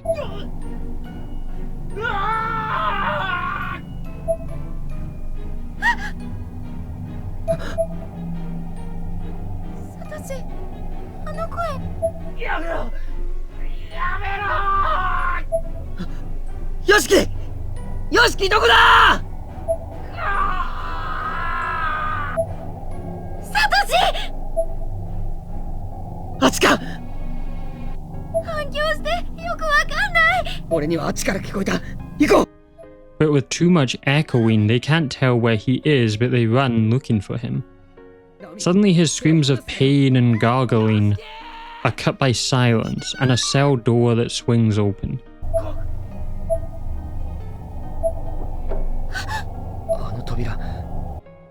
They enter the cell and shine the light inside to see red runic lettering, and Miss Kuon standing with wide scared eyes just staring at them.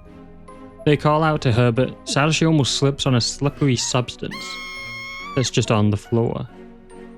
Looking closer, they see Miss Kuon isn't breathing and is impaled in place with 4 wooden spears.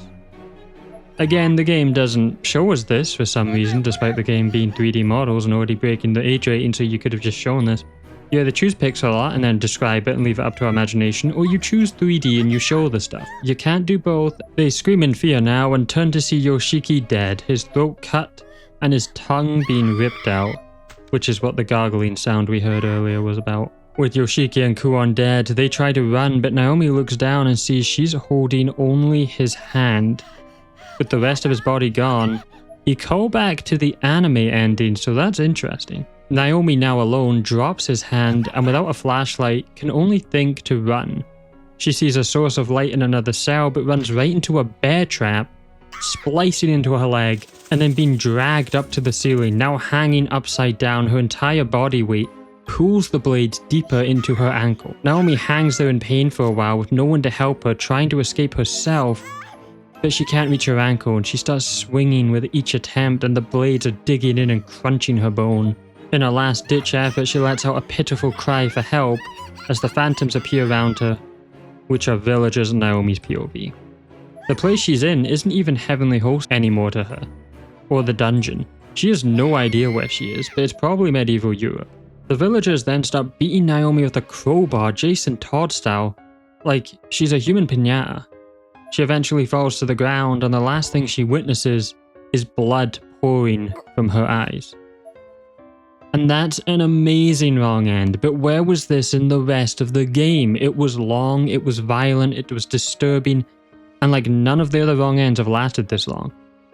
They just killed a character in one hit and described like a little few lines and did nothing. The next wrong end is obviously if that wall moving crushes you, but that absolutely never happened to me once. I don't even think I have any footage to show of it. And the last wrong end in the chapter happens if we don't choose the sharp rock.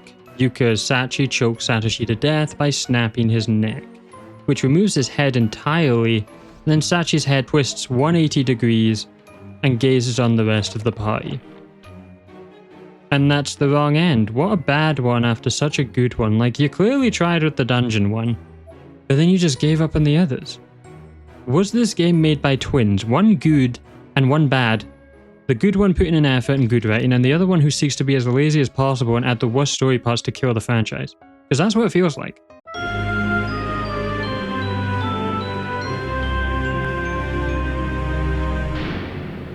Ladies and gentlemen, we make it to the final chapter of the Heavenly Host saga of Corpse Party, but not the end of the video. There's a lot of extra chapters, and then obviously I have to give my final thoughts, like duh, then a sick outro, right? But before that is the end of the main story.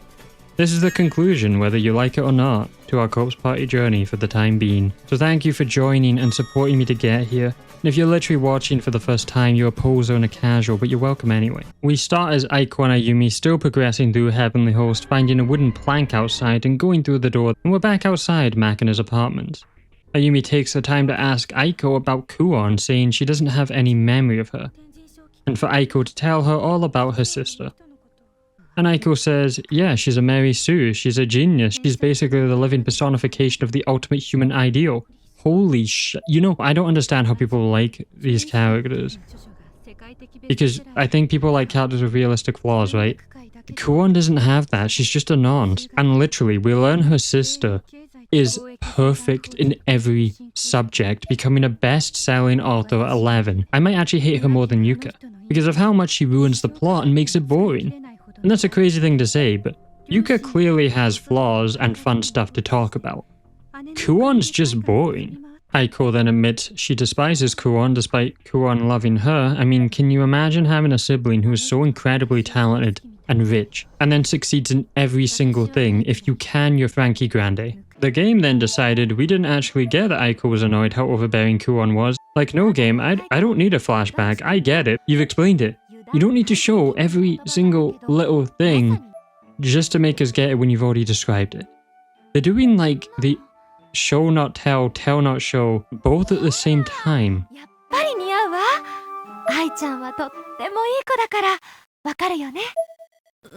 So Aiko is literally the failure child in the family, and Kuon had all their parents' love, and none of that was given to Aiko, so she was in a very dark place. And when she learned about spirit items and became obsessed with the occult. Then she also learned she had spiritual power that her sister didn't, and that she was making some good money from this, from her spirit item sales. But then Kuon literally went into that field, became a bigger name than her. Like, wow, what a crap character Kuon is. Literally perfect in every single possible way. Even their so-called flaws are treated as her misunderstanding it. Aiko basically says she doesn't know her sister and that righteousness taken to the extreme is a form of evil on its own. Which basically means if someone believes they are always correct in their mission or their morality, they can justify anything deemed wrong as for their cause. In this case, thinking her decisions and opinions matter over Aiko because of her experience and talent, therefore controlling Aiko's life and giving her no agency to make her own choices. The earthquakes get more intense as the school starts to break down, and the Book of Shadows says the Nirvana's core has awakened, which is game over for everyone.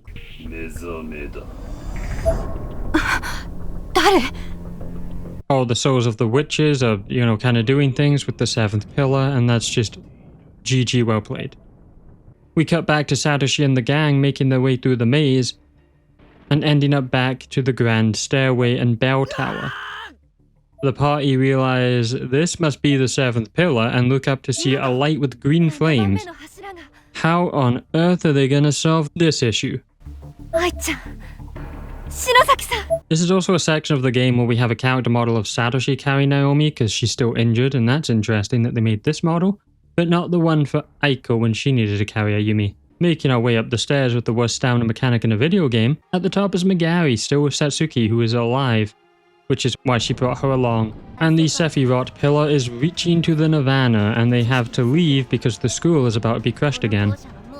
Megari then reveals Sachi broke her ever after stone, so she can't leave. So much stuff with these stones. And to make it worse, Kuon pulls out her custom stones, which are also losing power. Yeah, Yumi, most dangerous thing in the universe that you can just duplicate.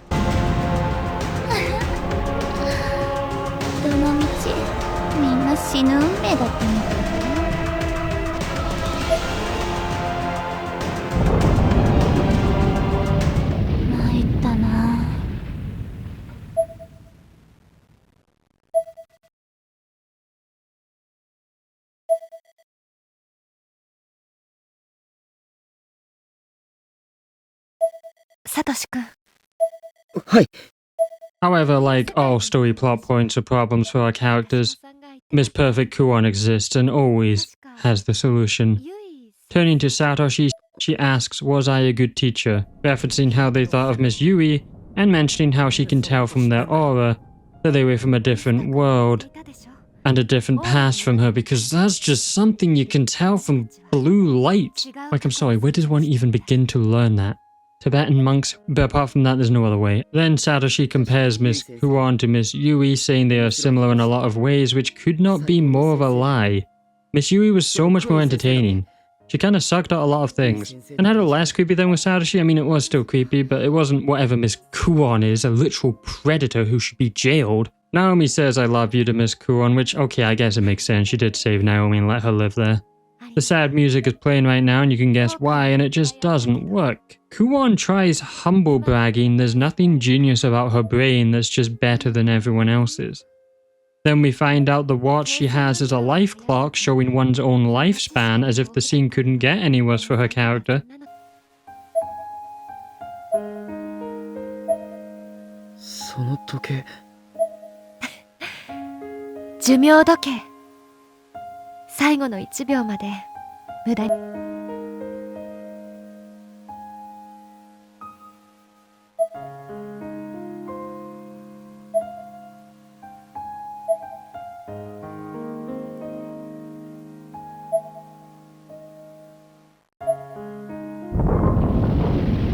周囲に求められるがままに能力を使って命を削り続けてきたあなたは She's even perfect at dying. Like I'm literally throwing up for how crap this is. See, it turns out Miss Kuon literally shared her own abilities with the world because people demanded it, which for some reason only in this case of any lore ever has shaved years off her life, and her whole body is aged up to like 90. And of course Magari Wikipedia knows all of this somehow, like wow, that cult that she's in, that's apparently poorly managed but seems to know every single person's secrets, like oh my god, these characters are some of the worst written in fiction. Everyone is crying and Miss Kuon knows how to stop a pillar somehow. I don't know, did she research that too? Magari is like, I'll look after Aiko and Matubas will withdraw from spiritual medicine, which no, like if there's stuff to help more people, screw capitalism. Miss Kuon then presses her hand and Sachi's tooth to the pillow and looks at her watch, saying she doesn't want to die. I don't even know why she has a death watch. Who makes a death life clock?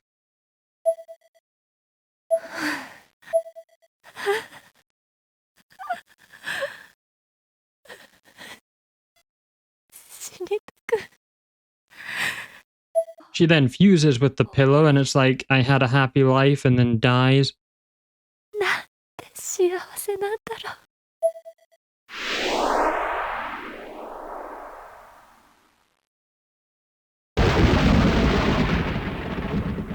In a massive explosion while Satoshi and the others get knocked by said explosion. I'm going to talk a little bit about Kuon's death, because was I actually meant to feel bad for her dying? Because the game did such a bad job of making me care. You set up this character to be the solution to every single issue in this plot, be literal perfection in every known subject talent humanly possible, to be able to detect auras of time travel, otherworldly stuff, and then you've also made her a creep towards Satoshi, and not even in a, you know, weird anime, oh the boy is flattered kind of way. No, Satoshi made it pretty clear he was weirded out by all this. But she still apparently fell in love with him and did not respect his boundaries in any way.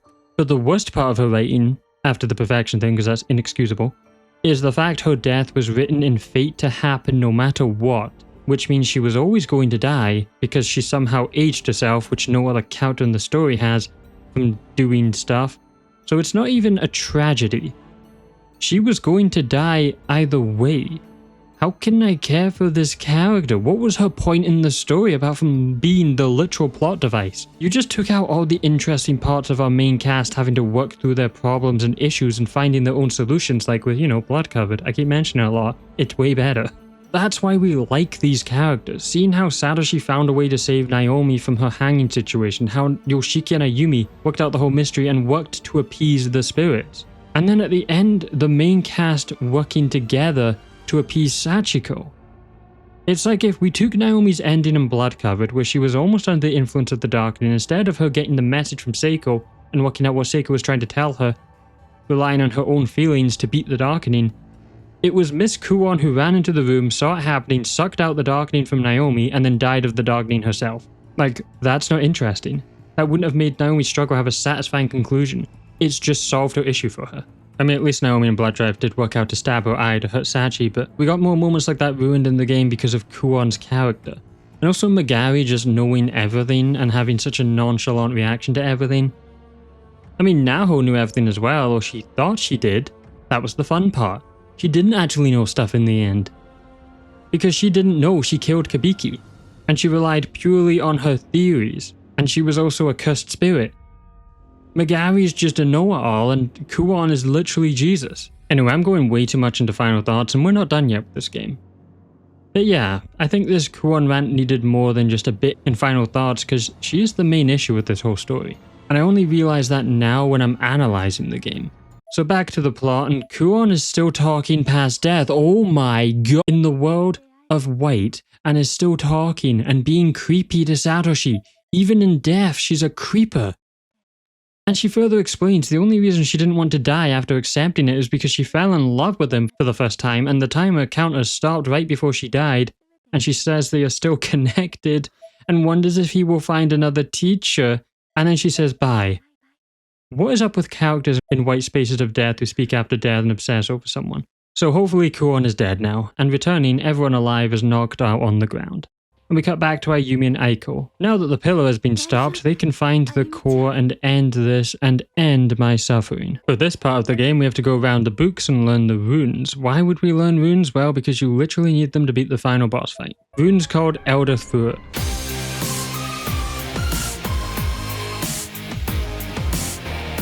Is pronounced the way it's written. Elder Futhark. I can't say that word, so yeah. The oldest form of runic Germanic language. We check the bookshelves for each rune, and then we're ready. Entering one of the rooms, Ayumi finds herself in the Crystal Maze. As well as, what's their name again? Ah yeah, Red Helms, who are in the maze and obviously looking to kill us if they see us. Playing a stealthish game, we bait out the attacks and I fail miserably and we get hacked to pieces. Whoops.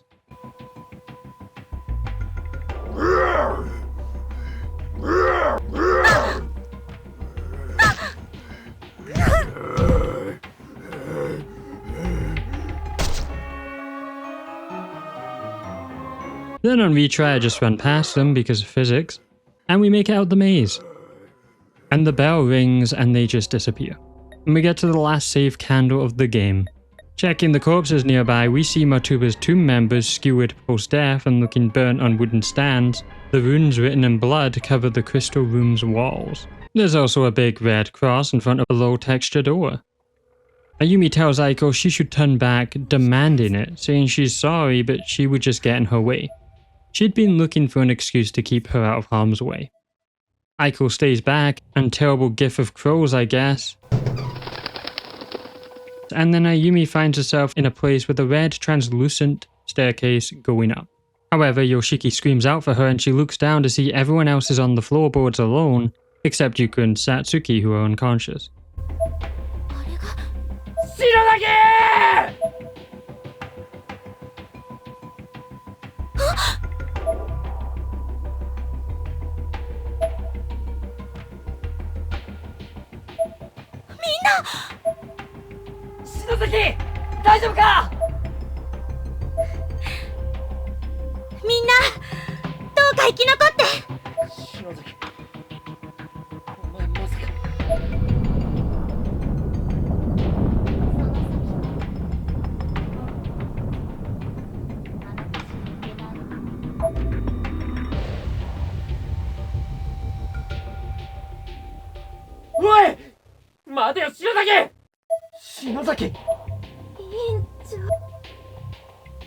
Ayumi calls down, she's going to settle things, and the rest can't do anything but watch as Ayumi makes her way up the staircase to the core of the Nirvana. And at the top of the stairs is the final boss fight in the game, and yes, it's an actual boss fight in a way.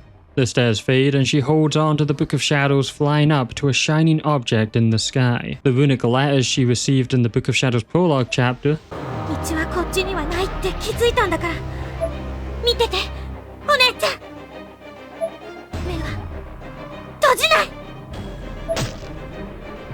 appear on her bleeding, but as she looks, blue spirit lights are drawn towards her.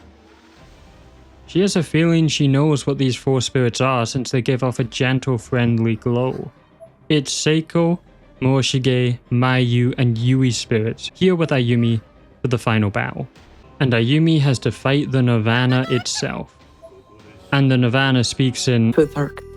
And we have to correctly say the answer. And your answers are also in Futhark. So it's at this point you go, what the hell is this? And probably get hit by spells a lot, losing the spirit protecting you each time. So to break down how you win this, well, those runes we read had an answer to each word said. So you had to read the actual language and learn it. Yeah, Corpse Party, like, what are you doing? No other puzzle in the game has been this extreme. And you have like 4 seconds. Even with a cheat sheet that, no crap, you need to use a cheat sheet or you're insane. And even with that, because some of the lettering starts the same for different answers, your brain has to take in that information in 4 seconds. And you also have to make sure you're not sending back a negative word or you just make things even worse. And for PC, for some unholy reason, the orders of 1, 2, and 3 for selecting your answers is backwards. 1 is on the very right, 2 is in the middle obviously, but 3 is on the very left, when it's always been 1, 2, 3 left to right. Again, you have 4 or maybe 5 seconds at most to figure all this out.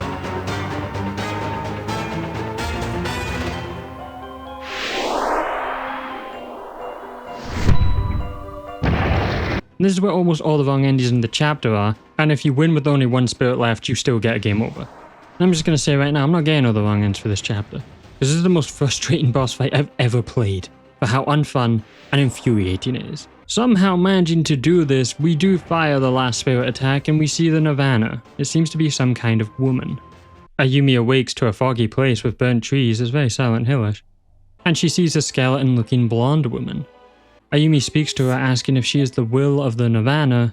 She speaks back in a language Ayumi doesn't understand, but this is a video about explaining the story and all, so we're going to translate it. Queen, as she is called, asks in Latin, "Poor one, can you understand?" Then she says, "Was the companion truly in the flames of hell?" She also says all her/his innards are impaled. Queen then walks up and approaches Ayumi, and a large branch pops out her throat, and she is crucified in front of her. Ayumi gets drenched in her blood, and then looking behind Queen, there's another girl on fire hanging from a tree. With the villagers screaming, "I am choking the witch."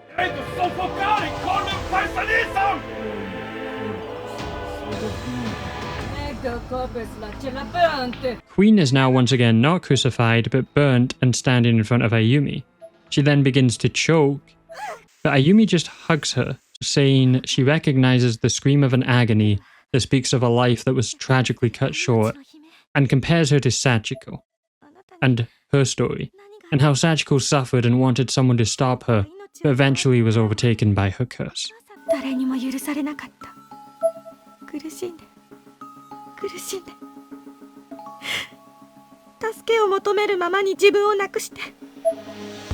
Ayumi finally understands that this never-ending chain of sorrow, the birth and the curse that is the Nirvana, started with the violence and anger at being murdered, which created this vicious cycle.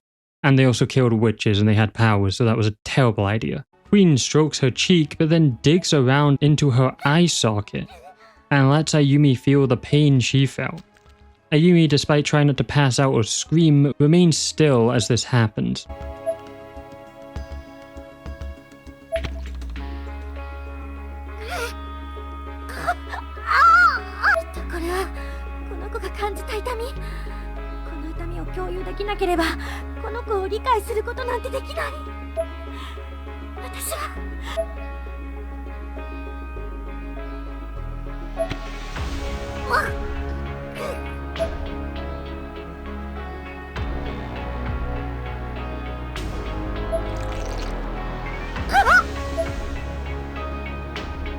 As Queen digs out her eye and squeezes it, popping it like a balloon into milky white and red goo. Ayumi strangely just smiles at her, which confuses Queen.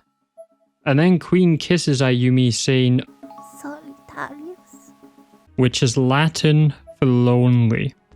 Ayumi still hugs her, and we see back to the rest of the cast as a huge shockwave explodes. Fearing the worst for Shinozaki,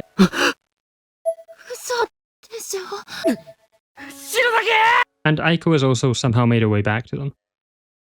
The red stairs have formed again, and Ayumi stands at the top with the Nirvana behind her exploding into a red and orange light like a sun, still holding the book but clutching her now missing eye.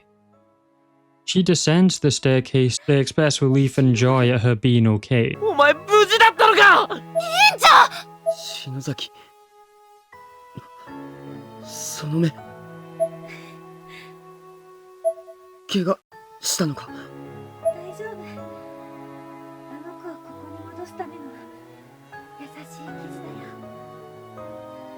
And she helped Queen move on from her anger by putting her back into a book. Ayumi now apologizes to everyone for what she did, and she says she will protect them from here in the Nirvana itself. 急に変なこと言って。大丈夫。心配しないで。今度こそちゃんと守るって決めたの。おい、篠崎。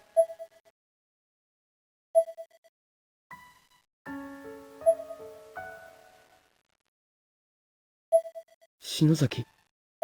私だって篠崎の末裔。Ayumi then reveals her plan to seal the Nirvana herself as a Shinozaki by consuming it. She says goodbye, but Yoshiki strongly opposes this, becoming hysterical. いい加減にしろ。お前はもう十分傷ついたろ。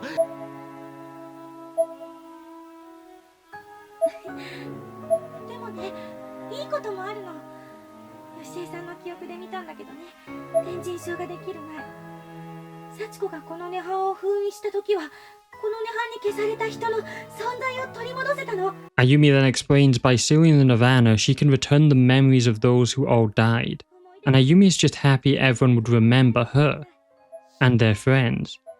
Yoshiki pleads with her to not do this, with Ayumi now crying, and the Book of Shadows confirming there is no saving Ayumi from this, as she is not spiritually as strong as Sachiko was. 篠崎！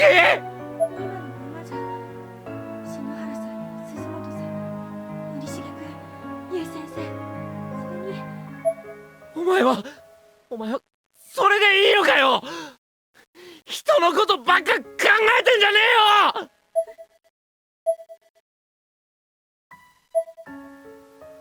残念だが、お前に救いは来ない。この邪術を行使するには、それなりの代償が必要だ。Therefore, Ayumi's identity will be taken as a payment and consequence for the black magic. So by Ayumi doing all this, her existence and people knowing her will just be erased. The Book of Shadows does offer an alternative though, saying she could keep the Nirvana intact and become its jailer. But Ayumi rejects this, saying she won't leave this problem for the next generation, like her ancestors did. ならば付き合おう。 Then Ayumi starts taking the flesh off the wall and eating it, trying not to gag as she eats the disgusting meat. As she does this, her back starts breaking open and spewing out blood. As her friends horribly look at her, she tells them to hurry as a hole leading back to the real world has opened at the school's entrance. Yoshiki tries pleading again, but Ayumi tells him how he always looked out for her, and to not think that she didn't notice it, and how she will never forget Yoshiki, and when he patted her on the head, it made her feel really happy.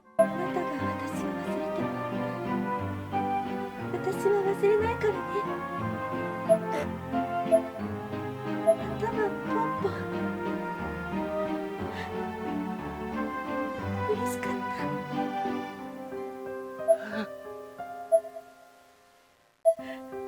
She smiles at him and then goes back to eating the Nirvana, blood spurting from her head now, but the wall in front of her disappears into mist, so it is working. やめろ。やめてくれ。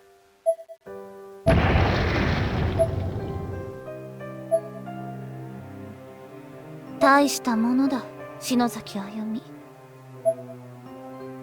立ちなさい。あの子を犬死にさせたいの。どのみちこの亀裂では止めに行くのは無理だろう。委員長。忘れるものか。絶対。 They all leave, running to the entrance with Yoshiki turning around multiple times, and he also sees a glimpse of Misuto's clothes somehow, and they now know he's dead. They continue running, but then near the entrance Yoshiki stands still, with Naomi asking what's wrong. Yoshiki can't accept Ayumi being erased from their minds.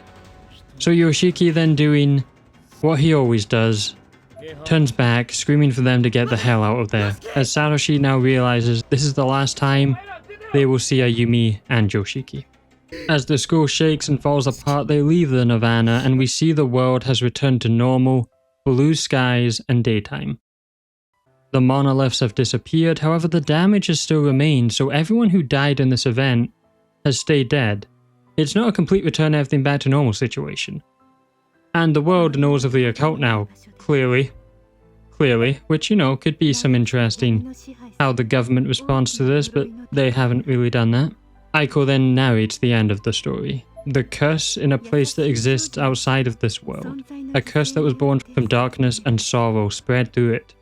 Until that curse was stopped by Ayumi, who finally ended the corpse party. And in doing so, her existence was lost in the process. And while death cannot ever be overturned, the existence of those who were lost in that dimension of torture have returned to reality as well. As has the memories in people's minds, and I'm guessing they're explained as dying in the pillar crisis or just natural events, which is now finally letting people mourn those that were lost. Though since they died in many different periods of time, well, the world must have just self-corrected. Let's just say that it somehow made sense.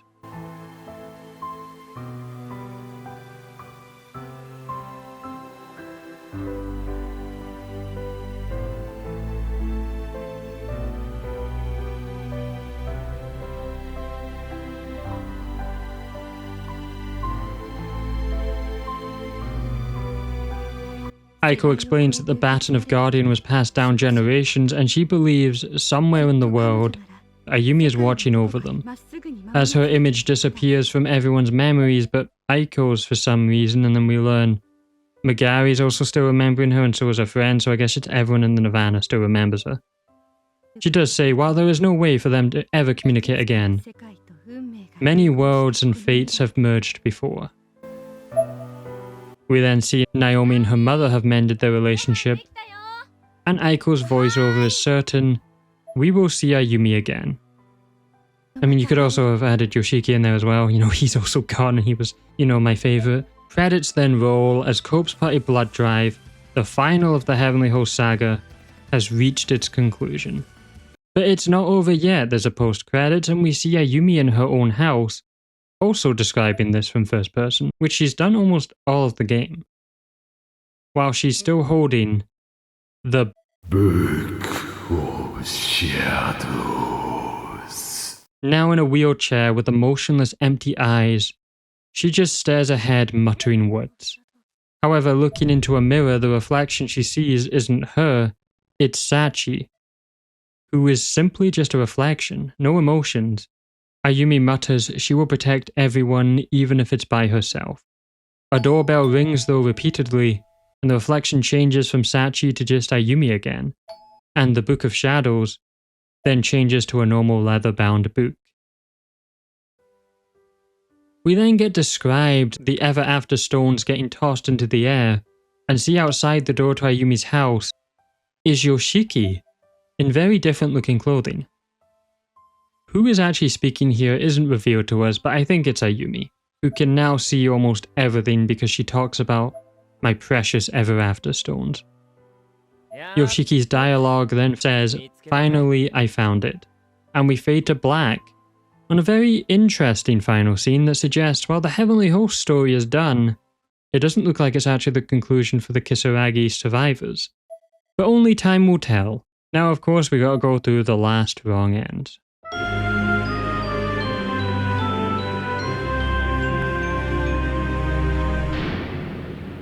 The first wrong end is Aiko and Ayumi, with Aiko seeing Inumaru faintly and running back, and Inumaru as a hell dog picks her up by the neck and starts breaking it. Haruyuki-kunよね。よかった。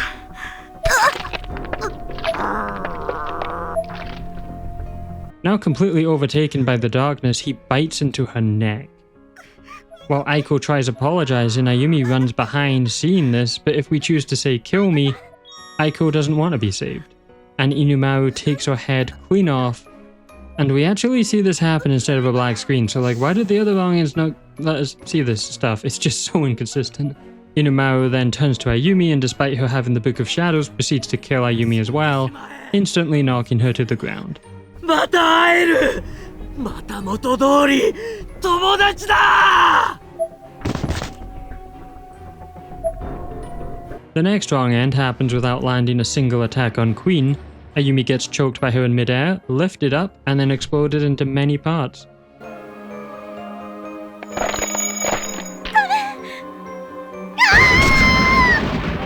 This next wrong end should have been a literal scene in the good ending in my opinion. Which sounds crazy, but you'll see. If we land only one attack, Ayumi isn't killed but is taken by Queen. Then Mayu's spirit appears calling out to her, as does Seiko, Yui and Morishige, revealing that they were watching over her the whole time. Miss Yui talks about how proud she is and Ayumi thinks they're alive, but Seiko shows her she still has noose marks on her neck. いいんじゃないか。みんな生きてるの？ほら。生きてはいないけど、みんないるし、いいかなって。It turns out Ayumi successfully cast the Land of Corpses spell that lets someone spend an eternity with the dead. The place then turns into their classroom. And we see Ayumi in a void speaking to corpses of her dead friends. With skeletal remains around her, she is simply imagining this, or that's the actual spirit. Either way, Ayumi is now stuck here for eternity. Now, if you move this part of the ending with the bodies and have her speak to her friends one last time, we could have added a pretty satisfying scene. And then there's one more wrong end that I didn't get because this boss really just sucked. Essentially you have to win while losing all spirits and Satsuki has killed everyone, and then Ayumi, it's really not the best. And that's the wrong ends of this game. But before we get to final thoughts, there's some extra chapters. Yes, this video will never end and you are stuck here like Ayumi with me as we talk about Blood Drive forever. The first extra chapter takes us right back to the events of Heavenly Host and blood covered with Morishige after he fell from the window. Turns out he actually survived the fall, that we all thought he died from, landing into the rainy trees. So naturally, falling out a window hurts a lot, so he's in a lot of pain. To be fair to Morishige though, he's one of the only characters who has been in the Heavenly Host Forest, so that's an achievement on its own. Lucky for him, he got caught in branches which saved his life. He then remembers Mayu and him staring at her body and insides being on that wall.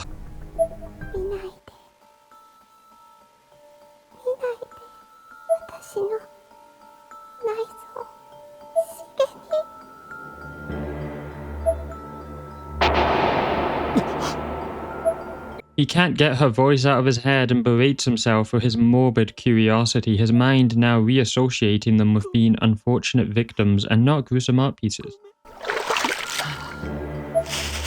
He cries, apologizing to Mayu, and tries to stand, even if it's incredibly painful. Side note, I love this tone we have here, completely missing from Blood Drive. Heavenly Host, just pure hopelessness. And also the music is better in this extra chapter than the whole of the main story. A plastic bag blows its way to Morishige and he wonders what favor fate may have brought him. We then see him wander back into Heavenly Host, into the dark and now empty halls. Now he's taking in how horrific the smell is and fully realizing the extent of corpses that are in this school and how many have died.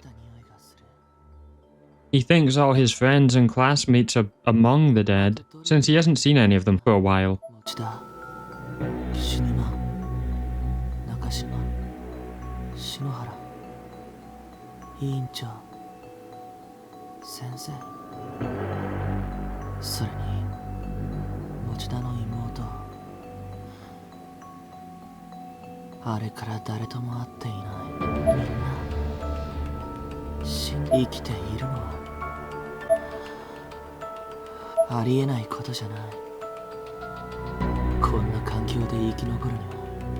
Staring into a random classroom, he sees a stack of corpses wearing the sailor uniform.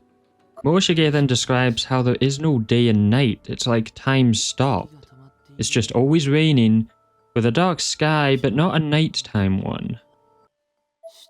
But yet corpses still decompose here despite there being no time.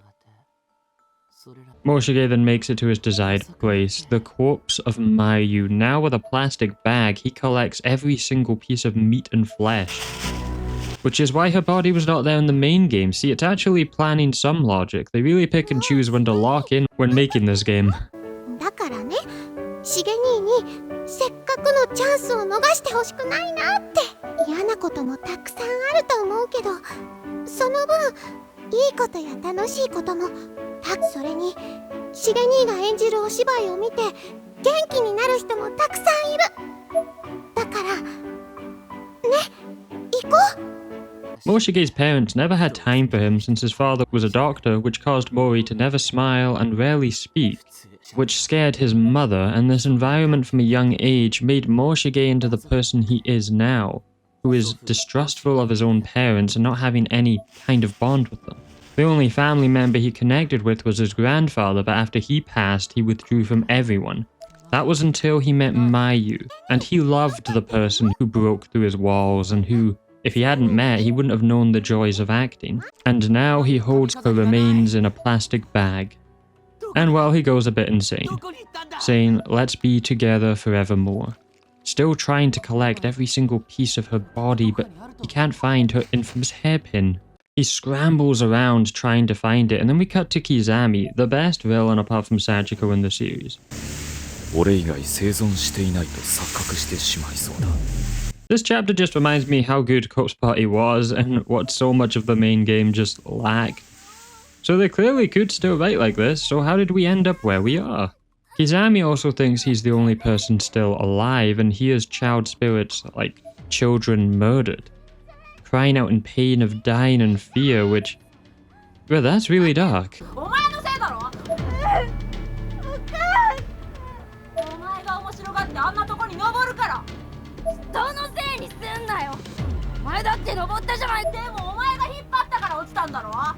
The child spirits then turn vengeful and start blaming it on each other, and it's like playing out a memory of a group of kids who turned on each other. Kizami takes it as all children being merciless creatures consumed by greed, and he's technically not wrong. He then says those who have already died and possess no physical body are just balls of pure malice and regret and are useless, and should be avoided. He's still trying to survive here in a way. He approaches the auditorium and sees Morishige on the stage performing a play with the plastic bag dripping with blood. He also set up a spotlight. He's such a theater kid till the end.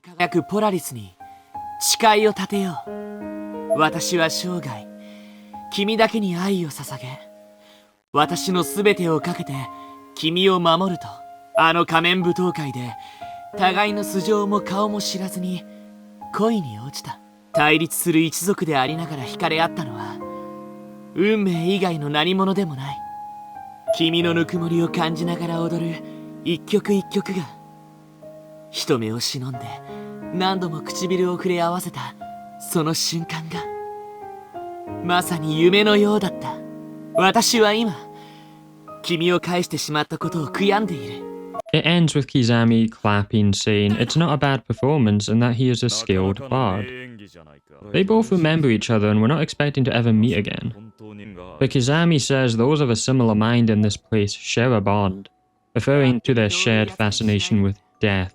Morishige, however, says he's not like him and talks about Kizami's bloody knife, knowing he's a killer.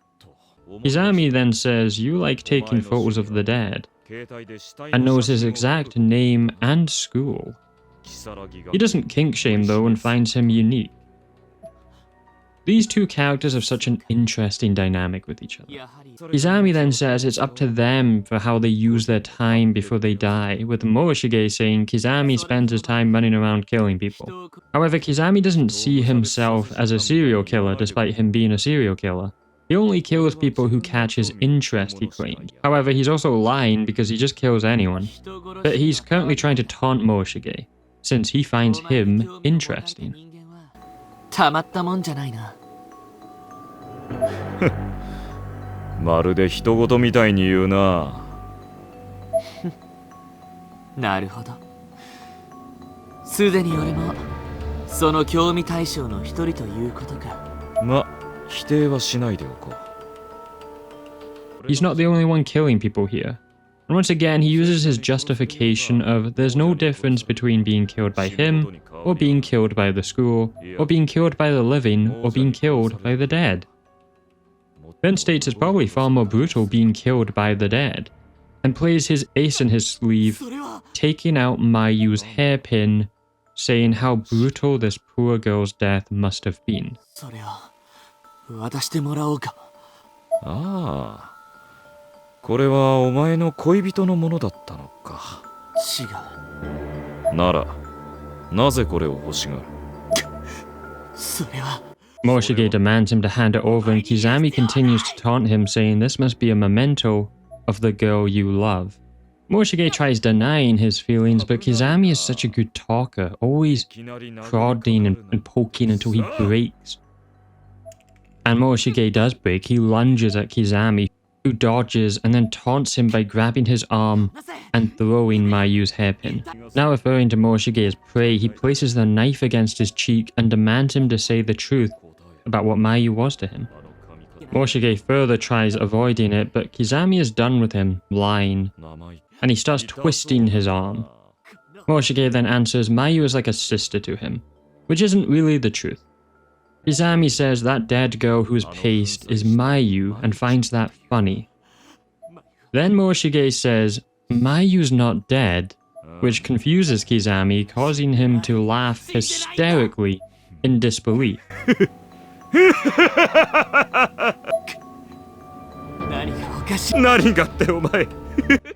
Because how could she possibly be alive?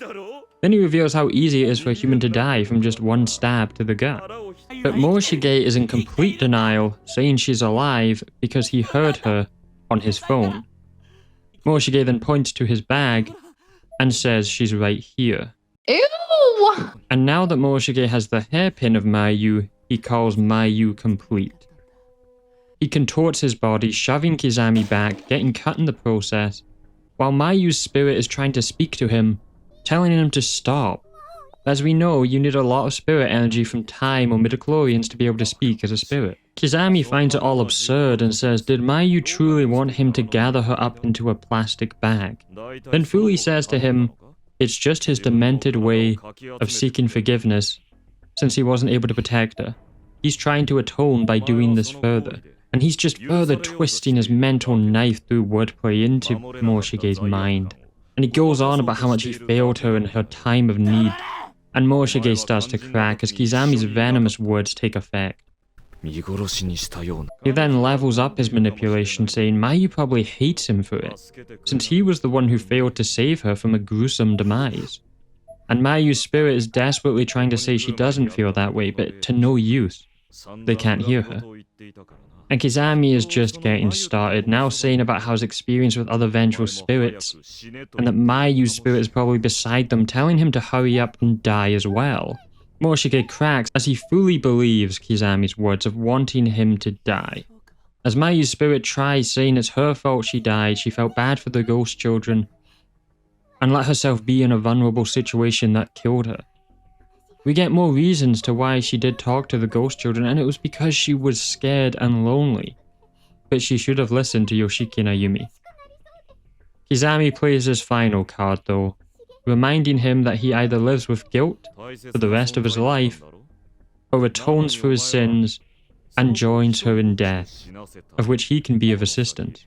Mayu's spirit is crying out she wants him to live and for Kizami to stop speaking for her, but as always, they can't hear her. And then Mayu reveals she loved Morishige, but was too embarrassed to say it. But if she knew how this would have ended, she would have gained the courage. Morishige then reaches out for Kizami's knife while Mayu screams for him not to do it. Then Morishige says he's sorry he couldn't protect you, and that he loves her, before plunging the blade into his chest. 好きだよ。嘘。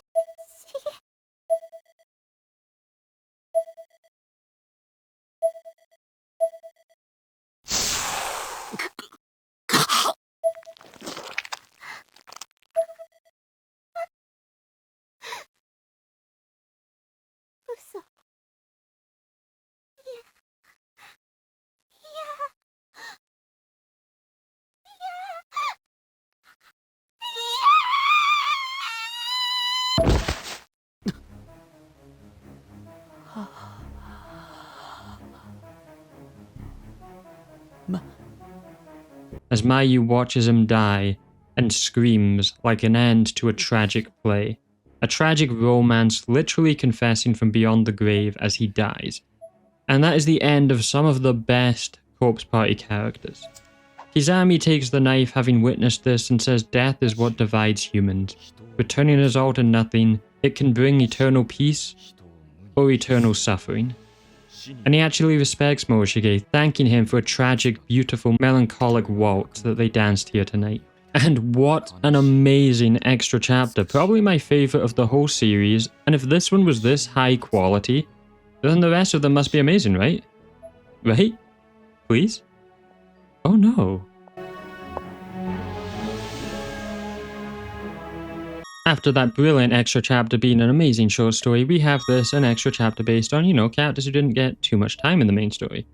I mean, extra chapters should be a way to learn more about characters not focused on the story, like Magari, the character who gets nothing, no backstory, no multiple scenes in the main game explaining things.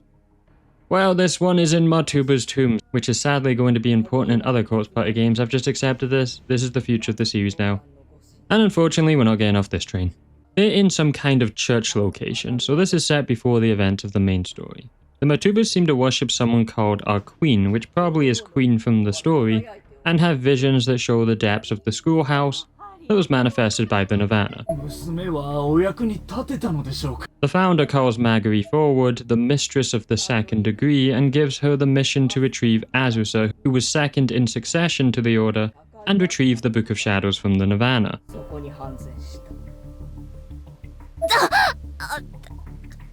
Magari is annoyed with this, and if she fails, she will lose her rights of succession. Magari then goes to the jungle gym in the local park, a really weird spot, and is annoyed with having to help Azusa and going to Heavenly Host, and is very annoyed with Naho for dying on her, saying she was the one who was supposed to kill her. Which, yeah, they're meant to be rivals, but who cares? She died. We never saw any of this. It means nothing to me.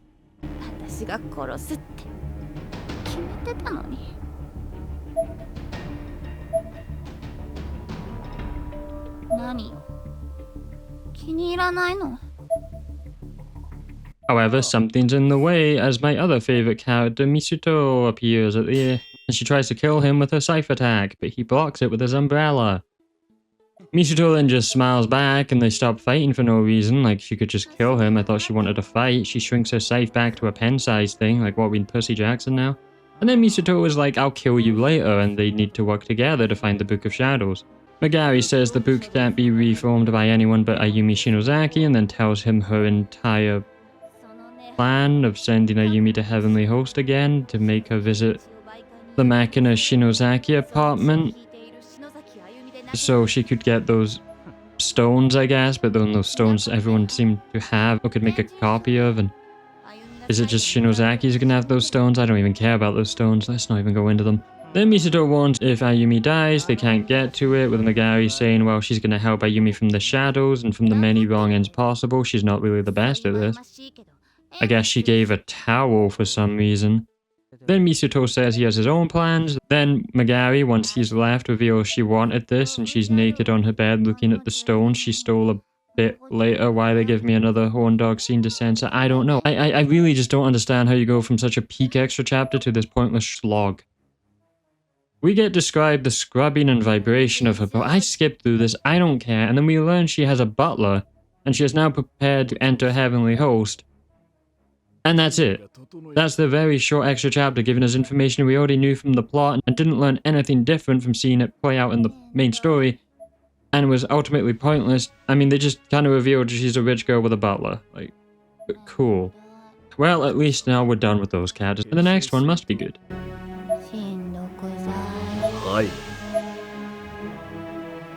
And we get an extra chapter on Shimada. I mean, I did say I wanted a character who didn't get much focused, but really the sexist perv. That's who gets an extra chapter? Okay. Shimada is a model for magazines and very narcissistic, full of himself, gets into fights, but Kizami is his kryptonite, his mortal enemy, as he says. Solely due to the reason he's not intimidated by Shimada, and he kinda loses every time to him.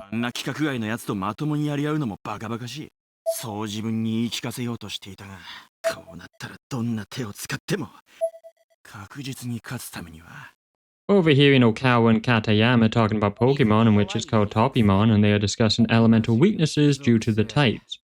Shimada then realizes he just needs to figure out Kizami's weakness, and humorously says find out which type he is. が俺に囁いた。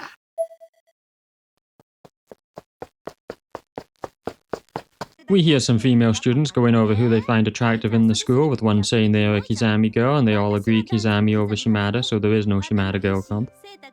So everyone's just a Kizami fangirl. Shimada obviously overhears this and curses them out with a lot of bad words and scares them away. 何よ、そんなんだからみんなに。あ？小物がなんかほざいてんな。みんなって誰だよ。行こう。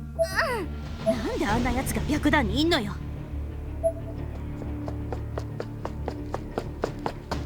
We actually learn a bit about Byakudan now, in which after the war, in an effort to push internalization and economic growth, the school was built as a sister school to Valtane Academy in Austria. It's also a place that's filled with well-behaved students, so delinquents like Shimada really stand out. We cut to the student council room with Fuck You Roy. Oh my god, he's back! Oh yeah, plot. Essentially, him and Mitsuki are discussing school stuff, and Mitsuki saying he would look good in a kimono. Then, to Fuck You Roy's utter shock and fear, she says he's like a father figure in a way. Because he has a massive crush on her, this kinda devastates him.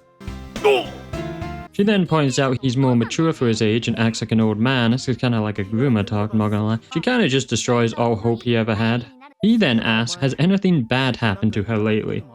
Which is kind of out of nowhere. She denies anything and he's like, I hope you know I'm here for you. And she says that's what she likes about him. ありがとう、フクロイ。あんた、やっぱ面倒見いいよね。まあ、お父さんだからな。And Fuck You Roy looks like he's about to do a confession, but then Shimada appears, saying he's inviting Kizami and needs a list of things he doesn't like. They can't think of anything he doesn't like apart from the one time he was helping out Kurosaki at a Frightful Labyrinth school event. Calls out Shimada's rivalry, making it sus he would want to hang out, and catches his grunt of disapproval. Mitsuki then fully just explains Shimada's plan, and Shimada goes creepy and kisses her left cheek quickly. And Fuck You Roy is broken by this. お前、なんてことなんてことを And Shimada runs away while Mitsuki tries attacking him with a chair. Later on, Shimada catches Kizami walking home and tries intimidating him, and Kizami's response is, 獣とは俺のことか。おい。んだよ。いい加減面倒だな。あ？今面倒とか言いやがったな、この野郎。いつもすかした面しやがって。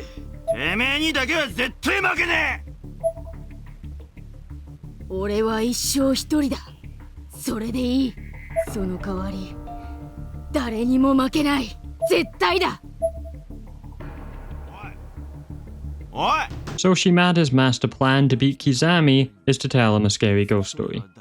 Naturally, it doesn't work at all because Kizami's annoyance was more at the fact he had to be sociable with Kurosaki than the haunted house theme.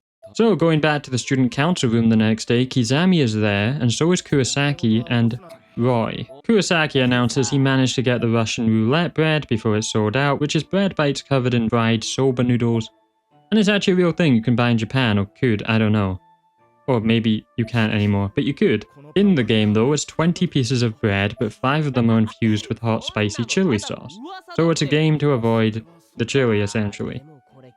Kurosaki lets slip that Kizami isn't good with spice, so Shimada challenges Kizami to the bread eating contest, and if Kizami wins, he can be on the cover spread for his magazine, and if Shimada wins, he bows before him and admits he's a loser. Shimada obviously bites into the chili piece, and so Kizami wins, but it actually turns out Kizami's weakness is parsley, which is a weird one. Kizami states he never loses, and Shimada's work calls, which Kizami says counts as him losing if he leaves the competition. Kizami then calls Shimada a loser, and it turns out Kizami is also a very sore loser, despite him not really losing in this case. They do the bread thing again, but time skip a bit with Toko very excited about the new issue of the magazine, and pointing out that Kizami was on the cover.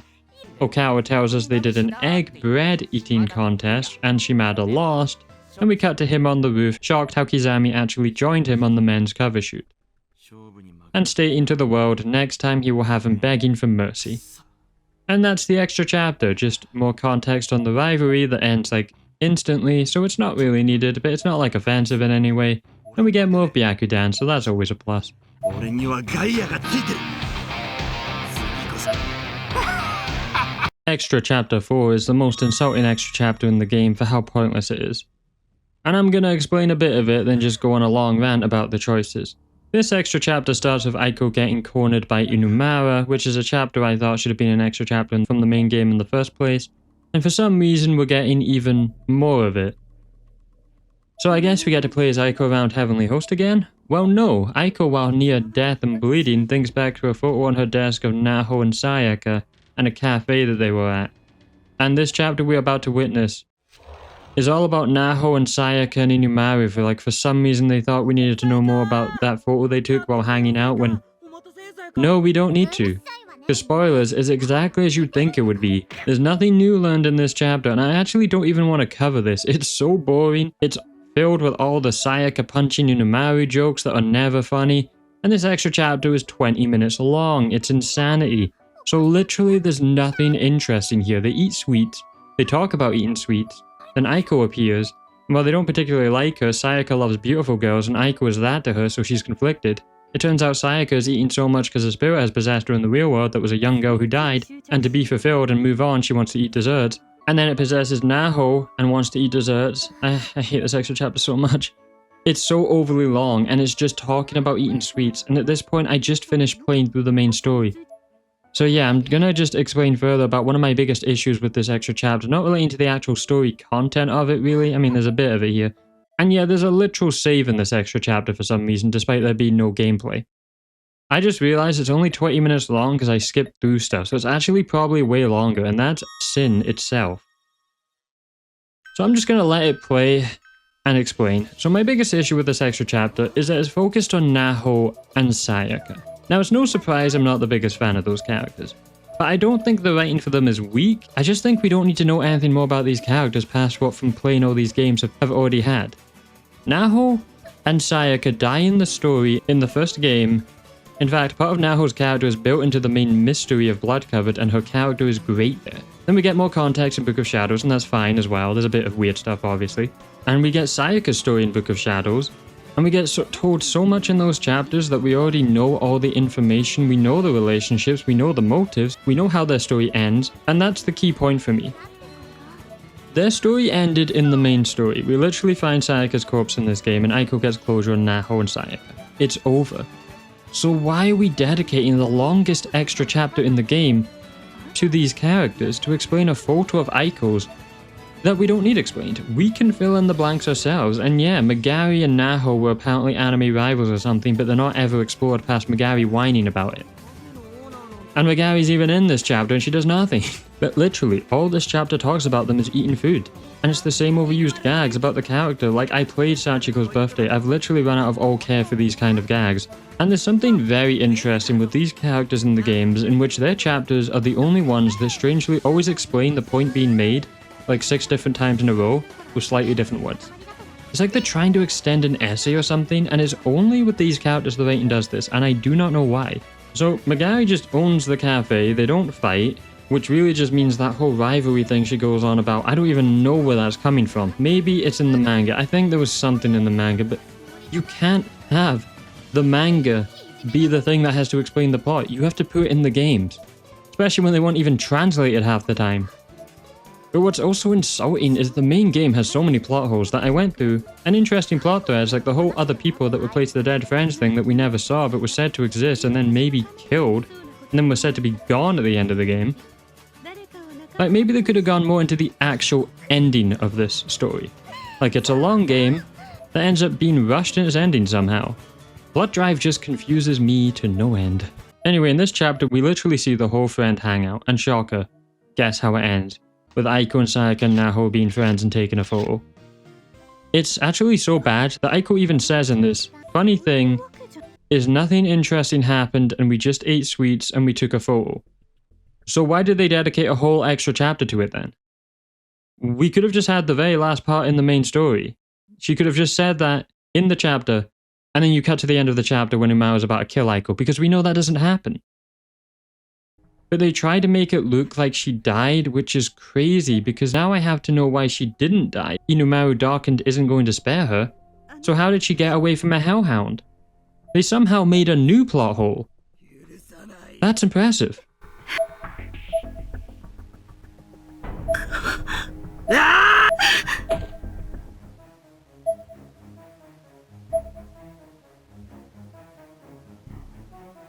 So chapter 5 decides we need more Magari. Are you actually kidding me? Did they actually think these characters were like peak or something?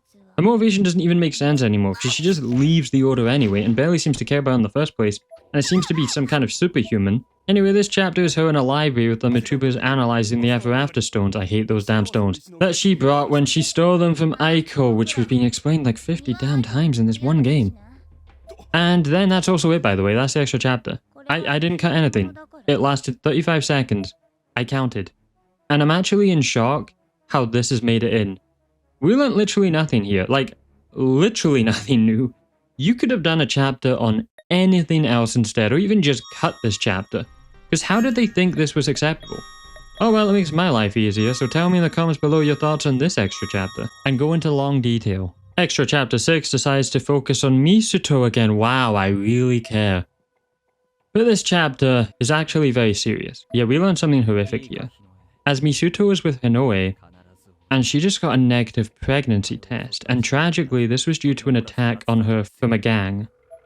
Now I have opinions on this topic being introduced this way, as when you're going to cover a topic as heavy as this, you really need to make it important to the story and treat it with the weight and sensitivity it deserves.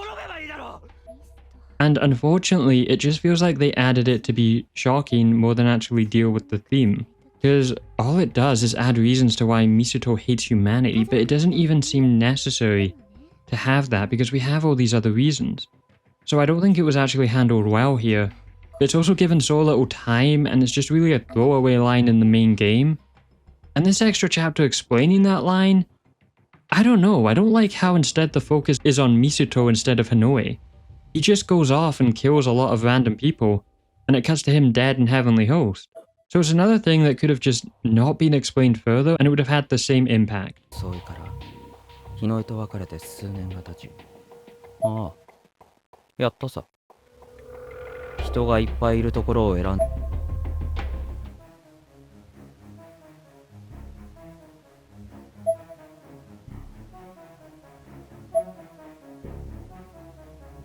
The last two extra chapters are focused on Magari again, but the name of the chapter is Satsuki's Heart, which is actually the original name for the abandoned sequel of Corpse Party Original for the NEC PC 9801, and who knows if we learn more about that game and more in the future on this channel. I mean, I don't know. Either way, this chapter starts showing us Satsuki and her family life, which is very not normal. I could have used the word strange, but I didn't. Her mother just apologizes to her, then suddenly Satsuki is knocked out, while her mother repeatedly says sorry and gives her potato chips. Yeah, I'm confused.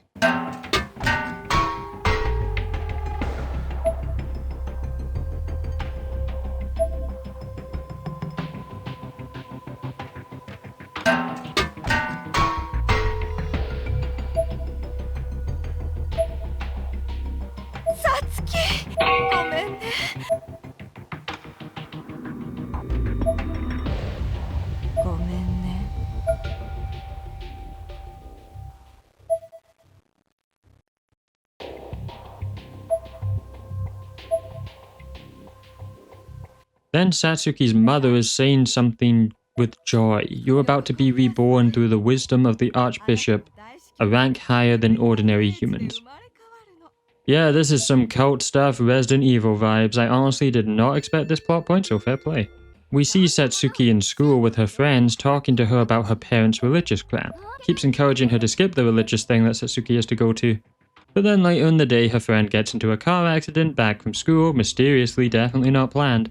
And her jaw shattered and she could never smile again. Wow, I really didn't expect Satsuki's story to be this dark. They really fooled me. I will admit they fooled me with this character. Going back to the Matuba's tomb evil church layer, Magari is talking harshly to Satsuki's parents and Magari calls her my pawn. And will she accept her fate? Satsuki looks round the ceremony room and sees something horrifying. Her friend's face bloodied and eyes rolled back into her skull on an earthen werepot. I mean, all this is showing me is Magari is insane, and were we meant to like this character? I don't know. I still don't know the point of her story. Satsuki says she doesn't want to die and panics about a transformation experiment. Because of this outcry, Megari kills her parents by removing the upper halves of their bodies with a flick of her wrist. Megari then says Satsuki can be her pet now and get replacement parents for Satsuki. Then Satsuki, the poor girl, has spiritual surgery. And we know how that turns out. Well, wow, that was crazy. But imagine this was shown in the main story instead of an extra chapter. That would have really, set the tone. The last extra chapter is more Megari. Yeah, we definitely need to see more of her. Anyway, it's set after the events of the main game. And she remembers Ayumi, so I guess everyone who was in Heavenly Host still does remember Ayumi. Be cool if we could see, the main cast reacting to realizing their friend existence was sacrificed, but no, let's see what Megari's up to. Anyway, everyone who died as their existence but not death returned because it's not possible. The entity walls in Nirvana is gone, but there's still massive chasms in the earth and many dead. Wait a minute, this is just the epilogue we already had, but now Megari's explaining it. It's like, we know all this. Oh yeah, and according to Satoshi, all the replacement students have now been erased, so that's interesting, and they should really feel guilty for killing other people, but they don't, and it's never expanded upon. However, because Kuon was Aiko's sister, she still lives on in the memory of Aiko, which really just raises the question of, did Aiko have a sister who was replaced because Kuon was a replacement for Miss Yui? Therefore, Miss Yui could have been Aiko's sister if going by logic, but she apparently was always Aiko's sister, so is there just a random Miss Yui replacement out here? Did they just make a new plot hole when they really didn't need to? And then her company is in shambles because their CEO just disappeared randomly, even though they have no memory of a CEO, which means what about all the other things the other people who were replacements did? But then the replacements weren't actually taking over the lives of the dead, actually. Like, who is Kuon? I don't want to know, don't tell me. But still, it's a question. Anyway, because my brain is exploding, back to the Matuba's Tomb founder who talks about Queen Himiko dying, possibly the name of the Nirvana Queen. The founder then has a new child born or something to be a savior, and Megari goes back there and it turns out it's been a while since she's been here and the whole place is just falling apart. Megari has no loyalty to this order or anyone, and the founder actually ends up dying when the entity wall appeared near the headquarters and they panicked and they fell down the stairs and they died from that. Did my foreshadowing of the lame way to die in Coast Party Blood Covered actually come true? So I subconsciously predicted my own further disappointment. Now there's not many members since most ran away in fear, and she goes back into her mansion and says, why did I devote my life to helping the Matubas? And I'm wondering the same thing, because this whole plot is just pointless. They spent so long setting up this order, and now they're giving us the extra chapter of this order, and these characters to then have them go, oh, I don't care anymore, just die in anticlimactic ways. So what is the end goal here? Are we meant to care or feel anything for the order falling apart? Am I meant to be intrigued in what rich girl Megari clown outfit bikini anime character in a mansion with a butler is thinking in a weird scythe? Like, Megari just then cries. She's a pointless character, apparently was abandoned, and then she just starts crying, and I'm crying because they put so much effort into building up this character, and then we get the worst information. That Megari is now going to rebuild the order. With Waldo, her butler, who took her in, and that means we're going to have to suffer this character in the future at some point in this order that she apparently doesn't care about. Can you believe this is the same franchise that started with Blood Covered? Technically, it's actually the original Cross Party it started with. But how in holy helimony did we get here? Okay, I said I was going to do this, so I'm going to quickly, go through if I had to make a sequel to Corpse Party from the Book of Shadows ending prologue, how I would have done it, with my now extensive and your extensive Corpse Party knowledge. And straight away, all those new characters, Megari, Mitsuto, the Order, they're gone. Get rid of them. We don't need them. Kuon, no one, Showon, Gonon, no one, and then right there, getting rid of those characters, we've solved half the issues already. I'm mostly going to focus on the story here rather than the gameplay, but Chibiya is gone and the person who suggested it has been fired and publicly shamed. And then we go back to the pixel. So story-wise, Aiko still wants to speak to her friends one last time, Ayumi still wants to revive her friend. But we have more with the main cast from the first game, with them connecting with their friends' replacements, and some like Naomi rejecting any relationship with their Seiko replacement. And this would create some incredible and interesting angst and believable turmoil in the group. You could even have some tension between Naomi and Ayumi versus how Satsuki and Yoshiki are handling it. And when they go to Heavenly Host, it's first Naomi and Ayumi because they feel the most guilt, obviously, that the others don't. But interestingly, when they go to Heavenly Host, it's actually an abandoned version of Kisaragi Academy, and the enemies in the game, well, we've still got the Vengeful Spirits. We've still got the Helpful Spirits. And they're still in the Nirvana. But Yuki is the new Sachiko, with Yoshikazu still around, and the main spirit enemies are going to be the dead friends, now taken over by the curse. Like in Blood Drive, where we have that crazy Mayu spirit enemy that appeared like once and then never again, and obviously Ayumi would be unable to find the Book of Shadows or find that Yuki has it, and then the game would be all about the friend spirits having to be appeased, and it obviously wouldn't be easy, there would be traps. Actually, each chapter could be focused on a different friend at some point, and the Kisaragi classrooms would start changing into ones from Heavenly Host, but also locations from the memories of whichever friend spirit was the focus. So Naomi related memories for Seiko's spirit, for instance, and at some point Yoshiki and Satoshi would obviously enter Heavenly Host, probably very early on because I like having the main cast in the main location. And as the friends are appeased in some kind of boss fight for each of them, we'd have them talk to the characters before, like the others, before passing on. Eventually facing Yuki, we would find out the Book of Shadows was in Ayumi, same plot point. But the real twist for me would be Ayumi is the one who's actually been keeping the Nirvana alive with the Book of Shadows, and the whole place has been created from her mind and grief and sadness, which is reflecting as Kisaragi and Heavenly Host, very Silent Hillish. Ayumi herself was actually the secret Sachiko in control of the place, and she just didn't know it, so she made Yuki Sachiko because that's what she thought was going to happen. But with each character dealing with the grief and forgiving themselves, they're able to lessen the curse, with Ayumi now realizing she was in control of the Nirvana, and we'd also have Aiko in the extra chapters, confronting it all with Sayaka and Naho on that, and Inumaru, who she was with. Then they meet back up with the main plot in the end. And then they would find some way to end the curse. Maybe it would be the witch trials, but the identities of those would return and the replacements would still be alive, although time would rewrite itself where they were related. And there's obviously still plot holes here with this story because it's just a draft and a general idea of the themes, location, and enemies. But I wasn't going to go into full detail. There's just a fun little how I would have attempted a sequel idea instead of Blood Drive. You can expand on it in the comments or give me your ideas. That could be fun actually. But wait before leaving your comments because it's finally time for the final thoughts, wrap-up conclusion, and future of the channel as we go into my opinions on Corpse Party Blood Drive as a whole. Where does one even begin with discussing this game in its entirety?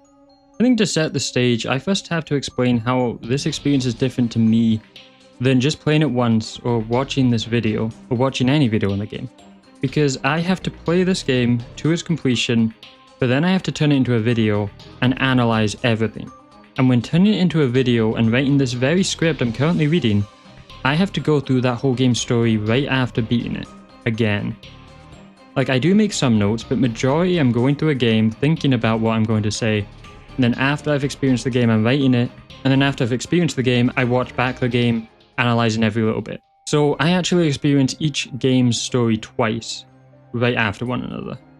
And that meant every single issue with this story just stood out so much more. This game is a mess. Like probably the most messy plot I've ever witnessed, because there is some genuinely great moments here. I went through them with the characterization of our main characters, especially with Yoshiki, but also the character development for Naomi, Ayumi, and even Satoshi in subtle and clear ways. And one good new character, Aiko. The way the characters are going through grief and regret and just trying to deal with their trauma is very well done. The Ouija board talk with Seiko was definitely a highlight moment, and that's kind of it. Like the game has great moments, hidden in so much crap. This overall story is so hollow feeling. When you look at the big picture, nothing mattered. They spent so much time on these new characters to then kill them off in anticlimactic ways or just change Megari into not caring about anything. The final boss was terrible, the game just looked ugly at all times. Chibi added nothing but making the game very unscary. How did they think Chibi in a horror game was a good idea? Like who did that? Has anyone ever made a horror game with Chibi? With 3D Chibi models apart from them? The phantoms were just annoying and I just feel sad, not in an emotionally satisfying way. When I first rolled the credits in the game, for replaying it, I was like, you know what, it wasn't too bad as I remember, because I was playing on the PC for the first time. And when you play on the PS Vita, the loading times were insane. Like it was like 6 minutes to load into a room anytime you were getting chased. But then when going through my recording, writing a script, I realized this is the conclusion to Corpse Party. And I rewatched my blood covered video, and I still think that's the best video I could do for that game. And it just struck me how different in tone and atmosphere and everything Heavenly Host was. It felt so scary, not just for enemies chasing you, but the despair, the doom, the characters, and how they slowly go more insane from the curse. The surprises, the mystery. And this game had none of that. They love to explain what every character's motivation was instantly. Misuto wasn't even trying to hide him being evil. Megari was just weird and doesn't even have a motivation. She just acts bored all the time and not scared of anything. So if they aren't scared of anything, how can the player be scared of anything? Ayumi panicked, sure, but then they went end of the world plotline instead of what made us love the first game, a survival mystery psychological horror game, where every choice could lead to our character's doom. In this, every choice is, are you stupid or not? And for a game focused on the curse, Blood Covered did the curse way better because they had the victim's memoirs in it.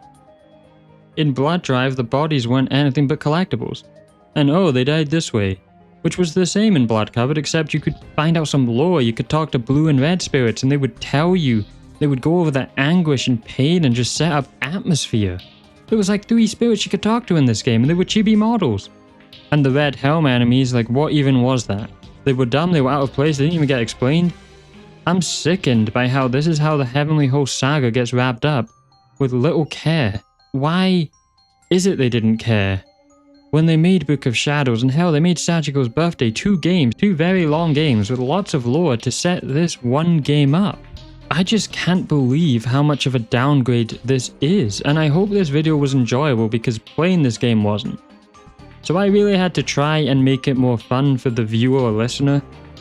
And then the ending was somehow rushed, like the epilogue explains some stuff that makes a plot hole, Ayumi is status unknown in a wheelchair, and Yoshiki is found her, but we don't have any new updates on that. They made a conclusion that has no conclusion. Which I'm sure the future Corpse Party games will or should give us more info into that, but I really miss how amazing Blood Covered was and all the characters. I don't know what they were thinking with Blood Drive. It wanted to be so many different things and failed at them all. And honestly, the more I sit here and I keep going back over Blood Drive in my head, the more I realize that this isn't just a disappointing game, it's like the blueprint for how to ruin everything you had going for you. Because Corpse Party was never meant to be about big spectacle or lore dumps or villains monologuing about their plans. It was always about the vibe, the atmosphere, the horrifying moments, and the way the curse felt bigger than people could even understand. But Blood Drive, ironically for me making explanation videos, they wanted to explain everything. And by doing that, they stripped it of mystery. And this is proof that not everything needs to be fully explained in a story, and there should be a balance of a satisfying explanation, but letting us pick up the lore from the background or notes or just characters and be able to analyze. Like there obviously was still stuff to analyze here, but there was just so much lore dumped and characters knowing the lore or knowing the mystery or knowing every single thing. Like it's not even like they did it in some clever way. It's just lazy writing. Villains just come in and dump the exposition instantly. Characters talk openly about plans with zero subtlety. Seemingly no personal information because they work for some order or have spirit powers. There's just no tension or ambiguity. And the scariest thing about Corpse Party before was you never knew why something was happening, or if it was the curse changing your perception of things, or if it was the school messing with you. And here everything's just spelled out, like they don't trust the players to think for themselves, and that just kills the entire mood and all the fun. And it's so weird because Corpse Party at its best made you feel powerless in a good way. The curses was this horrific thing that couldn't be beaten, and in this game they had a statue that cures darkening instantly. The story used to be high schoolers thrown into a hellish dimension so unlike their normal world where there is no spirit stuff going on in the normal world, making mistakes, getting emotional, learning survival, and more about themselves and their friends. And now it's like, no, everything has a backstory, everything has a rule, everything is some character's plan. And when you do that, you lose the fear of the unknown and instead you just get annoyed. It feels like they just sat there going, how can we connect all these dots in the laziest way possible? And then that one killer line that just killed the entire story for me, from Megari of course, saying, it doesn't matter what you did, the apocalypse was always going to happen. Nothing mattered. And then I keep thinking about how Heavenly Host used to be this character in itself. Like, the school wasn't just a setting, but it was cruel. It played tricks on you. It wanted you to go to this room. It wanted to torment you as much as possible before killing you. And by the time we got to Blood Drive, it's like they forgot how to make Heavenly Host matter, because not one time did the school actually, like, play tricks on anything. There wasn't any room switching. There wasn't any, like, oh, this corridor has now changed. It really just felt like a normal abandoned school with weird Kingdom Hearts Heartless enemies. Shadow Link, if you want to be even more accurate. Like, it's just empty rooms with bland hallways. There's no personality in the design anymore. It's just go here, talk to this, cutscene trigger. You're not scared to go down any corridor. We know these places before. We know the characters with us aren't really in that much danger. And the more you walk around, the less you care, because the environment doesn't scare you or surprise you anymore. There's actually no, like, tension built. Like, for example, the anatomical model scene in Blood Covered, where the blood goes on the window and you have the option of entering that room, and you enter the room and you're like, something's weird here. I don't know what's weird. But the characters are talking, they're fine, they're happy, they're explaining something, you pick up a key, and then that model's moved. Then it turns into a big chase thing, and it's such a great scene. There was nothing like that in the game. There was chase moments, but you just leave out the room and is back to normal. And then it just breaks me how wrong ends used to be so iconic, and they were iconic for the channel. And in this game they just weren't, they're just fail states. They used to be part of the experience and a way to learn more character lore. And I don't think you actually learn anything from any of these wrong ends in this game. They sometimes were so graphically described or emotionally disturbing and Blood Covered that you'd remember them more than the main story events. But in Blood Drive, they just feel like someone was like, oh, we gotta make a you died moment, so just kill them. Like, half the time I'd get a wrong end and I just forget about it instantly instead of being horrified. And that really just tells you how far the series has fallen in quality, because the wrong ends used to be the highlight of the entire games. And then the gameplay itself, I don't even know where to start because it's just miserable. Like, stamina system sounds fine on paper, and then they somehow mess that up by making it you can only regen stamina by standing still for 8 seconds animation, then running again for about 10 seconds before slowing down, and here's an annoying flashlight battery running out that I thankfully could turn off because it was just the most tedious mechanic they could have ever added, and here's the phantoms following you around with the most annoying stamina system so you can never escape them. You have to hide in closets, but then that barely works half the time, or you can just kill them with talismans. Did the devs think having constant chase enemies would equal fear? Because it just equals frustration. Because they aren't scary designs, they aren't interesting, they don't add tension, they just slow the game down and pad it out with chase sections. Where in the other games, chase sections were always story related. And honestly, they were kind of rare. Yoshikazu chases you at one point, Kizami obviously in the most scary part of the game. The ghosts chase you in one chapter where you have to walk around them, avoid them, with that amazing music track. And there was a few more, but it was never overused and it was always effective. And when you think about Corpse Party as a franchise, this was the game that killed it completely. Because how can you recover from this? How do you go back from the final chapter being this bad? Fans want closure, they wanted a big emotional gut punch. And they got this clunky game with boring villains and a conclusion that didn't actually conclude anything. It's especially insulting because Book of Shadows and even the degenerate lewd hell of Sachiko's Birthday still treated the lore and the world with more care than this game. Like, they weren't perfect games, but they respected the atmosphere. If Book of Shadows just used the same gameplay as Blood Covered, it would be a masterpiece. And both games in some way added layers to the curse. And Blood Drive was supposed to be the payoff for all that, and instead it feels like the devs never even played their own earlier games. Because none of that tone of respect is carried over. It's like they wanted to make a completely different kind of game and slapped Corpse Party's name on it to sell copies. And I don't buy the whole, oh well, it's an ambitious excuse. Because ambition without direction is useless. Like, they clearly wanted to go bigger. And bigger isn't always better when it comes to horror, and bigger is actually normally worse when it comes to horror, because good horror games always thrive on a great location which makes us feel fear. On a small plot that focuses on the character's survival and terror being more horrifying than an entire apocalyptic plotline affecting the real world, like some superhero ending Crisis level, Avengers level, Justice League level. And that's what Corpse Party nailed before. It knew when to keep things small and claustrophobic and focused on our character's situation. And Blood Drive decided, nah, let's throw the end of the world in, make it anime nonsense, make Heavenly Host massive, and random empty rooms filled with charms or batteries, and that's all that's in the room. These random skeletons are around, so not the pixel art gory pixelated effective bodies, just skeletons. And we get to the ending, and I swear it's like the most half-assed conclusion I've seen in a horror series. Like, you sit through all this garbage gameplay, all this exposition, all these anticlimactic deaths of the characters you've just spent all the game setting up, just to get to a finale that doesn't actually answer anything, didn't actually conclude anything, and it leaves you feeling just hollow. Like, Ayumi's situation is vague, Yoshiki and Ayumi's relationship doesn't actually have an ending yet. We don't even see our characters after the story, and how they dealt with all this. No, let's make all the extra chapters on the villain who died, and Megari, whose whole story was, I don't care about any of this. I'm just gonna make a new order now. And I think about how Bloodcovered felt like this perfect standalone horror story. You didn't even need sequels for it because it had everything. Despair, mystery, characters you cared about, terrifying curse, and fascinating lore. But the sequels existed to expand this story and deepen the curse. And you know, that's fine. They weren't as good as Bloodcovered, but they still added some interesting character moments and lore. Sachiko's birthday was just funny fan service, which is debatable if you found it funny or not.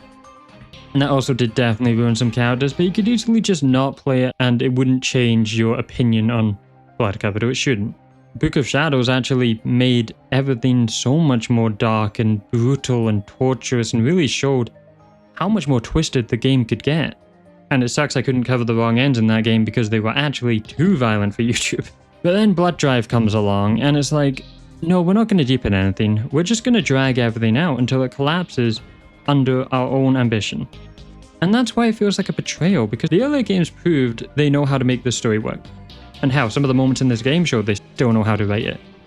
I mean, Moroshige's extra chapter in this game was a perfect blend, it was perfect atmosphere, and it was a great shocking ending. And I think that extra chapter is actually the best story part in this entire game. So they could still do the storytelling, but something went so horribly wrong with the direction of this overall plot. And if I was to be brutally honest, Corpse Party as a name, it doesn't carry the weight anymore because of Blood Drive. Like, when people bring it up, it's always, yeah, that series had a really good first game that I remember watching, and then it kind of fell apart. And that's tragic, because this could have been remembered alongside as one of the great horror series. But instead it's just remembered now as wasted potential. And that's all because Blood Drive has killed anyone's interest. And you know what, maybe the saddest thing is they didn't even need to be a perfect game to succeed. It didn't need the best graphics or even the smoothest gameplay. They just needed something that felt like Corpse Party, something with atmosphere. With some mystery, great wrong ends. Like, I'm not bragging, but something like what I came up with. Because I wholeheartedly think my idea there for what this could have been would have been a better game and more people would have been satisfied.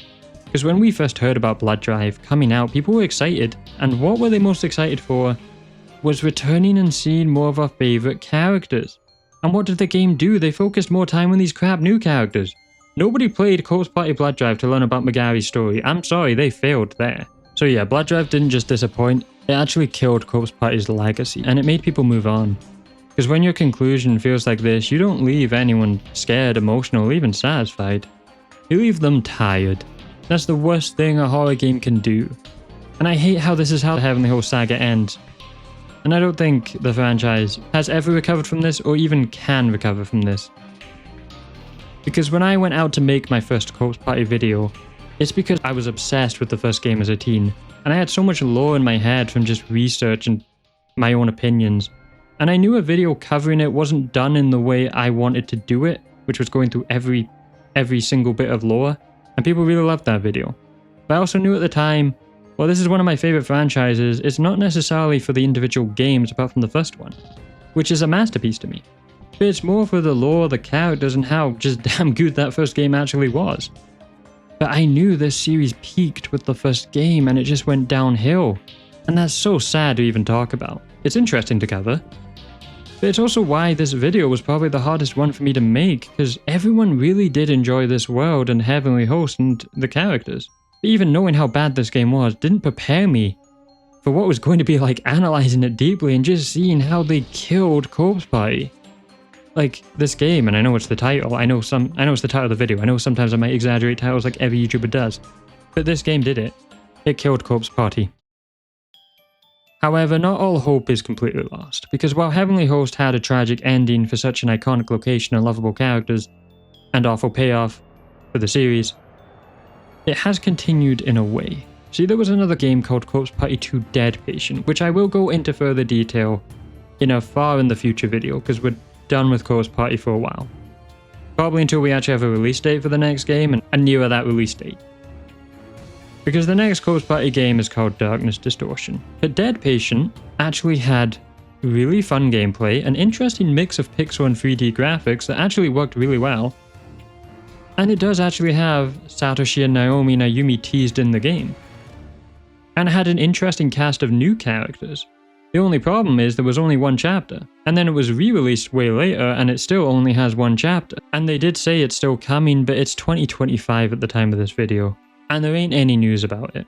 It's still not dead apparently, but then Corpse Party, like I mentioned earlier, has a new game apparently coming out called Corpse Party 2 Darkness Distortion, not to be confused with Corpse Party 2 Dead Patient. They really called both games 2. And does it look good? Well, it's debatable. However, like it or not, we're along for the ride, and we have all become Corpse Party connoisseurs and have supreme Corpse Party knowledge by watching these videos. And whether that's a good thing or not, you can decide. So will Corpse Party Distortion revive this franchise? I don't know. We'll have to wait and see. I mean, it literally can't get worse than Blood Drive. So the only way to go is up. And obviously we'll find out when it's out, and obviously I'll do a video on it, just like all the others. But for now, Corpse Party franchise lives on from nostalgia and fond memories people had of the series.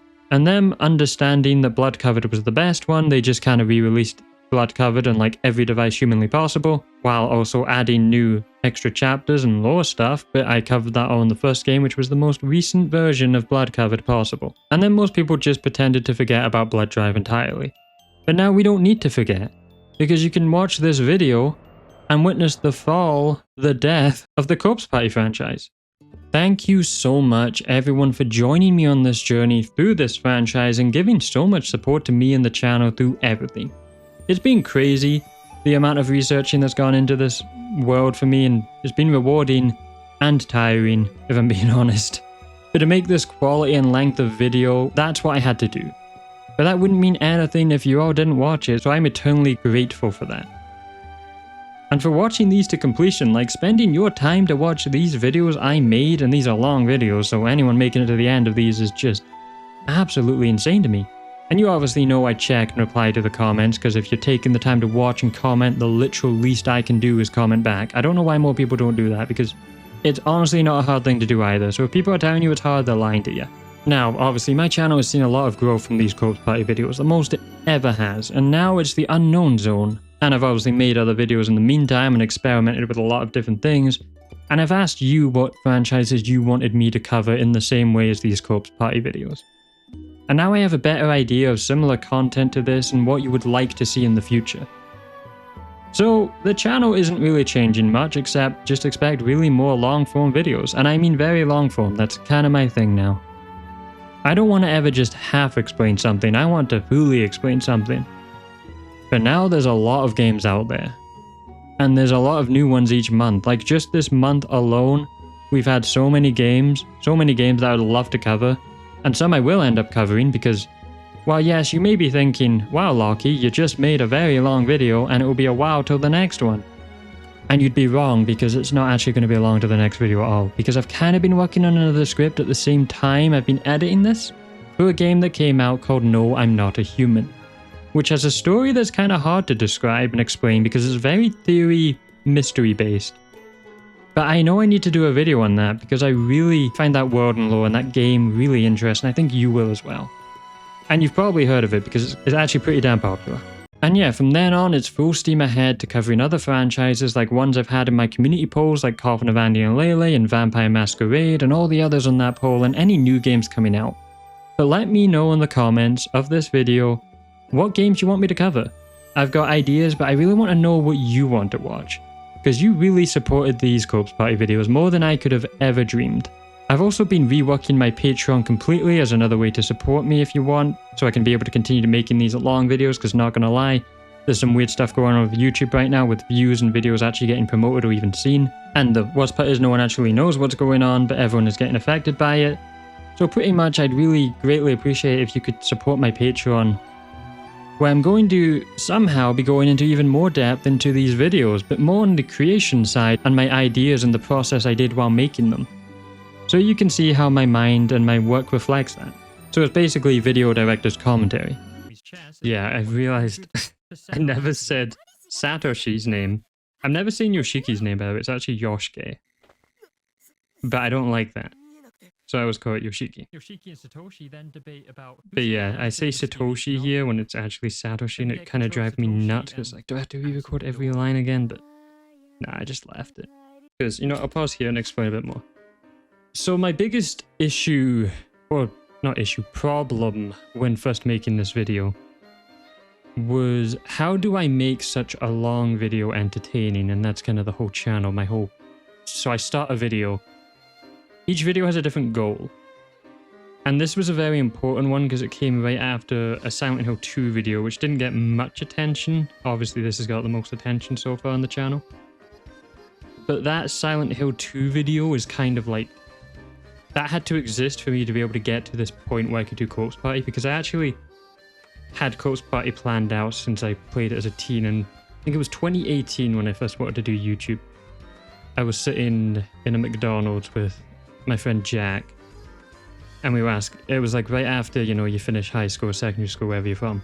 And my goal was always to do a Corpse Party video, because it hadn't been done before in the way I wanted to do it. And what I wanted to do was explain every single thing, like I say in multiple videos. So if you're interested in that, or you want to see your name at the end of videos, incoming edit to this outro that's already extending a very long video, but while re-editing this edit of trying to upload this monster. The joys of video creation, by the way. People I know personally who are always supportive have supported my Patreon, which gives them access to the director's commentary and a lot more, but also a vocal shout out and acknowledgement as an executive producer of this video. So thank you so much to Mayoi, Glamora, Balabil, Jack Xiaolong, and Leah for supporting this video and this channel, and me. Or you just want to support me in some other way, there's a link in the description. But another way is to simply watch the videos to completion, like this video and comment whatever you want below. So thank you again, and for now, this is the end of the Heavenly Host Corpse Party saga, but there's a saying that I disagree with. And that is, all good things must come to an end, because it really doesn't. And I will continue to reference Corpse Party and keep it a part of my channel's identity. But there is a plan in the future that will have us go back to Heavenly Host in some familiar ways and ways you will not expect. But that will be near when the new game is coming out. So if they do decide to announce that game is coming out next month, I will be like, oh, well, shoot. But until then, this has been CyberLocky. The best kind of party is a corpse party, and always remember to butter up your poopers.